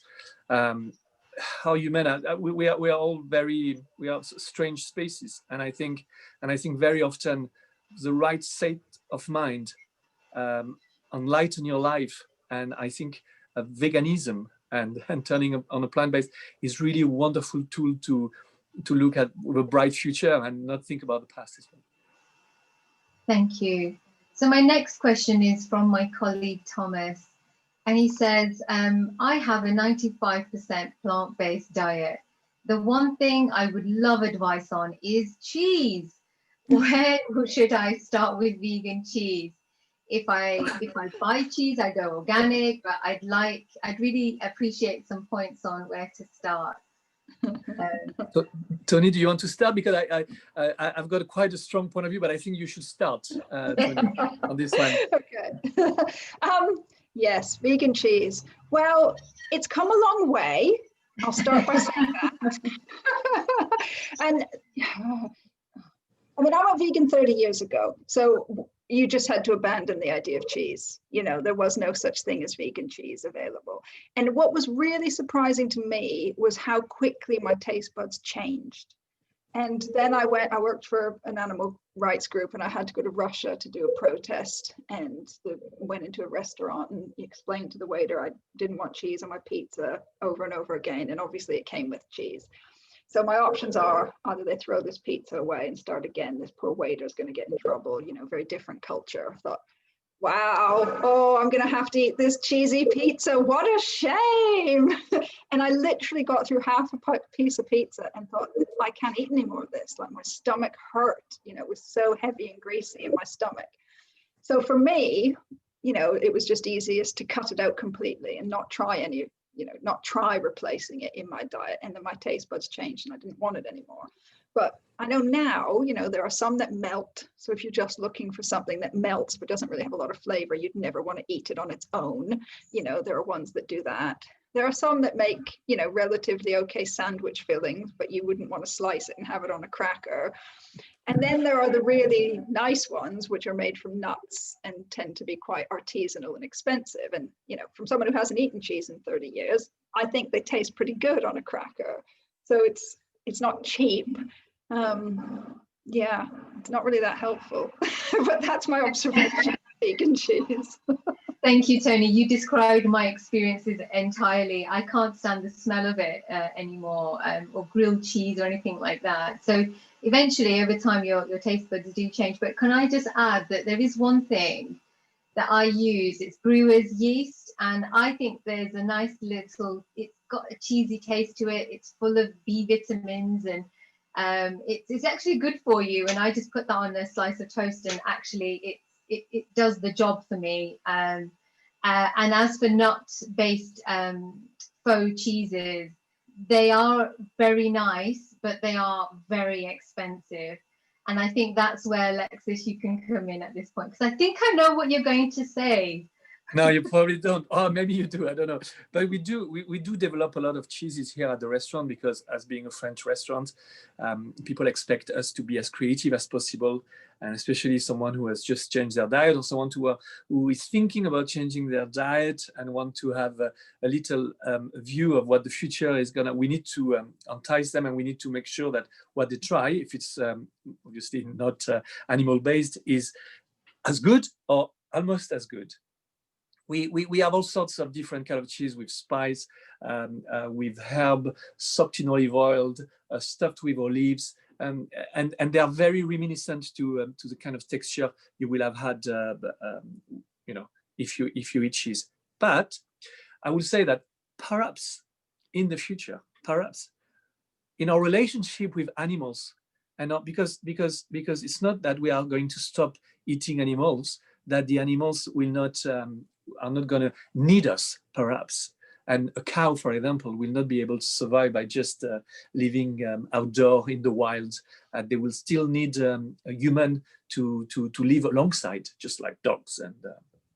And perhaps, I'm just saying perhaps, in the future, we might be able to find some people who collect the milk from a cow who doesn't need milk anymore and transform into the most amazing and expensive, and I'm saying expensive, cheese, and a slice will be 40 pounds. But just like you will have had, because it happens once every 3 years, you will have had this slice, and cheese will still be there. It will just be like the most expensive item ever. So this is the only thing coming from animals that perhaps one day, alongside the animals, we might be able to work together. You're right. I did not think that you were going to say what you said. Sorry. That threw me for a loop, I have to say. And it reminded me of, so my family come from a very rural part of India, and it's we really, Hindus respect the cow, and you have cows and we respect them, and some families own them, and they take what they need, and then the rest is for you know, for whatever, and so there's this kind of a balance and an ecosystem there, and the relationship between, you know, the calf and the cow and the human, and I'm hearing you kind of speak to a little bit of that relationship. Okay, so my next question is, it's from Joe, and he did join a bit late, and I think we've touched on this, but perhaps we can unpick it a little bit more. He says that how are you facing up to the overuse of water, for example, growing almonds for alternative to animal milk, soya in the rainforest, which Toni, you touched on in your talk, rainforest being destroyed for this alternative to meat, and palm oil destroying orangutan habitats as well. So can we speak to a little bit of that as well? Yeah, Sure. I will say, oh, sorry. No, go ahead. Sorry. Just to touch on the issue of water and almond production. It is true that we need a lot of water to have the almond, the right amount of almond to create this liquid. But the reason we do that is because people who change diet still think that they need milk in their life, and they're looking for this white liquid to add to their, and actually they don't need it. So we don't need almond milk, just like we don't need, rice milk. Or this is something that, for some reason, we have been conditioned to believe. But this all things about almond and water, can be resolved overnight. We don't need this white liquid. I can do white liquid in my kitchen with a bit of flour and water, and it will be as good as almond milk if I had some sugar. Same for palm oil. I'm sorry, Nutella is numero uno user of palm oil. Nutella is bad for you, for the planet. You make a choice, you eat it, fine. But the future is not there. Of course, the future is much more closer to home, much more.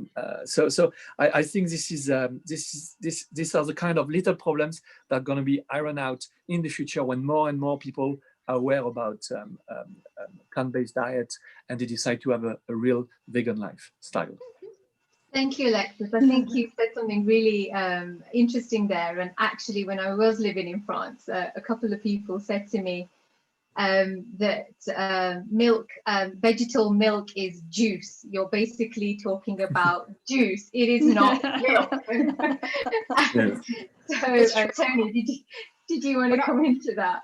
I mean, when I first went vegan, you couldn't get plant milk most places you went, and staying at hotels and B&Bs and stuff, I just put fruit juice on my cereal in the morning because that was the only option. But I guess, you know, it is worth repeating because it is so important that people understand this. It is not the soya that's going into soy milk and tofu and plant-based products that is destroying the rainforest. 80%, more than 80% of the soya being grown in the Amazon rainforest is going to animal feed. The majority of soya that's grown on the planet goes into animal feed. So if you cut out the animals and eat the soya directly, you will be consuming less soya. And I really cannot stress this enough. Most of the companies that produce plant milks and plant-based products deliberately make sure that the soya they're buying doesn't come from the Amazon, and the vast majority of European companies try and source theirs from Europe, where it grows very well in some countries. So this is a total red flag from the meat industry. It is not vegans responsible for the destruction of soya. It is the meat and dairy industry. Water, again, yes, almonds take a lot more water than some of the other plant milks, but they still use less water than dairy. And this is, you know, very well documented. There's been lots of research on this. The Guardian put out an article last year. Chris Packham did a really good breakdown of this on his Facebook page a couple of years ago. So yes, almond milk production is water intensive, but still less than dairy. And then obviously if water is your main concern, oat milk is fantastically environmentally friendly. You know, we can produce it here. It's very good on the water footprint, the climate footprint. You know, there are options. I don't drink almond milk, it's far too sweet for me. So it's not, again, a necessity. So palm oil is really the big one. You know, that is definitely a problem. It's definitely in a lot of the processed vegan foods. A lot of the companies are trying to move away from it. So Linda McCartney Foods, for example, has just removed palm oil from their products. So yeah, that's definitely one to be aware of. But again, if you're cooking, you know, from scratch, eating more of a whole food plant-based diet, you know, that's obviously the best way to avoid palm oil in your food as well. Thank you both for that. So Hans has a question, and Hans says, I think I might be addicted to organic meat. Do you have any advice for me? What I recognize is that maybe we were talking to the converted a little bit in our conversation. So what would you say to Hans or anybody else who, whether organic or not, who believe that they're addicted to meat? Sorry, are they addicted to organic meat or to meat in general? He says, I think it's a he. So he says organic meat, but for anybody who might say that they're addicted to meat, do you have any advice for them? Yes, think about the hopeful, living, loving animals who wanted to stay alive and look after their children, and that should be the. Yeah, you wouldn't want to see your dog, organic or not, lying in the shelves of the supermarket. That's a reflex. That's what I tell. It's awful, but that's what I said to my kids when they ask for beef burger. I mean, I definitely think it's important to see what the meat was beforehand. You know, I mean, it's easy to say, well, I'm just addicted to it and I can't give it up. But if you really genuinely watched the footage from a slaughterhouse, I think most people find that hard to handle. And when I worked in a different charity called Animal Equality, we had virtual reality headsets, and we filmed inside animal farms and slaughterhouses. And we put together little 5-minute films that told the story of pigs from life till death, cows from life till death, and chickens from life till death. And you were there, you know, with the virtual reality headset, you're inside that factory farm, you're inside that slaughterhouse. I mean, I personally have been inside many of them myself to do filming, but putting this headset on people at these events, you know, people were traumatized by the end of it and really shaken that this is what they were buying. Because I think, you know, even though we know meat comes from dead animals, it's that reality of being there and watching those animals die. You watch them take their last breath. You know, you watch them fighting, and so many people took off the headset and were genuinely in a form of shock. Like, this is what I'm doing. This is what I'm contributing to when I eat these products. And I think, you know, that for many people, that's what pushes them over the edge. As much as they like it, as much as it tastes good. You know, the daughter of a butcher, I loved meat growing up. You know? I was the kid who used to go around collecting all the fat rinds off the steaks from all my other family members at the dinner table because I liked it so much. But I love animals more, and I don't want to be the cause of their suffering. So I think having a real honest conversation with yourself and really looking at where your meat comes from could be what makes the difference. Thank you both. I'm going to finish with this last question, and I think we've really answered it, but if there's any final points or thoughts, then this is the time to share. And this is again from Mimi, and she says 70% of greenhouse gas emissions come from businesses. What difference can we as individuals make or actually make? I think it's about collective action, right? And I think this is what Veganuary is essentially trying to do, which starts off with a short time and then hopefully takes people along with them for the long haul. Do you have anything to add to that, Toni and Alexis? I mean, I guess what I would say is the short-term action of everyone, you know, even just going vegan for a month, does motivate these big companies to change. You know, when we say to businesses, look, 500,000 people went vegan with us in January, that's a huge incentive for them to bring out plant-based options. And I mean, honestly, this year we had pretty much all the major supermarkets, you know, doing emails out to their database about Veganuary and promoting their plant-based products. Deliveroo did a big promotion to their whole database. You know, restaurants are just clambering to get involved with Veganuary and offer plant-based options. And that's all because of, you know, that 1 month pledge that an individual takes. But when it's done en masse, you know, that is a huge motivator for businesses to change. Thank you. Yeah. I will add that I think people need to realize, as you said, the forces of a collective effort is powerful, super powerful. And again, you don't have to. I will say to people, you don't have to change your lifestyle overnight. You don't have to. There is the intentions. The good intention are vital here. You can decide to be vegan for 1 hour, 1 day, 1 month, 1 year. At the end of the day, whatever you have done had an impact. And there is big companies, they are aware of all of that. They know what we are looking for. You know, they look at us searching online, they look at us searching on our tablet, on our mobile phone. They know what people are actually wanting, what we want as an individual.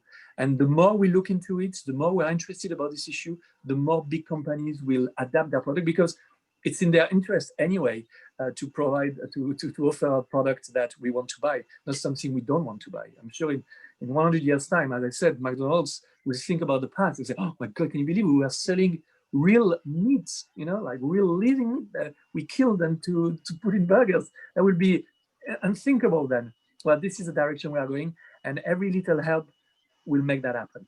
So it's a good thing.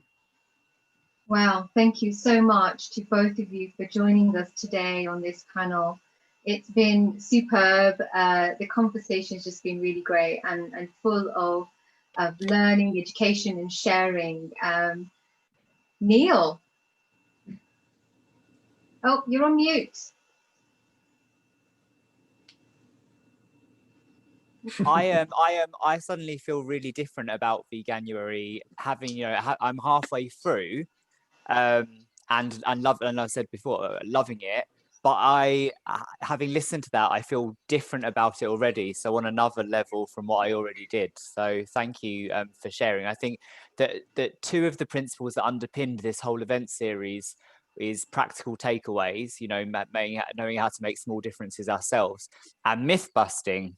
And I think that both of you have really, really encapsulated that in everything that you've shared in this session, and yourself too, Jaya. I know that this is something that you're really invested in. So if the rest of the audience is like me, that I've taken a hell of a lot away from this lecture. So thank you.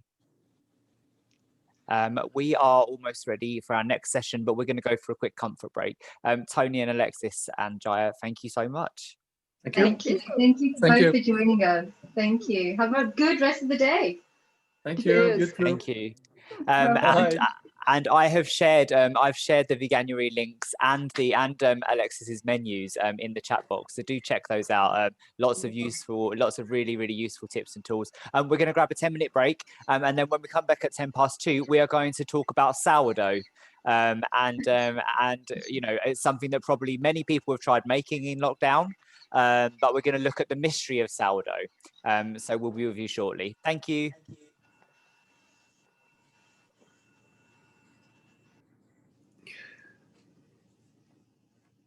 That was Alexis, wonderful to meet you. Yeah, very nice to meet you. Thank you very much, Toni. You're very inspiring. It was such a good counterbalance, because being the one from the Veganuary, we tend not to talk so much about animals, but it was so great to have you being so passionate about animals. So yeah, I know you also come from the animal side of things. I knew that. Yes. But I think it's so important not to be shy about it. I mean, I don't feel shy when I go to a table in the restaurant, and when people ask me why, I just say my relationship with animals has totally changed and needs to change for everybody. I think it's so vital, very vital. No, that's great. Well, thank you so much. I love your story, and very well done for Veganuary, because this is such a success, and I hope next year we can reopen our restaurant, and fingers maybe crossed. we can do where we can do a Veganuary in across the restaurant in June, you know, in July, because we couldn't do it. Definitely. It'd be amazing. Yeah. Anyway, thanks for having me. Good luck for the rest of the sessions. And Toni will be in touch. Take care, both of you. Thank you. Thank you, Jaya and Neil. Thank you. Bye. Bye. Bye. Bye.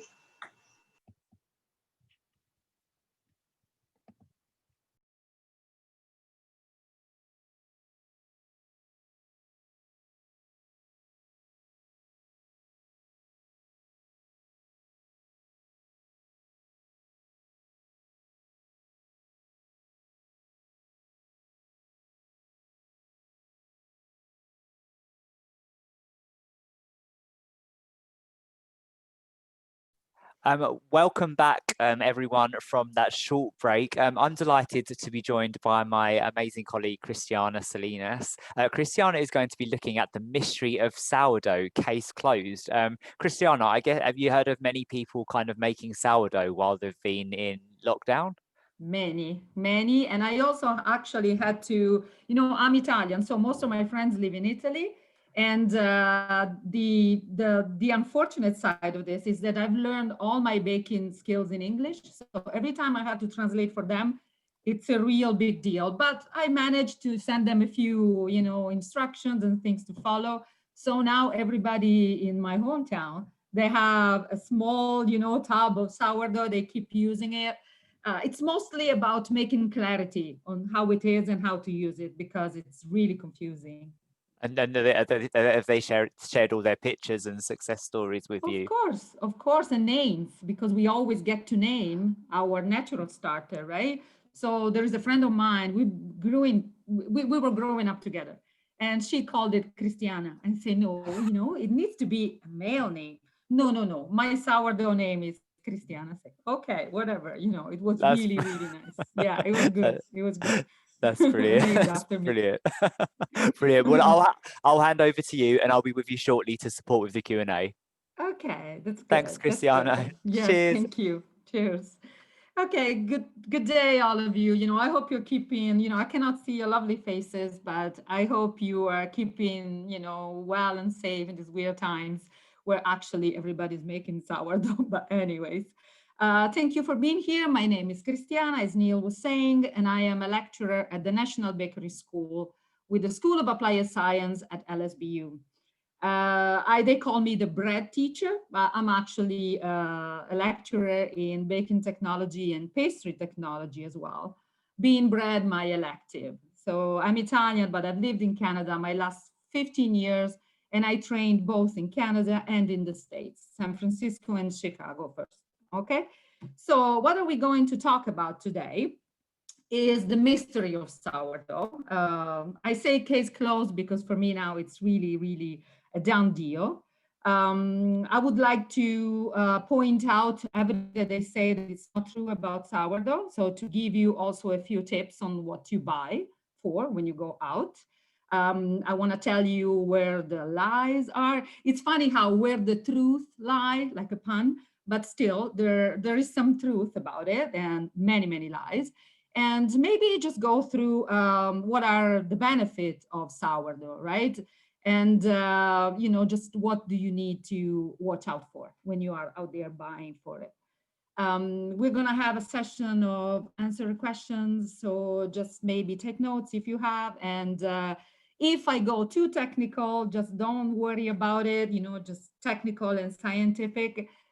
Just drop a comment in the chat box, and I'm sure Neil is going to tell me, oh, well, you're going a little bit too much into depth with this.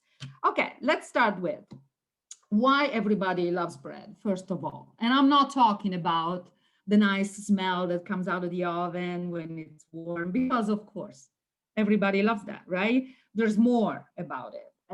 We won't find this answer in a recipe book or the last release of sourdough publication. You actually don't need those to be able to make bread. You just need a few tips, a few good people showing you how to make it, and then you'll be on your own. Bread is linked to us, right? It's rooted in our tradition. It's rooted even in our daily prayer, if we pray, in our daily way of saying, even from Latin, companion, cum panis, meaning with bread. So it's obvious, right, that bread is part of our lives. That's why everybody loves it. I remember my grandma, the first thing on her list when she used to buy stuff was bread, always, always bread. So this is why it's rooted down deep in our customs and our tradition. That's why we like it. But then we went from bread to sourdough, right? So sourdough is now this phenomenon, right? We're talking about bread, which is one of the simplest and humblest, just food around, but now we actually have sourdough. So sourdough is the elite of the bread. It's something that's great. Nobody understands. It's so mysterious. But unfortunately, the term sourdough is misunderstood by most, as well as how, just it's used incorrectly.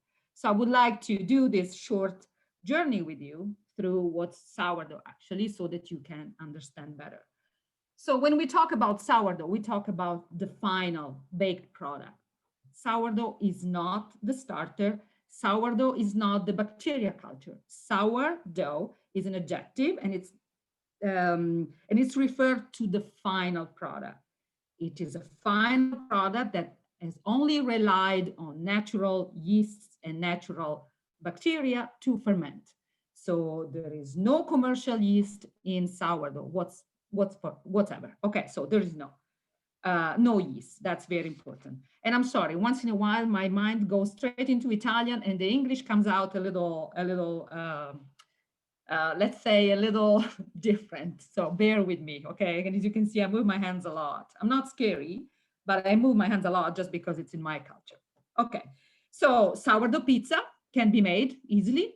Sourdough bagels, I have an excellent recipe. If you guys want, I can send it to you. Sourdough brioche, even, fighting against the fat and, but let's not talk about stuff with animal product now. Let's just keep staying into the vegan mode of bread.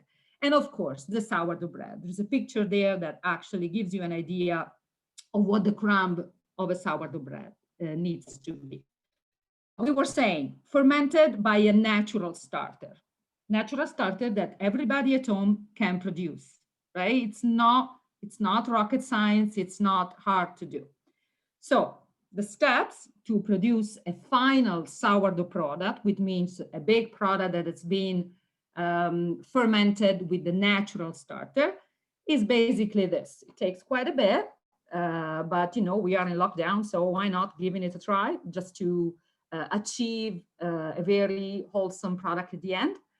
So we need, first of all, to develop the bacteria culture, and it takes us 6 to 10 days. The only thing you need is a mix of flour and water. No more than that, just flour and water mixed together, kept them at room temperature in a place far away from drafts, far away from the direct sunlight, and let it there. So what we're going to do, we're going to attract the wild yeast already existing in the flour and in the water and the bacteria to combine together and create a bacteria culture.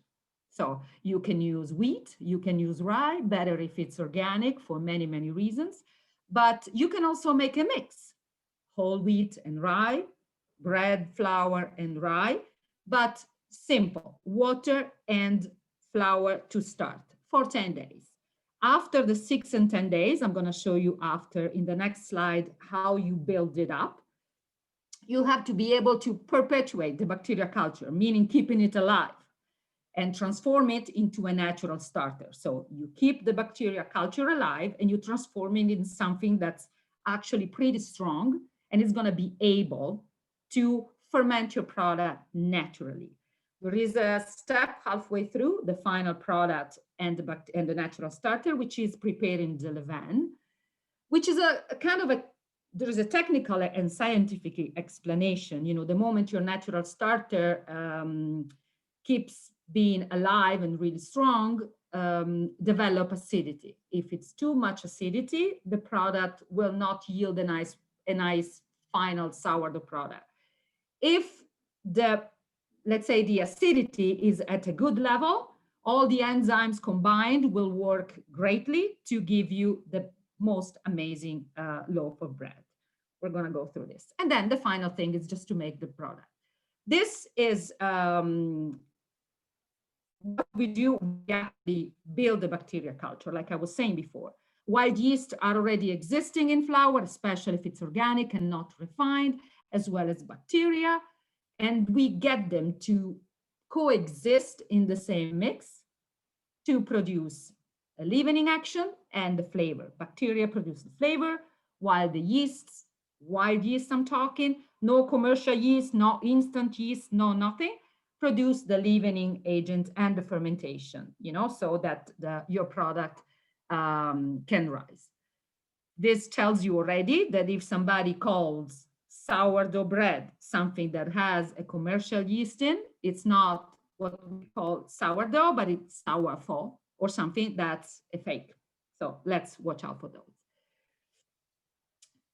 To develop a bacteria culture, you need, like I said, 6 days. If you want to take a picture of this slide, it's very useful, as well as if you want to come back with questions after. I'm going to explain this a little bit more because it may look a little tricky, but it's fairly simple, right? You start with 50 grams of whatever flour you decide.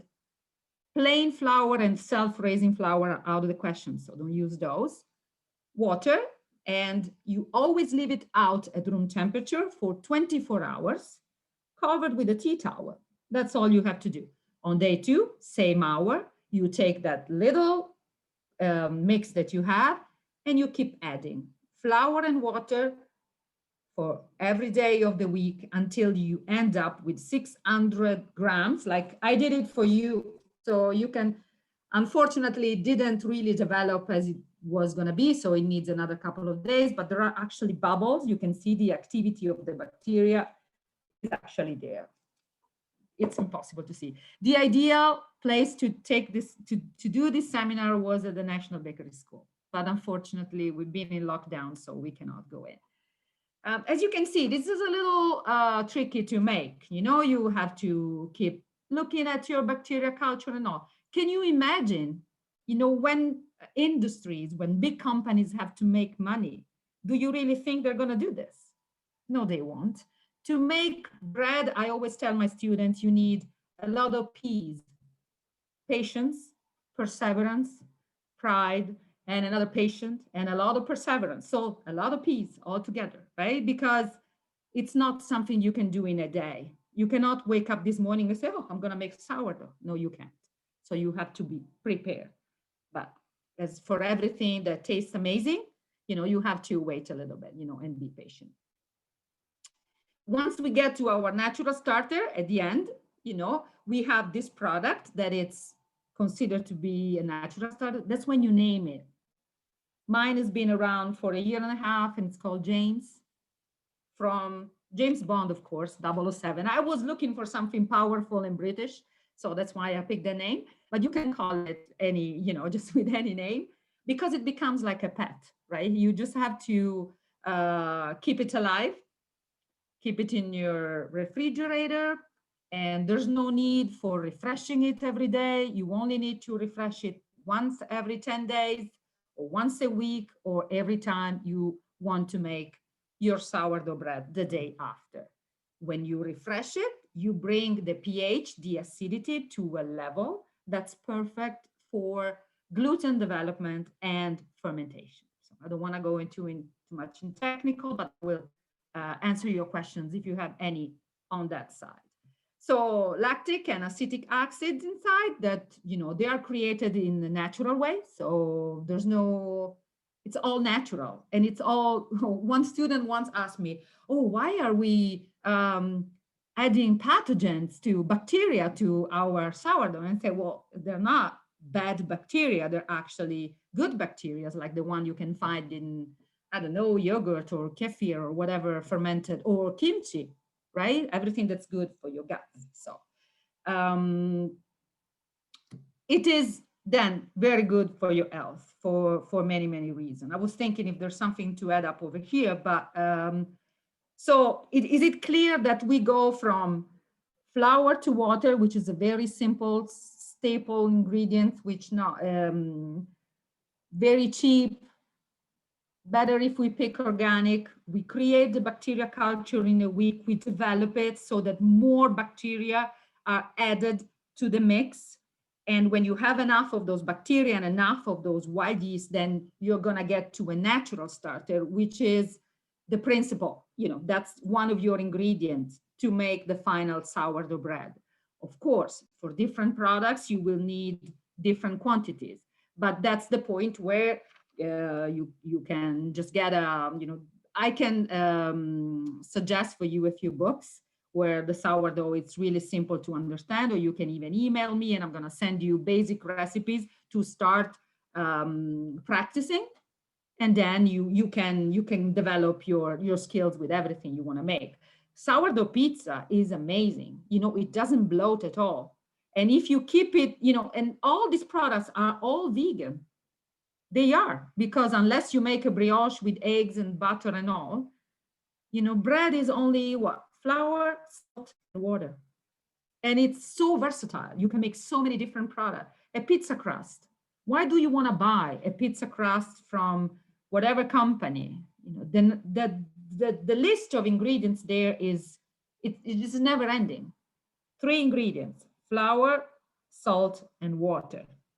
And even I don't suggest you use the water from the London water, Thames water. It's heavily chlorinated and it takes a few days to start a bacteria culture with that. But you can get any bottled water, or if you're lucky enough to live in the countryside, maybe you have, a well or, whatever, the dirtier the water, the easier it is to develop the bacteria culture. The water in London is heavily chlorinated, so nothing moves. It takes at least 15 days to get something going. At least here I live close by university, so in this area. Okay, what are the benefits to our body, for sourdough? Of course, good source of all the B vitamins, folate, iron. I'm not going to read the slide because you can do it on your own, but it's really good to boost your immune system, your blood health, and wound healing as well. And also, it is easy, if you eat sourdough bread, it is easier for you to absorb, well, you don't absorb the fiber, but actually to digest the fiber. The bioavailability of the fiber, it's just higher. So you get a lower glycemic responses. So your blood sugar stays more controlled. That's what I mean. Also, the bacteria, natural bacteria, same as in fermented product like kimchi, for example, as I said, or yogurt, would help you with your gut health. Something I didn't put in here because it's always sort of a, well, people believe it, we're not sure. So the sourdough process, because of the acidity and the intervention of a few enzymes, destroy a little bit of gluten network. The gluten network, it's formed by 2 proteins that you find in flour, mixed with water, and your mixing action, you create a gluten network trapped inside bubbles of gas, so the fermentations. And then the moment you heat up all these gases, of course, the gluten network expands and gives the volume to your bread. The sourdough process, because of acidity, breaks down a little bit of this gluten network. Is not as strong, as is not as, I would say, thick as in the regular fermented bread.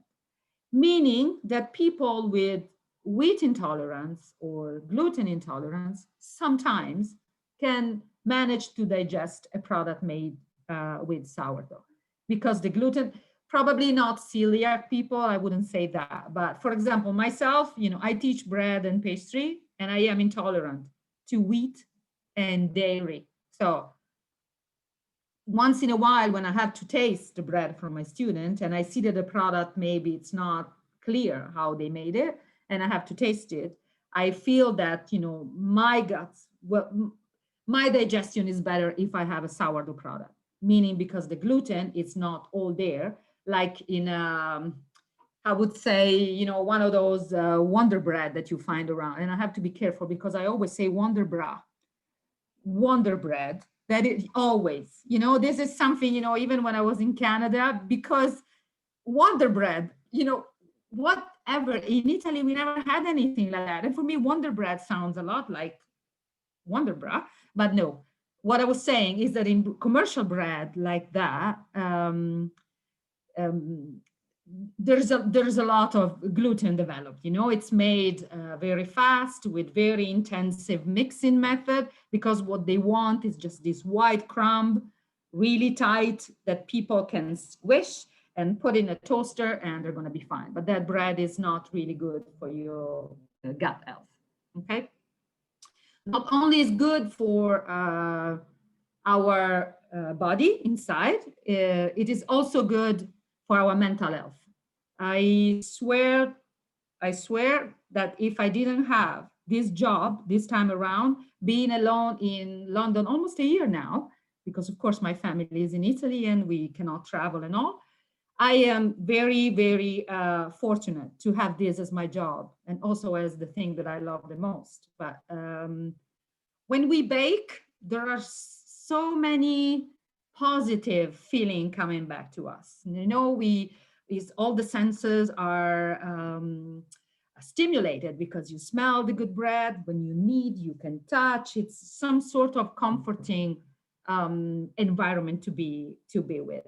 And then you are in connection. You are in control first, because you know you are making the recipe and you are following the steps the way they are supposed to be followed. And also, you know, it gives you a feeling of accomplishment when you finish. You see, even when it's not the best bread, but you made it by hand and you share it with your family, or like me, I share it with the gardener, because, you know, I don't have neighbors, I don't know anybody. So when the gardener is outside doing the garden, you'd say, oh, do you want any bread? Oh, he's so happy. He said his kids love it. So it gives you also a sense of doing something. So baking is really therapeutical. And sourdough especially, because there's also a long process to follow where you actually see this product developing in a natural way. We are not used to this kind of stuff anymore. And how beautiful is that? Think about it, 3 ingredients. If just, you know, I can only see Neil's lovely face right here. Let's say me and him, we make a sourdough. I make mine at home. I make my James. He makes his natural starter at home. The same 3 ingredients would become different. You know, even if we put the same ingredients, it's going to be different because of the environment, because of the feeling, because of the way we are. So it's unbelievable. It's really, really beautiful. I always tell my student that it's easy to make a cake, right? Eggs, good. Sugar, good. Chocolate, good. All these ingredients are good to start with, but would you eat a spoonful of flour? No, you wouldn't. But the bread in the end, when you use just flour, water, and salt, this is the secret. This is why making bread is not easy. But the moment you grasp the concept and the process, you're even gonna feel better with yourself. It's like yoga, bread yoga, I would call it. So instead of stretching too much, benefits to our pocket. Why not? Especially this time around. It's cheap because ingredients are cheap. It lives longer, you know, it's got a longer shelf life, and you can always reuse it. When it's completely hard, you can make croutons, you can grind it up and make breadcrumbs for your meatloaf or whatever you're making with your veggies. So you don't throw anything away. It's really hard to get a sourdough loaf molded. First of all, it doesn't last. You make sourdough in the house, everybody's gonna eat it after 2 days because it's too good to resist. But in the end, it's also very cheap. There was this study I was reading the other day, a lady, mother of 3 with the husband at home and all, she was actually making a calculation on how much money she saves since she started making bread at home. So, and of course, you can be creative with the discard of your natural starter. You don't have to refresh it all. You can also take some and make other product, like a pizza crust, tortilla wraps, I make them all the time, or even crackers, right? They don't need fermentation or too much fermentation. benefits for the environment are really a lot. You can see, I'm not gonna just read the slide, but of course, you know, especially if it's your sourdough, your starter, it's made from local and organic flour. You know, there's no need to transport, there's no need for fertilizers, there's no need for anything. Commercial yeast is made in a very extensive, you know, just environment where they have to keep a lot of heat coming up and control of temperatures and all. If we can avoid it, and also many people lately are intolerant to yeast. Yeast makes you bloat. Have you ever thought about, you know, you go and have a pizza in a nice pizza place, a small pizza, you come out from the pizza and you're feeling bloated. Try to make a crust with sourdough, let it ferment overnight and bake it properly. You won't feel bloated and the amount of calories are reduced. You feel more like you can, let's say that eating sourdough bread or sourdough product makes you feel less guilty about eating carbs, because the effect is really lower compared to a regular product that you buy. Okay, so yes, you can argue about this and say, well, you are in the field, so of course you like to bake, you bake every day, so for you it's not a waste of time. But what if I have a busy life?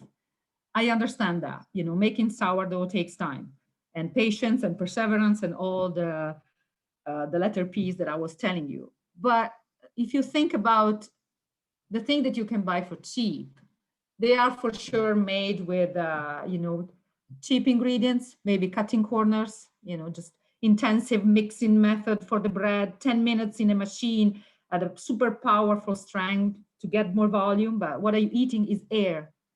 It's not actually a product, right? So one of my chef mentor from the school that was in Chicago, he used to say, yes, even if you spend a little money, but for something that has little value, it's still a lot of money. You go to McDonald's, right? You don't spend a lot of money, but you spent a lot of money for what you got, if you think about it. So as everything else, making bread can, and especially sourdough, can be included in your routine.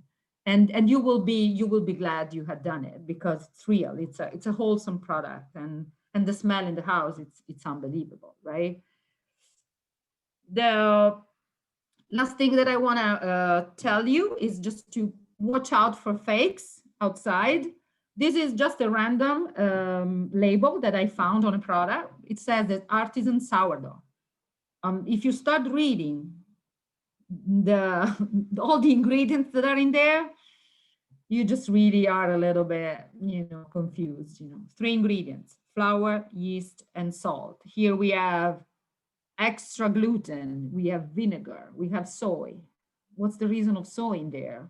You know, all this kind of stuff. We know what's the reason is, because it takes such a long time to make a wholesome product, as well as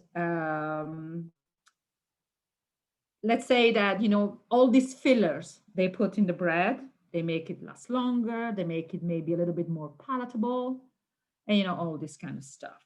But it happens to me. I'm not going to say the restaurant just because I don't want to be, I don't want to name and shame, but one day I go, I'm invited, and the baker, really proud, knowing that my background and I'm a lecturer about, you know, bread and fermentation, he offers me a basket of bread. And I say, is this sourdough? Is this made with sourdough? And he goes, yes, yes, everything is made with sourdough. And as I said, I am intolerant to wheat, and I am also intolerant to yeast. So I said, well, if it's sourdough, I can normally digest it fine. And I had a piece, but I'm not exaggerating, a small piece. After 20 minutes, I was bloated like this. You know, I had to open up my jeans. Means that there was not sourdough there, but there was probably yeast. So always try to be, this is just an episode, and hopefully it won't happen to everybody, but make sure every time you go and buy that you know what are the right questions to ask. Is there any yeast in it? Can I see the label? It's important if you want, sometimes they ask you 6 to 7 pounds for a loaf of sourdough bread. You can make it with, let's say, exaggerating, with the best organic local flour around, £1.50 plus maybe 50 pence out of electricity in the house. So start thinking about it, and also the benefits are huge, right? So I call it case closed, because once you understand that you only need those 3 ingredients and just a lot of time, you know, the case is closed. Nobody can tell you this is sourdough unless it has 3 ingredients and not a little trace of commercial yeast. So always watch out with that, and you will be glad. You know, at least you can eat bread without feeling guilty. Okay, so that was my presentation. This is my email address if you guys have even questions for later, and you want to know something more about sourdough. Maybe you need a recipe or some clarification. And I'm ready to take your questions if you have any. Hopefully I'm going to be able to reply. Otherwise, I'll research and get back to you. Thank you so much, Cristiano, for taking us through sourdough, the process, but also kind of like, you know, the wider implications about health, benefits to our pockets, to the planet is fantastic.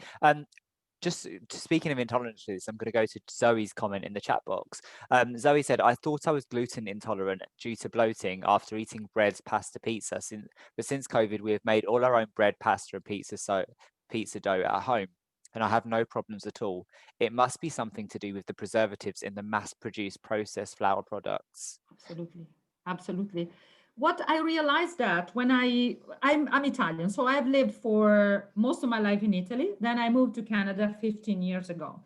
I never had any kind of problem with pasta, with bread, with pizza. Of course, I was younger, so, you know, we change as we old. But at the same time, I started to eat and to make the same recipes I was making back home with a different kind of flour, right? You know, Canadian flour mostly, which is apparently really good. But there is something going on in the way, and there is this wonderful book, if you haven't read it. It's called The Omnivore Dilemma, or The Dilemma of the Omnivore. And it says a lot about wheat. So wheat is not the same as it used to be. In Italy, we still have the same traditions, right? Nothing changes there ever. So that's why we keep harvesting flour that's more digestible. But everywhere else in the world, they put so much stuff in the turf, as fertilizers. The plant that used to be tall, now is this short with a big, I never know the name on the top, the thing on the top. It's big because it yields more starch and it yields more flour, but the plant is actually really weak. They approved this in 1985 in Mexico City to a conference, that this genetically modified wheat could actually be harvested, but they never tried it on human beings. And that's the reason why, you know, you all of a sudden you buy wheat and you buy stuff and you cannot digest it anymore. It's coming to Europe too. But in America, this is what it is. You cannot even go close. Even your recipes, they need to change, because the wheat is different. It's not clean, I would say, right? So absolutely, I hear her. Thank you. Jonathan actually just shared a link to the Omnivore Dilemma in the chat box. So check that out. Carl asks, can you make sourdough from gluten-free ancient grains? So millet, buckwheat, amaranth, and sea salt or Himalayan salt, not table salt. No, unfortunately, you cannot. And I was trying, you know, I have this, my favorite gluten-free flour is buckwheat. In Italy, we have many cakes and stuff that we do with buckwheat, but I wasn't able to get it to ferment. The only thing that would go close, and I'm still trying, it's with oat flour. Everything else doesn't have enough wild yeast. You know, the gluten is this substance that cannot be replaced by anything else in the world. So when you already say gluten-free, it's already hard to get the final product that resembles, you know, just the regular bread or the regular stuff. There are good solutions. I have actually a student, a year 2 student, She's developing gluten-free product like there's no tomorrow. She's amazing. But gluten-free sourdough bread, it's almost impossible to make. So what you can do, you can try to build your bacteria culture out of a mix of oat, maybe some fruit peel, if you are okay with that, and water. And the moment you have your natural starter acidic and developed, you can try to make product that they don't need much rice, so not the gluten network I was talking before, like flatbread, for example, or flat pizza thing, the pizza crust, things that don't need ferment. It's vital for sourdough to have gluten because the bacteria produces gas, and those gases need to be trapped. Xanthan gum is not enough because it creates a viscosity thing that doesn't trap enough. So unfortunately not. Okay, Carl, I hope that answers your question. But pop a question back if you have a follow-on question from that. Adri, our lovely colleague, says, I have given up doing sourdough at home as my breads come out so very dense in comparison with what I buy from the local bakery or retail outlet. Is this because I am buying sour faux and not real sourdough, or is the 20 degrees centigrade required for proving the key? Well, there could be two reasons, right? Maybe what she buys, you have to look at the label. If it says Cerevisia saccharoid name, the Latin name for yeast, you know that you've been tricked.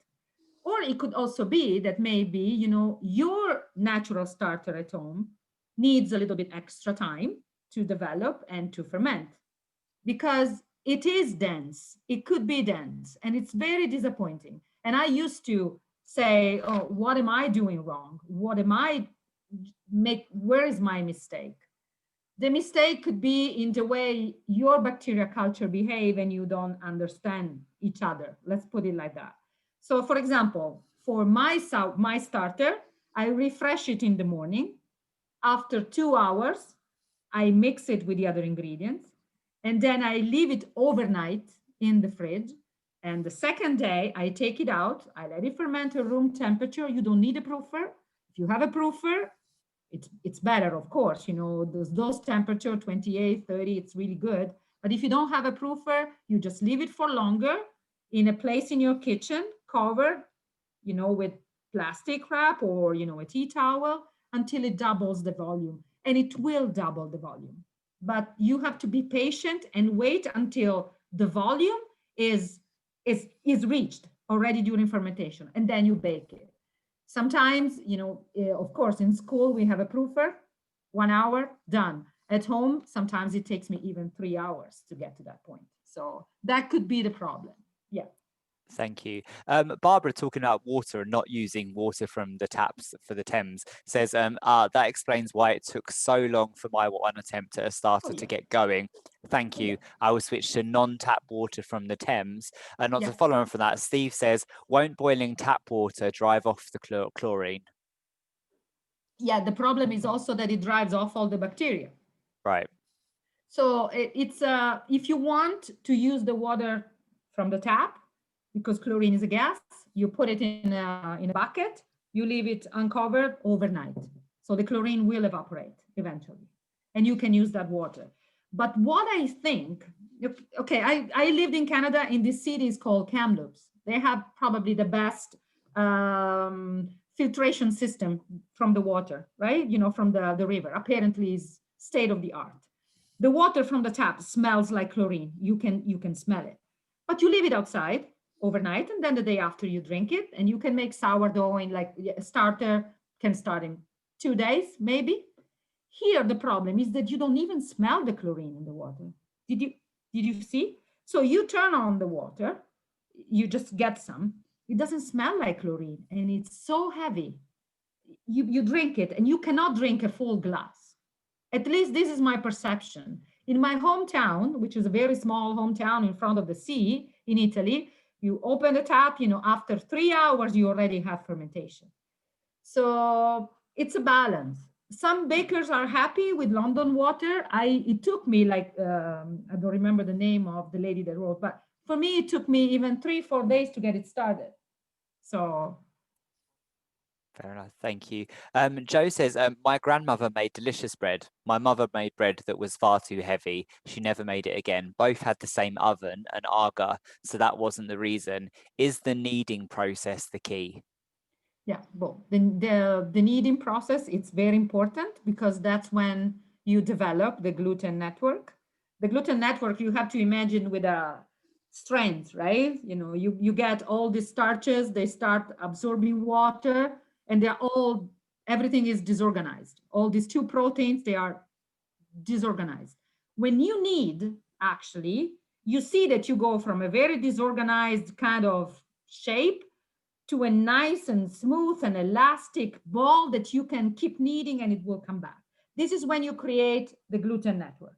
When the gluten network is created and the yeast or the natural starter, of course, they need to be fed. So they fed on simple sugars, break down the starches, digest, and as every natural being, they produce gas.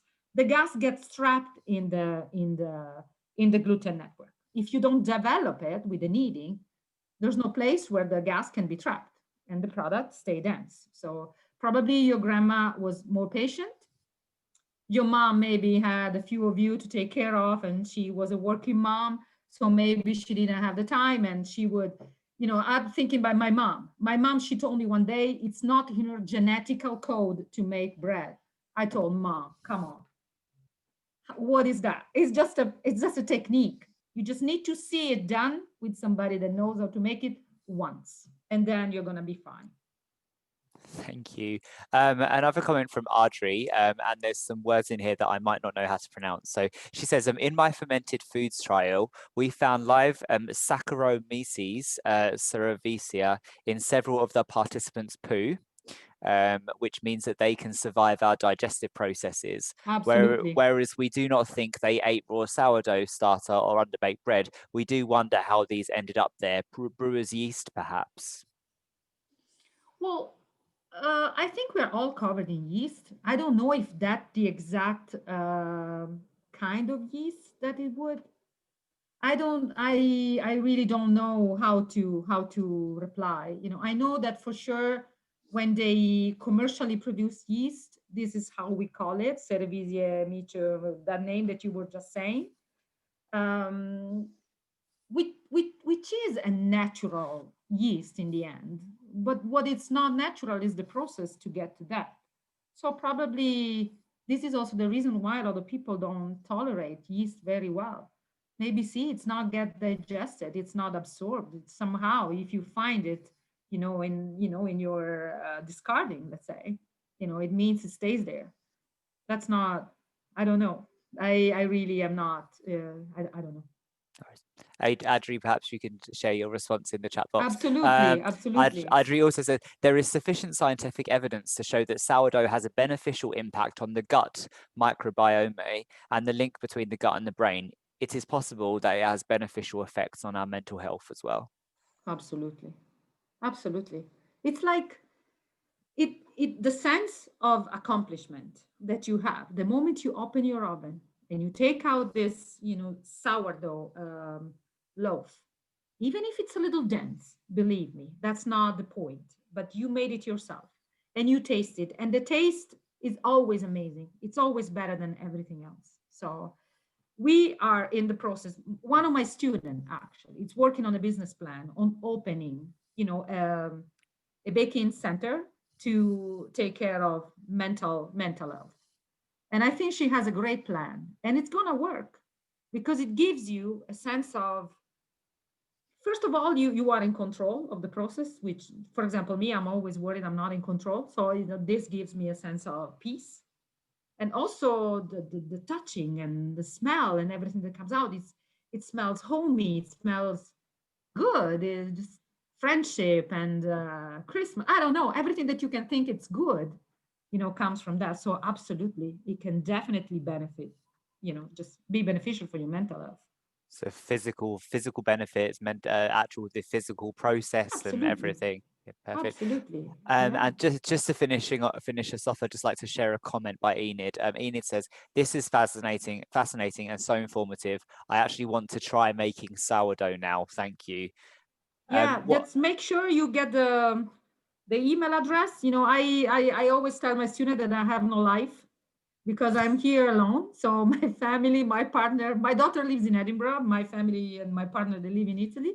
So I'm always here on my own, and all I do is experimenting on bread, reply to emails, writing on my blog about this kind of stuff. So feel free to contact me and to send me a private message if you want recipes and all. I will, maybe with the help of with Neil's help, I don't know, maybe organize a real hands-on kind of explanation on how to make bread for everybody that would like to do. I don't know. I wanted to ask you maybe on a separate, but while we are in front of all these people, why not? Well, Enid says yes, please. So we've got one volunteer already. At least one. Yeah. I would be more than happy to facilitate that, as you know. So we will talk about it after the event. Cristiano, thank you so much. What parting words would you like to leave people with about sourdough and about giving it a try? Yeah, it's more like about bread in general. This is one of the most amazing thing you can approach. It just makes you feel like really accomplished and happy, you know, and just watch out outside. Why do you have to go at Gales or Bread Ahead to buy that stuff? You know, send me a message, I'll give you a recipe, then you show with me pictures. You know, bread brings people together. It's something that is rooted in our thing. We don't need to spend thousands of pounds on bread. You know, this is my 2 cents.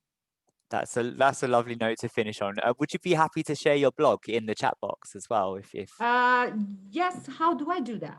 Just in the chat box, just down. Okay, yeah, because you know I have to find chat. There we go. Perfect. Yeah, brilliant. So maybe, and that way people can check out your blog as well. Yeah. So I think it's called. Okay, you know what? I'm just gonna take a moment here, look it up, and post the link when because I cannot do this while people are watching. Take your time. We'll be here for another hour. Cristiano, thank you so much. It's really, really lovely to see you. Thank you for having me. It was fun. We'll touch base next week about getting that class set up. But we can if any of our audience are interested, let me know, and we can include you in the invitation to that. Absolutely. Brilliant. Thank you so much. We will take a couple of minutes break, and I would like to invite Chris to join us on the screen if he's happy to. Chris, I'm just going to promote you now.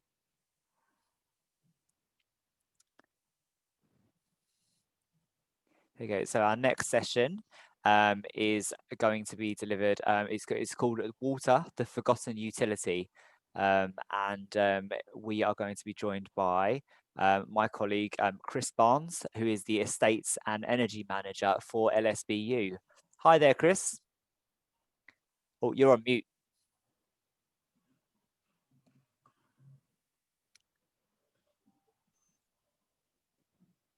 No, can't hear you yet. I can't hear you.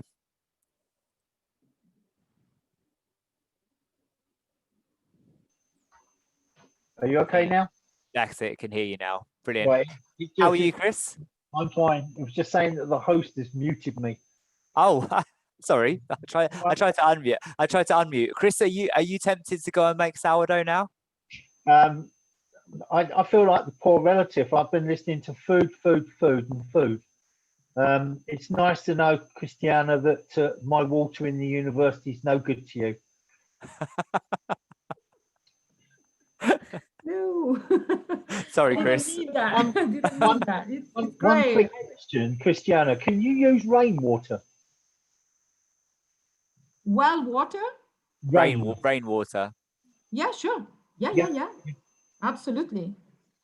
Yeah, no, everything. Somebody even start sourdough with apple juice or something that's coming from fruit. I try to avoid it because I want to keep it pure, just in case people would have allergies. So, but you know, you can definitely, as long as you know what you're using and you always let people know, absolutely, you definitely can. There you go, Chris. That's a project for you.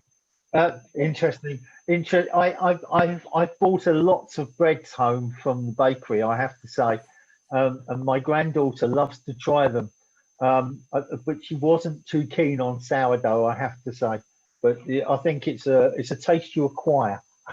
Yeah, but you know what? To make up for my not liking the Water University, you can stop by the National Bakery School when we open, and I'll save some product for you: pastry, bread, whatever. You stop by and hand them out, and so I hope it makes up. On your man. Okay. I have to say, I do miss the National Bakery Schools when they go around and sell all the products. Brilliant. The shop. And the shop, exactly. Chris, would you like me to share your presentation now? Yeah, I'm happy when you are. Perfect.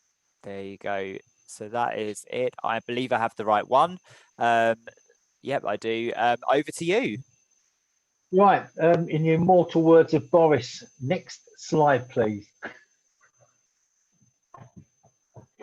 Right, what I'm talking about today is water, the forgotten utility. And as you can see, we work in an association with a number of people, including me. I'm a member of the EMA. I work with a company called Carbon Intelligence, who look at all of our data and help us to analyse it. In 2015-16, university was awarded a top 10 in the bright green, and the latest addition in that bottom corner is that the Estates Department and my department have been shortlisted for a CIBSE award in building performance. Next slide, please.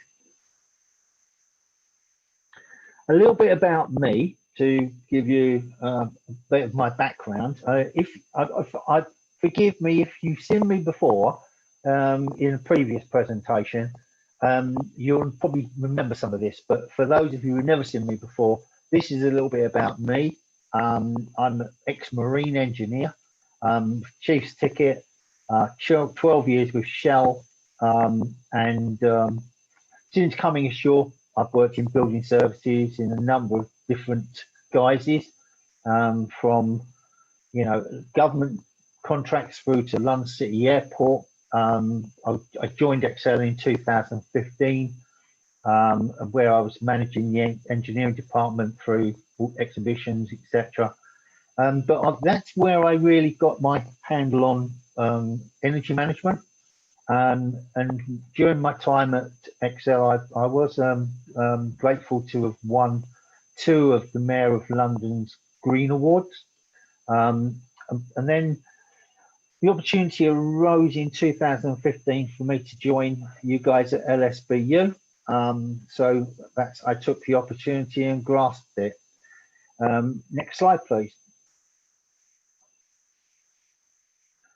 A bit about our vision. The university's vision has been in place since 2010, where the carbon management plan clearly stated that there was a number of elements that needed to be incorporated into the strategies, etc.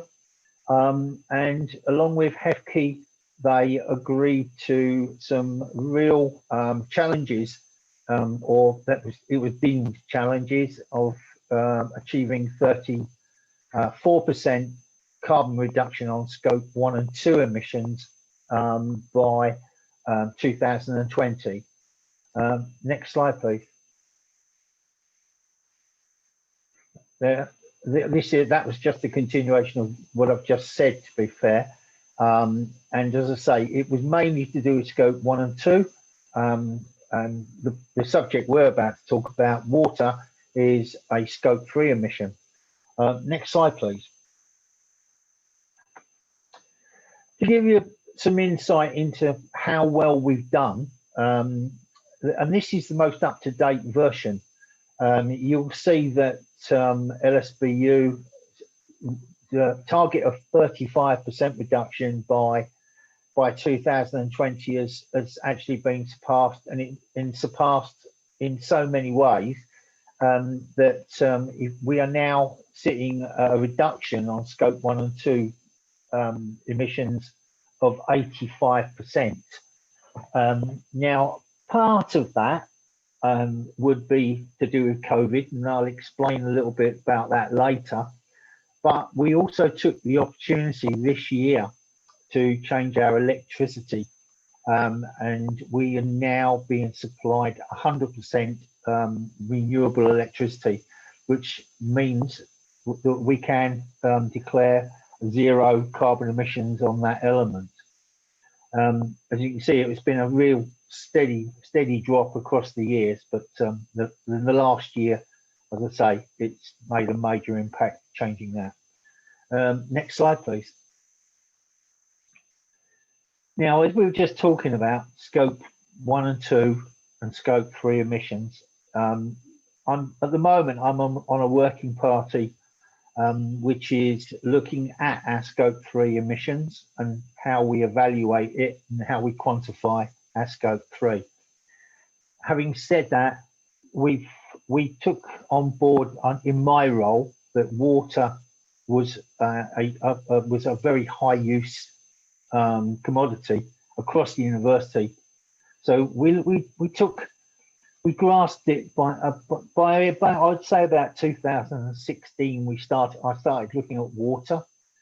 So if you go on to the next slide, please. So basically, this is what we've been doing. From 2016, we had automatic meter reading fitted across the estate. Now, basically, this is to ensure that we can see half-hourly data of how water is used and in what areas. The AMR was fitted to our what we call fiscal meters, which is the meter coming into your building. There was no sub-metering at that point put in, and we haven't really gone down a sub-metering view at all. Although bigger establishments, bigger buildings might consider that to be a way to go. This has enabled us to actually see the data on a day-by-day basis, so we could see what we were using, as our benchmarks.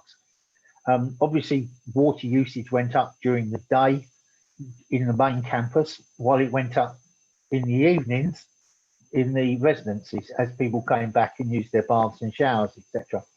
So there was a clear difference in sort of how we were looking at the data. That also allowed us to set benchmarking for each building and giving us alarm points. And when I say alarm points, I just mean a line in the sand which we knew we shouldn't go past. So that allowed us to then see if there were issues in buildings, i.e. flushes in toilets that were continually letting by, or even major leaks. We did have a leak in one of our buildings, and we were able to pinpoint it, work out what was going on before Thames Water even contacted us. So the advantages of having it are there. Gives you an early warning. So we also were looking at the data that we were getting from the AMR. As I say, look, we prepared taps and shower faults, and the sustainability team that were in place at that time were also doing awareness discussions with students, etc. About how much time they were spending in showers, etc., how much water they were using, issuing shower timers and those sort of things. But the thing with that awareness is it's something that needed to go out annually, because you were teaching a different set of students every year, and a new set of students coming in. You had to then go through the awareness on an annual basis. It was something that clearly they were doing back then. But then in 2017, we looked at what areas of water saving were probably going to give us the greatest hit. And showers was not the answer. And the clearest answer for us was the actual urinals in gents' toilets. Now, I know it's not a wonderful subject to be talking about, but believe you me, the impact has been phenomenal. and we included all the buildings, including Havering. There are still buildings on the campus that haven't got them, and I'll explain that's going later on as well. Next slide, please. This is a diagrammatic version of a waterless urinal. And as you can see up the top area there, number one, the area number one at the top is actually a, shall we say, a fragrance block, like you've seen in many toilets, which basically gives you that, the nicer smell, shall we say. Item two on the side is just a comb, which actually stops, things like chewing gum and things like that going down the system. But the main important part about this is that number three. Number three is a specially designed diaphragm, which basically works on pressure of liquid going down and opens. But as soon as there's no pressure there, it closes. There's a little bit at the bottom, which is like a flat back to back, which just opens. That then stops any fumes and any nasties coming back into the room. And then number four is the plastic pipe, which was all fitted back to the main drain pipe going down through that building. So as you can see, fairly straightforward, easy to install, saves water, saves money, reduces blockages, eliminates washroom odours. Yes, a no-brainer. Having said that, in my past, I fitted them in another building and they were so bad, the first original types of waterless urinals, I took a lot of persuading to do this and actually went to other buildings to see how they were doing and understand exactly if there was any pitfalls. Next slide, please. Right, what I've got here is a typical it's the data that come from AMR, and you'll see that this relates actually to a building which has a water tank. So the water tank is feeding the urinals and the water to the taps, etc. And you will see that if you look the first part of that, you will see that the lines are pretty much close, very close together. As the valve was opening, tank was filling, closing, opening, filling, closing. And you can see that if you look at the 28th, 29th, there is a real broadening of those fill points. Because that is the point where we actually installed the wiffleways in that area. But the urinal waterless actual contraption is called a wiffleway. It's a product name. If you go on to the next slide, please, if you would. So, as I say, the water is fed via a tank, and if you look at the frequencies the tank fills, it's very much reduced. And basically, in terms of consumption over a weekend analysis, we figured we indicated that we were getting 9 meters cubed of water a day as a saving. That's an annual saving of 3,285 meters cubed. Now, for those of you who want to put that into real terms, that is 3,285,000 litres. So as you can see, the savings were quite phenomenal. In fact, the total saving on that building per year was £7 grand, just over.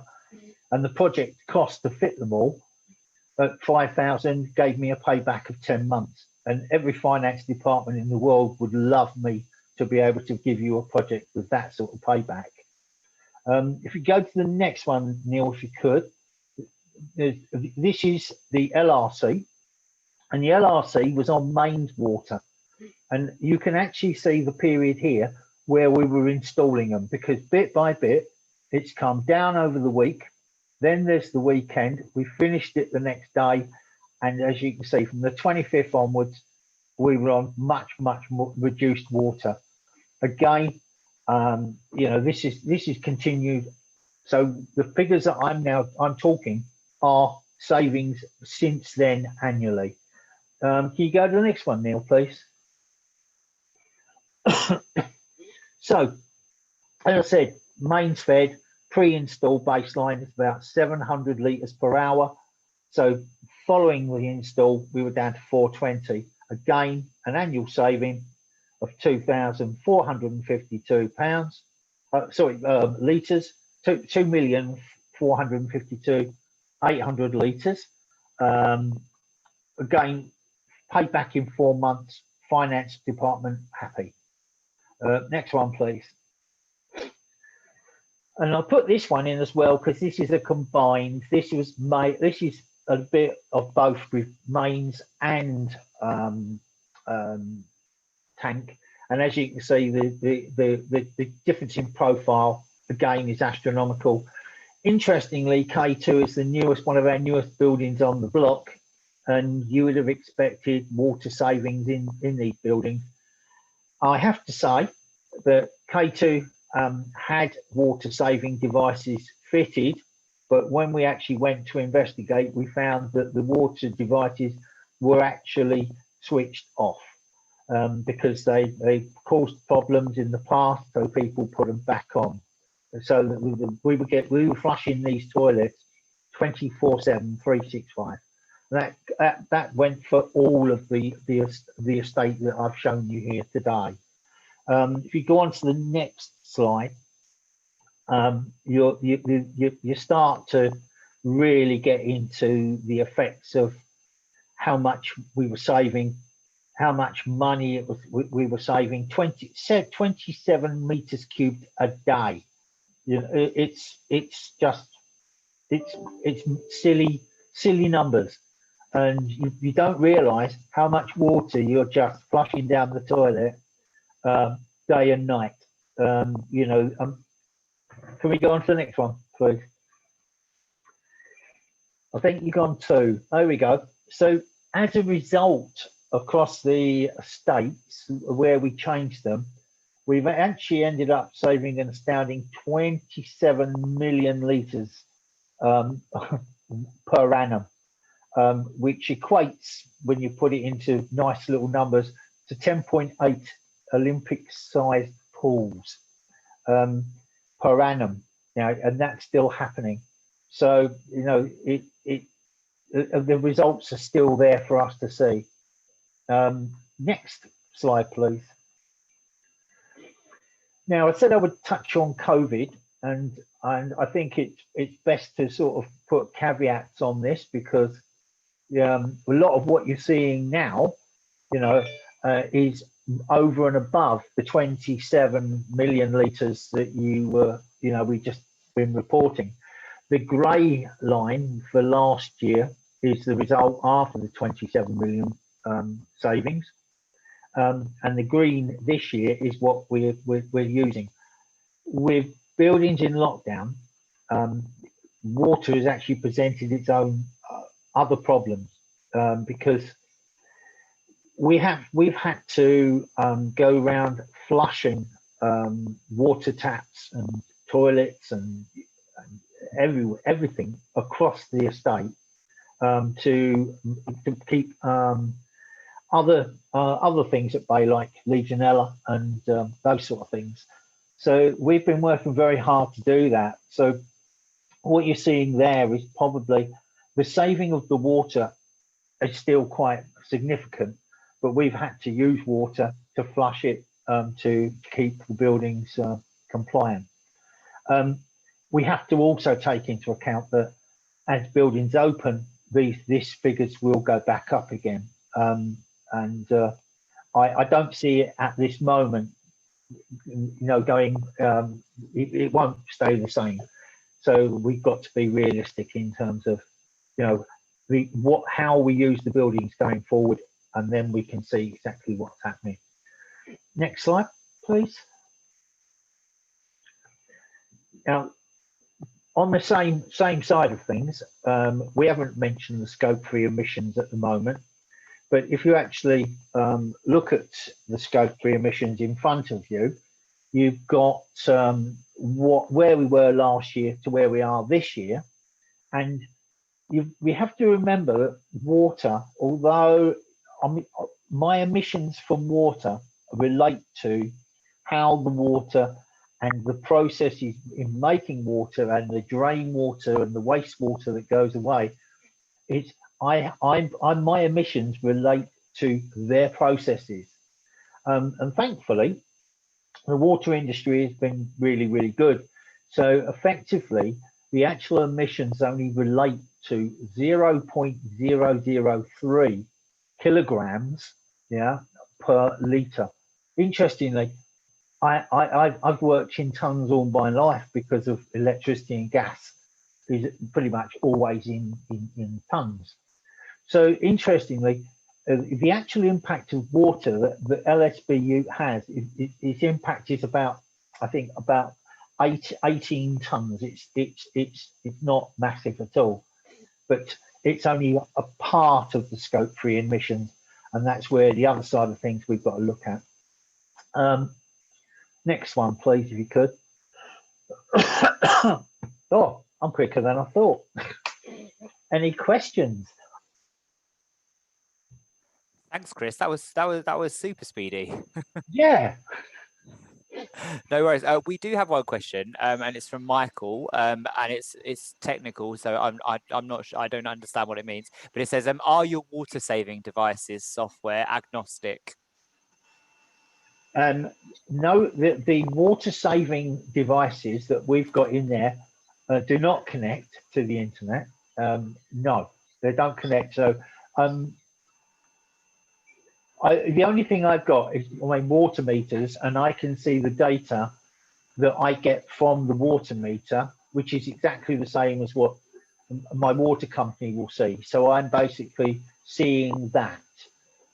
I can then look and see the increased usage in water, and from the increased usage, I can then go and determine what's causing it. Thank you. That okay? Michael, if you have any follow-on questions, please pop them in the chat box. Chris, I just want to go back to this figure. 27 million litres of water a year. That's a phenomenal amount. And that's being conservative, because the first year was 33 million. Right. And whether we've changed what we do in the university in a gentle way, but I've averaged it out at 27. Having said that, I've still got buildings that I need to fit these in, and I will be doing it at the earliest opportunity. So I'm actually looking that once we've finished, we'll probably be in the region of 40 million a year, I think, given the numbers that I've got. So yeah, I think about 40 million per year. And I mean, the title of your talk is called Water, the Forgotten Utility, and back when you joined us for part 1, we talked about climate, carbon, energy and resources, and you talked about carbon reduction. Do you think water is just, the title of your talk would suggest that water is just often overlooked? I think water has actually been overlooked by many. When they were doing their analysis back in 2010, they were very quick to look at Scope 1 and 2, and I have to say that's followed through by many. For the years we've been doing things like carbon reduction commitment, CRC, for which we were paying huge amounts of money to do. That was always based on Scope 1 and 2. It's only really, I think Scope 3 has really only sort of reared its head in the last 2 years. And I think a lot of that is to do with the transfer from the CRC to what they now call SECRA, which is another reporting thing for the government, which thankfully doesn't cost anything. And also, I think with carbon, your 2050, right, which includes 1, 2, and 3, that has raised the profile of 3.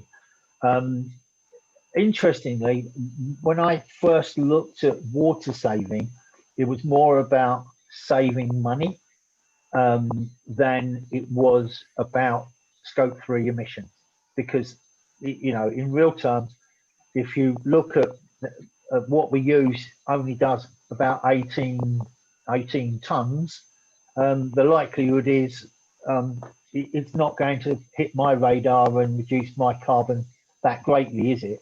But even if I turned all the water off.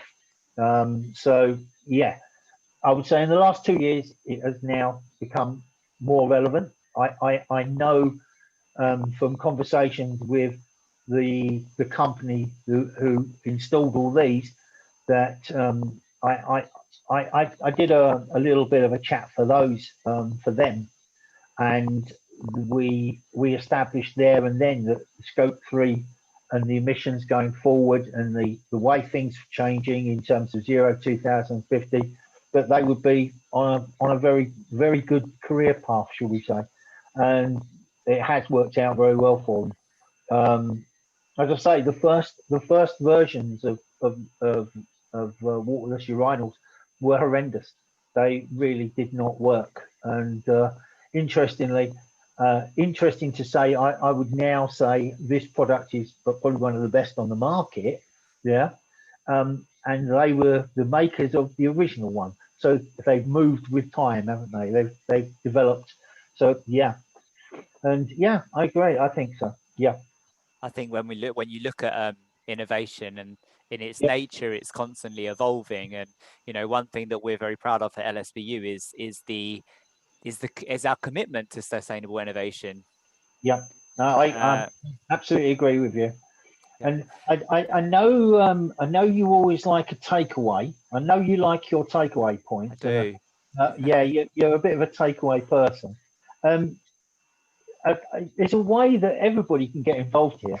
Yeah, and I think it'd be nice to be able to say, right, in your house, you've got a place where you can save water, and that is your toilets at home.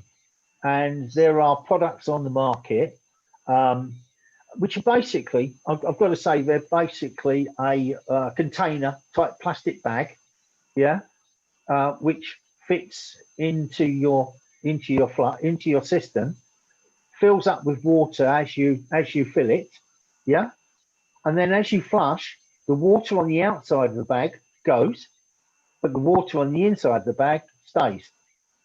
So effectively, you can reduce your flush levels depending on what type of system you have. You will have anywhere between maybe a 9 litre and in the older systems 13 litre systems, and if you can buy them in either a 2 litre version or a 3 litre version, depending on which suits your needs, which will save you 2 or 3 litres every time you flush. So it is something you can do at home, and you can buy 3 of those, which come in a kit, basically for 2 times 2 litres and 1 times a 3 litre. You get 1 of those. That costs about a tenner, which is an absolute no-brainer. Very, very cheap way to do things. And say it saves you money, saves the environment. Saves the environment. It does everything it says on the tin. I'm not going to say what it's called, but if you look for something around the word hippo, you won't go far wrong. Right. Okay. Cool. Okay. Well, everyone go ahead and look that up. And when we look at that, I'm just bringing up your figures here. When we look at these savings, they're quite, they're massive savings in terms of money. what are the barriers that are stopping other companies, bigger organizations, universities, whatever, from going down the same route and employing the same kind of like mindset? That's a very good question. It is a very good question, and I've actually spoken to other managers, you know, in different universities, and I think a lot of them think that I think a lot of people will say that they're worried about the product. They don't think it'll work. They've heard horrendous things about urinals and how toilets can smell because of them. I had to overcome a lot of barriers at the university, at this university, because others actually were worried. And I actually took the bull by the horns and changed the whole building and left it there for a month. And after nobody had even batted an eyelid after a month, I then went back and said, hey, look at this, guys. Always better to ask for forgiveness than permission, right? Yeah, absolutely. If you rely on committee meetings to make decisions, you'll get nowhere. So my belief is that you've got to just take the bull by the horn sometimes. Practical takeaway number 2. Practical takeaway number 2, yeah. We have a couple more questions in the Q&A box now. So Michael wants to know, may I know whether it complies with sustainability frameworks? What are the biggest challenges in commercializing technologies? Right. Right. The water. Is he referring to the water and how we buy water? Michael, if you can just clarify, that'd be brilliant. Steve, we'll move on to the next one while Michael's clarifying. Yeah. Steve says, I use buckets of grey water from washing up, etc., for loo flushing, so the flush tank is seldom emptied. Is this a Legionella risk? Can you repeat that one? Sorry. I use buckets of grey water from washing up, for example, for loo flushing, so the flush tank is seldom emptied. Is this a Legionella risk? I would say no, because you are in a position where the water will stagnate, right? And you might get coli's, but you won't get Legionella, because Legionella needs certain temperatures to sort of produce themselves, and you ain't going to get that in the system. Also, for you to have any danger of Legionella, it has to be in an aerated form. So it's real fine mist, and you aren't going to get that either. So what I would suggest is one of two things. If you are using just grey water and you're never going to use flush water, then turn your tap off, turn the valve off, so that you're not filling the system. So you don't need to fill the system. The other way of doing it would be to actually tie the ball cock up so that it doesn't fill. Yeah. So you don't need to fill it. Don't fill it. Having said that, the other option is for once a week, just use one flush. You know, we won't tell the environmental people about you. Trust me. One flush a week is not going to hurt. Thanks, Chris. Okay. Hannah asks, hi, I work for a social landlord. What would your advice be for us? What would your advice be to us for the first steps in starting to look at making water savings? Well, if you're on a community type bill for water, i.e. one bill and it's split, then I would suggest you all get together and have that conversation as maybe through your housing, or if you've got an association, look at how you can do it individually per household. With water saving devices, just like I've said, there are other devices which are aerators on your shower heads and things like that, where you use less water, but you actually improve the pressure of your shower. So you think you're using as much water when you're not. So just by using air in amongst the, and as it comes through. So I think the answer there is, you could do it as an individual, but would you actually get savings as an individual? If you are, then it pays you to do it. Equally, if you're not, then go through an association, try and get a group type together to achieve what you want to achieve. Thank you. And just, I mean, you said it earlier. I mean, I love a practical takeaway because it gives me kind of like something tangible that I can do to make a small difference. And you touched on it when you talked about halls earlier, with our previous sustainability team and how they kind of did it once and then needs to again. How much of a role does education play in all this, and those practical takeaways? Oh, I would say mindsets are one of the biggest challenges to any energy utility saving you're going to have. If I think about it at home here, I've got my daughter lives here. I've got my granddaughter live here. My wife, and we probably all have a different mindset on how we use water. We would also have different mindsets on how long we like to be in a shower, so, and how we use the washing machine, etc. So trying to establish a mindset is probably, it's got to be done. However, it has to be done regularly. It's not something I could sit here today and talk about this, and in a year's time we'd be talking about it again, because we'd be talking to a completely different set of people. And the mindsets are clear. Even with discussion, I have to say, I've met students in the last 5 years who would quite happily sort of stand in a shower for over an hour. So it's quite worrying, really. And I think I think sometimes it's people just don't think that it makes a difference. It's it's too. They're one actions, and not it doesn't have an impact. It doesn't hurt. Oh, yeah, I think you're absolutely right. And what we've been talking about and we've been trying to put together with the halls. I've been talking with the halls manager is actually, within the competitions they have between halls, we actually have an environmental type points prize. So, which goes into the big prize system. But again, each building has its own way of, some buildings have got gas central heating, some have got electric central heating.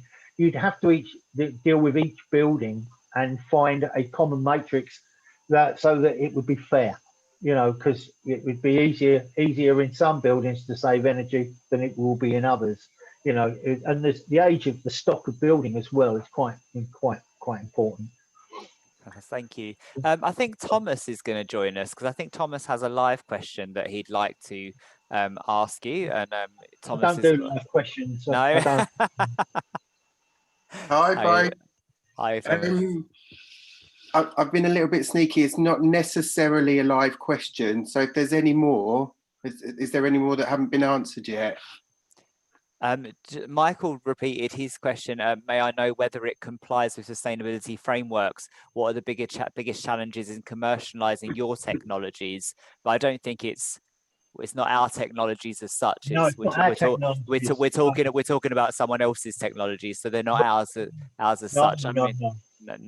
It's not something we're talking about technologies of a company that's been established for a good while, etc. And as I say, comparing the product from the first attempts to now, they've made major improvements. Major. I can't. If I try to explain a bit further, it's not just about the saving of the water and that. It's a whole thing. A cleaner goes in every day, just a quick with a spray, a bucket of hot water, I think, every week just to push the, just to run it through. Maintenance, I would say, apart, I mean, the actual spray itself, the cartridges, the elements, everything about it, probably costing me about just over £100 per urinal a year, which is nothing, because I'm now not getting urinal blockages. I'm not having to send maintenance men out to clean it all up and get cleaners in to clean up the mess. It's not there. It's just saving in every way, to be fair, so yeah, I think it's a no-brainer, to be fair. So and thank I you. like the way Thomas has done the the Queen effect. Have you noticed that? You're waiting to do Bohemian Rhapsody now. That would make for an interesting end to the day. That's absolutely brilliant. Look, so very quickly, for those that are online, I just wanted to take this moment while both Neil and Chris are sat here on the call. In 2020, we launched a Sustainability in Action Award, and both Neil and Chris were nominated and are runners-up. Deborah's not here; she was our winner. But I just wanted to say congratulations to you both. This is part of our cultural change, that we want to recognise what staff are doing, and both of you have been recognised. And just on a few of the comments from your colleagues, so Chris, you've been highly recognised for always being there for students to give advice on water, energy consumption, so that they can look at new ideas and contribute to reducing the impact. You've worked on a number of external grants and maintenance funds to improve our buildings, and that's been evidenced in what you've discussed. You've worked with the BEM project in terms of projects that have been created at LSBU and looking at ways of embedding that technology, and the way that the reporting that you're doing, reducing emissions by 85%, how much water you've reduced. And then over to Neil in terms of just piecing together this event conference and allowing 150 speakers and over 2,000 attendees to come and hear about all of the stuff that we're doing at LSBU, the external contacts that we're making with big high profile companies. So yeah, I just wanted to be really cheeky and jump on this call and say congratulations to you both for being shortlisted, for being runners up in that award, and you do absolutely deserve that recognition in the work that you've been doing over not just the last year, for many years. So yeah, just I'm being very cheeky and taking this opportunity to thank you both for all of your hard work. That explains the Bohemian Rhapsody moment. Thanks, Thomas. Thank you. Thank you, Thomas. Believe you me, I was amazed to have even got invited to as part of it, to be commended. I was amazed. I'm well happy with that. And I think that's the whole purpose of having staff awards, is to have unsung heroes recognised for the work that they do. And in both of your cases, this is about going above and beyond what you're asked to do. This is something that you're both very passionate about and are driving. So thank you on behalf of LSBU. Thank you. And a bit of a new journey for me, actually. Sustainability. It's working on this project for the last year, and as it's coming to a close, it's a bit sad, but it's kind of certainly been a journey, and I've learned so much. Through to doing Veganuary at the moment, and the last event talking about consumption and removing all shopping apps from my phone, for example. And no, I'm just one person, but hopefully that accumulation will make a big difference. So I think that's what this whole collaborative, this week, the previous parts of the event series has brought about, is that being able to make small changes and hopefully them leading on to big difference, as Chris has just shown in his presentation. I couldn't have done everything I've done without the backing of the estates department, and thankfully I haven't had to go down the committee route to make decisions. And if I've made mistakes, believe you me, I've been told. I think the results speak for themselves, to be fair. But thank you very much. Thank you. That's me over now. I was just literally wanting to gate crash, and congratulations, both. No. Well, feel free to stay online, Thomas. We're going to wrap up now. So, Chris, thank you for joining us for part 3. It was a pleasure to have you in part 1. You really have showcased. It's a different side of it, because we've got a lot of academics talking, but it's really fantastic to have our professional service group staff joining us. The real world talking, yeah. Oh, tricky language, but no, brilliant. I mean, it's a team effort at LSBU in terms of our commitment to sustainability, and brilliant for you to join us. Thank you so much. So thank you for inviting me. It's always nice to be able to showcase it, isn't it? To be fair. Absolutely. Let's hope we get the Sibsy award this year. That'll be nice. Fingers crossed. When's the result? In February. February. Okay. Fingers crossed. We're up against some real big establishments. Trust me. Well, really fingers crossed and good luck. So I'm gonna wrap up there, and I'm just gonna bring up the program for tomorrow. Thank you, Chris. I'll speak to you soon. Yeah, brilliant. Bye. Cheers, Chris. Bye. Bye all. Here is our program for tomorrow. So Thursday, the 14th of January, we are going to be focusing on politics.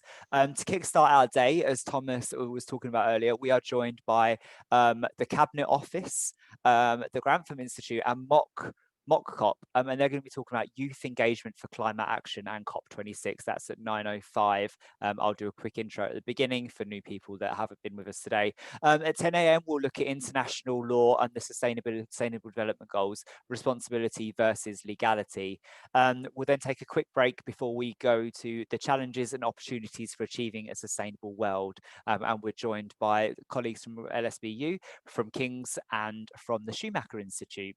At 11:40, we are delighted to be joined by some international guests, and they are former Education for Sustainability students from LSBU, and they're going to be talking about the amazing work they're doing now. We'll then grab a quick lunch break before we're joined by the epic Ash Sarkar, who is really well known for various TV shows, columns, and she's going to be joining us talking about capitalism is killing itself and it's taking the planet with it. Ash is going to be covering a host of relevant topics, including Brexit, austerity, decarbonisation, and other things. So do join in.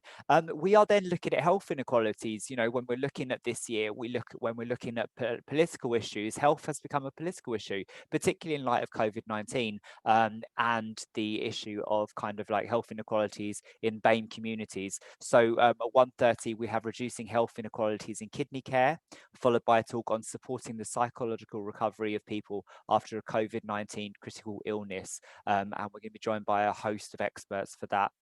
We'll then be looking at, can we achieve 17 sustainable development goals simultaneously? And during that talk, we are joined by several of LSBU's incredible academics from the School of Law and Social Sciences, School of Engineering, School of Applied Sciences, and they're going to be looking at women in STEM as one of their as main focuses.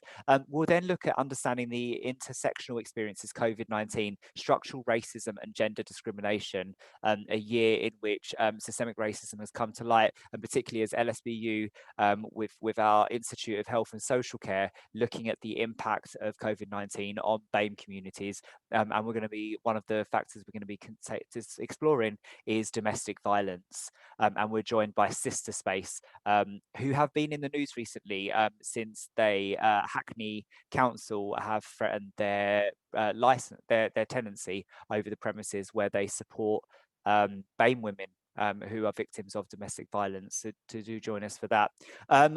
To round us off at the end of the day, we've got a nice in conversation with panel style discussion where we're joined by special guests from the Ellen MacArthur Foundation, Slow Food UK, and Terra Nutra. So that's tomorrow, but that's been it for today. I hope you've had a fantastic day. It's been full of practical takeaways, myth busting, fantastic sessions. Jaya, Thomas, is there anything you'd like to add that I've not covered? No, I think you covered it all. All good, perfect, brilliant. Well, thank you everyone for watching, and we look forward to welcoming you tomorrow. Thank you.